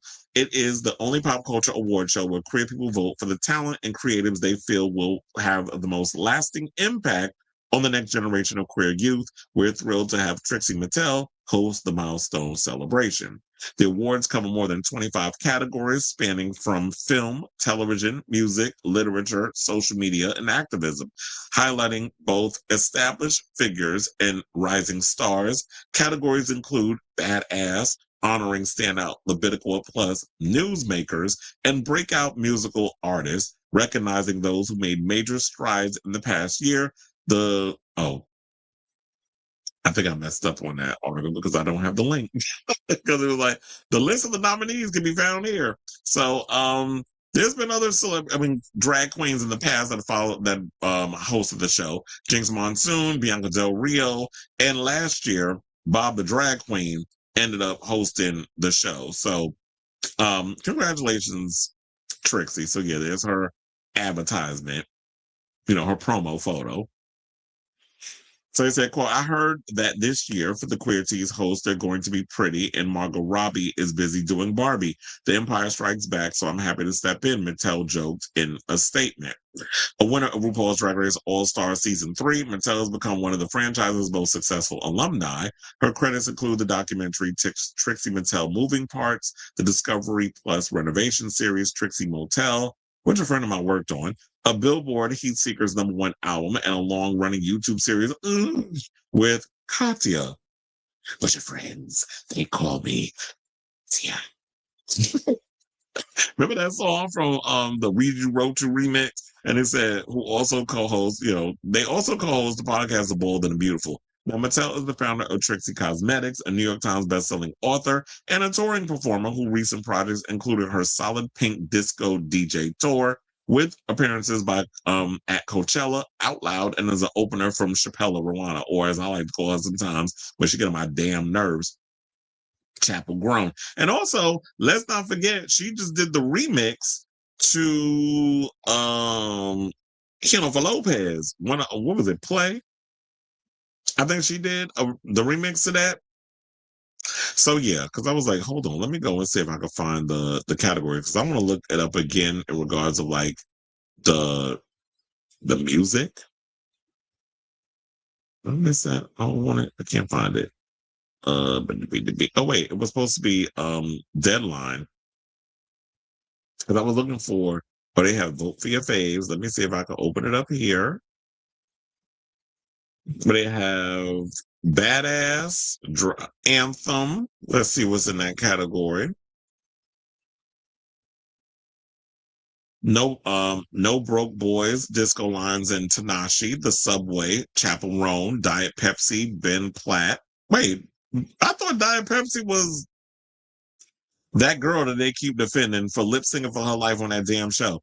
I'm Not Your Boy, Omar Rudberg. I like him. He's cute. Sticky Fingers, Ash Nico. I love Ash Nico's new album. Beat Up Chanel, Slater. I can't wait for Slater's new album. Overqualified. Oh, child, y'all about to gag me up in here because there's too many good votes. I love Duran Bernard. Shout out to him. He got a Grammy. So even if you don't get a quiz, he's like, I don't care. Bitch, I got a Grammy. Golden by Hunter/X, Abracadabra Lady Gaga, and Fast by Demi Lovato. Why do I have a feeling Abracadabra's going to walk away with it? But there's so many good bops on here. Diet Pepsi, I was thinking about Addison Rae. Wait, why am I doing that? Then they got Badass category. You got On Your Nerve, Jeff Hiller. Wait, hold on. You know what? I'm going to actually pull it up here so we could look at it together. All the interesting ones. So, yeah. We got On Your Nerve, Jeff Hiller, Doshi, Ricky Martin, Paige Buckers, T.S. Madison, Vivian Jenner Wilson, and Renee Rapp. What's another one? Style Icon. Let's go to that one. Not Anthony Okay, I need y'all ads to go away, please. Not Anthony Porowski. We don't like her. Andrew Christian. He just retired. Jeremy Pope always brings it with the fashion. Brad Goreski. Girl, bye. VJ Floresca, I still am mad that y'all gave her the win over there at Project Runway. I did not like her. I did not like her personality, and I do not think she deserved to win that season. Connor Ives, okay, cute. I don't know her. Sarah Paulson, I do live for her because she's like one of my favorite actors on, the American Horror Story franchise. Lux Pascal, sister of Pedro. Willie Chavaria, and Nikki Campbell. So, it's between Jeremy Pope and Sarah Paulson. Those are the two I like. The rest of y'all can kick rocks. Who else? Let's go to Drag Royalty. I don't think we did that one already, right? Gloria Groove, or she like to say Groove, King Molasses, Utica Queen, Anania, Bosco, Aja, Head of Letters, Icon, Ginger Minge. Oh no, they're not gonna give it to her. She lies too much. Eva Destruction and Bridget Bandit. Well, we do love Eva Destruction over here, so good luck because it's gonna be a fight up in here for y'all. Now, who got the podcast? Because I know mine is not in here. Outlaws, T.S. Madison, give it to her. Caleb Heron, I don't know him. Kelly Mantle. Hello, I'm Kelly Mantle. Hello, I'm Kelly Mantle. Hello, I'm Kelly Mantle. Y'all watch the show. Y'all know that's what she do. Psycho Babble, Tyler Oakley. Oh, Tyler Oakley's still around? I was wondering whatever happened to him. I used to have a crush on Tyler. That's a gay-ass podcast. The Yester Gays, Justice Sylvester. You got a podcast? Okay, shout out to the Black Queens. Tea Time with Raven Simonier and her wife, Miranda. Them tight-ass queens over there at Las Culturistas. Therapus. Puss. Oh, I do like, Jake Shane. Why I thought I was going to say, Jake Shears. I'm like, child, am I dyslexic? And then they got Bad Queers by Shayna Summers and Chris Chesson. Okay, let's, who else? Okay, let's go to TV performance. Bella Ramsey, The Last of Us. Aaron Doherty, Benito Skinner, Francois Arnaud, as they would say, or he would say. Owen Thiele, Supriya Ganesh from The Pit, Pablo Alboran from Breathless, Miles Heiser, Boots, Michaela J. Rodriguez from Loot, and Coleman Domingo, The Four Seasons. And, okay, let's get to the music. Music video. Big Old Hammer, G Flip, shout out to the lesbians. Good Boy, Jim Ferraros, Out of Body, Khalid. Well, y'all paid dust to that album. Creme Brulee, David Archuleta, maybe he'll win this year. Full Time Poppy, Guitarra de la Fuente, what is it? Guitarica de la Fuente. It's a lot to say with that damn name. God's a Raver by Nemo, Best Guess, Lucy Dacus, Boy Crazy, Kesha, Boys, Frankie Grande, and Vodka Cranberry by Conan Gray. This is going to be a hard one. But good luck, because I'll definitely be watching when they come on. Now, breakout musical artists, then we can wrap. Oh, wait, then we'll do next big thing, and then we'll be wrapped. Gigi Perez, then we got Kane Colto, Cat's Eye. No, them girls, please. These manufactured pop groups, because y'all already pissed me off with how y'all went after Olivia Dean, but y'all out here windmilling hard for Cat's Eye and fucking what's her name? Addison Rae. I'm like, y'all need to go play in traffic. Renee, Lola Young. I do like her, but we need new music besides that damn messy track. Because I'm tired of hearing it. Adam Mack, Eli, Bentley Robles, C-Matt, and Amare. And, oh yeah, my friend was in the Reed category. And I had to tell him, which is Jorge Shalaupa. As you can see right here. And you know what? Let me vote. Let me submit my vote. Maybe I should vote upon here. And then they got Next Big Thing, Devil Wears Prada 2, Red, White, and Royal Wedding, Cats, The Jellicle Ball, Stop That Train, The Comeback, American Horror Story, House Stopping Forever, Practical Magic 2, Scary Movie, and Confessions on the Dance Floor Part 2.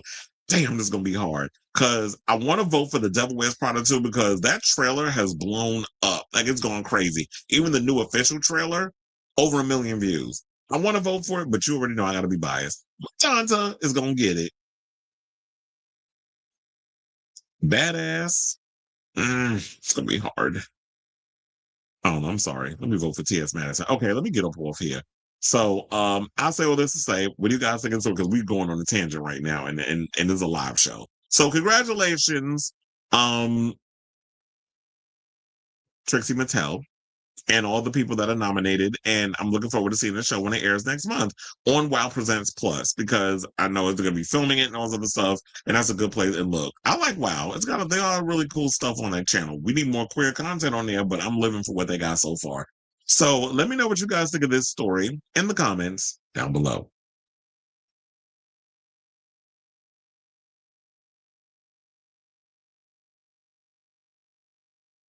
Have you heard of the new club that's all the season 18s are spilling tea? Wait, have you heard of the new club that all the season 18s are spilling tea at? Club Scorpio, and it's in Charlotte. I have no plans on attending anytime. Wait, so they're doing a viewing party or whatever at that club, and they're spilling all the tea. I guess they're not really telling much of anything at Roscoe's, because they want you to watch. They want you to pay $2 to get all the tea. But no, I haven't heard anything about it. Me too. Well, I think there was another person I know up in there. You said I only know Sarah Paulson. Oh, because I said Kick Rock. It was like Addison Rae to me will probably fall into obscurity when her perform like a booger sugar addict gimmick gets tired. Charlie XX certainly can't come to her defense anymore. And look, and then what else the Swiftologist gonna say? What did Anthony do? I know Karamo don't fool with him, but I need to know what was said. No, it was. I think I've been covering a lot of this. I posted all the videos on my YouTube channel, like separate. I did a recent one where, according to Rob Shutter, he was saying that producers behind the scenes were saying that Karamo was the problem. He said TV performance boots. I don't know. It's gonna be hard. Like, what song do I pick in regards of like anthem? Well, you know what? I think Lady Gaga's gonna win that one. I don't know. I just didn't like. I just think that a lot of them are fake and phony and kind of thing. Going back to the whole, conversation about Anthony and them over there at Queer Eye. The UK girl groups are better. Spice Girls, Girls Aloud, Saturdays, Little Mix, and the Sugar Baby. Yeah, because they're a little more edgier. Congrats to Trixie Mattel, but was Caleb here? Lately they've been picking a lot of drag queens to host, so I guess let them. That's one of the things they're good at. They're good at hosting, so let them host, right? I've heard about Club Scorpio. Yeah, the people been talking, drunk talking, but talking. They need to set some cameras up in there and do a show. Apparently, producers of Drag Race are attending Roscoe's viewing parties, intimidating the queens. Yeah, that's what happened when they had, what was the girl name? The one that's a nurse. See how fast I forgot her name. When they had her there, she was not talking at all, and even the other queens were on their best behavior. So you got these tight ass Drag Race producers just ruining the show. But one of the things I loved was recent. They had Miss Thing from Georgia. and teleport us to Mars. Mandy Mango, thank you. They had her on there, and she couldn't even. Nicole Page Brooks. They had her on there, and what was it? Why I forget her damn name? The one that said, the teleport us to Mars. They had them on there. They were cracking me up. I'm like, what is this lady saying? There was this drunken mess just taking over the show. It cracked me up. But Tammy Brown, thank you. Y'all have to be our brains at this moment because I'm at the end of the show and I am tired. I wiped my brain. Once it shuts down, it's like I can't remember names. I can't remember shit. So Danny, you said Danny Kane, the PCD actually killed the girl group in the U.S. because of egos. That our girl groups are lackluster, where the UK girl groups go through extensive training and art school. Yeah, that's why I think they don't like the K-pop girlies, because they go through extensive training. The UK has Brits Academy to train artists. Even the Grammys don't have that. And that's what we need. We need if I had the dollars, yes, I'm channeling Pepper LaBeija, I would definitely open up a training school where it's like, and if I was like in a boy band or whatever the case, I would like, yeah, I'm gonna open up. That'll be my coins. It's like we'd start a training school where artists come in. You have to learn how to sing. You got to dance. You got to be able to do all the things. You got to, showmanship. You got to be able to know how to perform. I don't know why they don't have something like that where these kids come out and actually know how to present yourself in front of people, because people want that instant success because of social media. Some more to you. According to Mistress, she was not asked to be a pit stop guest this season because she had an established brand outside the show, and the producers do not like that from their queens. And look, Mistress don't need that show. It's quiet as it's kept. Her show was way more entertaining and I love Bianca Del Rio, but her show was way more entertaining than the pit stop. She don't need that show. And if they don't ask Mistress to come back, oh well. That's why I like that. Even though I know Alaska's probably hurt by it all, I'm glad that she's out here doing her thing with Willem, whether they care about it or not. Danny Kane was Diddy doing, and he don't play. Yeah, that's true. It wasn't even the girls. It was Diddy's ego, because he said, and the girls have said it many times, they don't really feel like he truly believed in the group. When their first album came out, he didn't even press enough copies of the CD. He was not expecting them to go platinum. He just thought it was going to be some little gimmick that he could just put up and that people are going to watch it. Kind of like, remember with O-Town, because the one thing about Diddy always would take something of someone else and basically just put his own thing on it. Making a Band was a show that was on ABC with a boy band with Lou Pearlman. That was originally the thing. And then he took it over and created his own thing out of it. We got Danny Kane, Day 26, and Finance Donnie Klein. And we saw what happened with that. It was a mess. And we love Danny Kane. I love Welcome to the Dollhouse. That's one of my favorite records from them. And he just didn't believe, I don't feel he believed in that group. And no shade, it showed. Because some of them girls singing. But then again, let me take that back, because Cheryl could dance down. Cheryl's a good damn performer. Even though she ain't the strongest singer, but she's got the pop star quality there. Yeah, it's a fact, because here's the thing. You jump in every now and again. I did watch the last one I watched with, and I love Bianca, and that's why I was like worrying, because I was like, I don't know, Bianca. They was like, well, she did it before, and I was like, I don't know if Bianca's a good fit for the pit stop, and I know she did it before.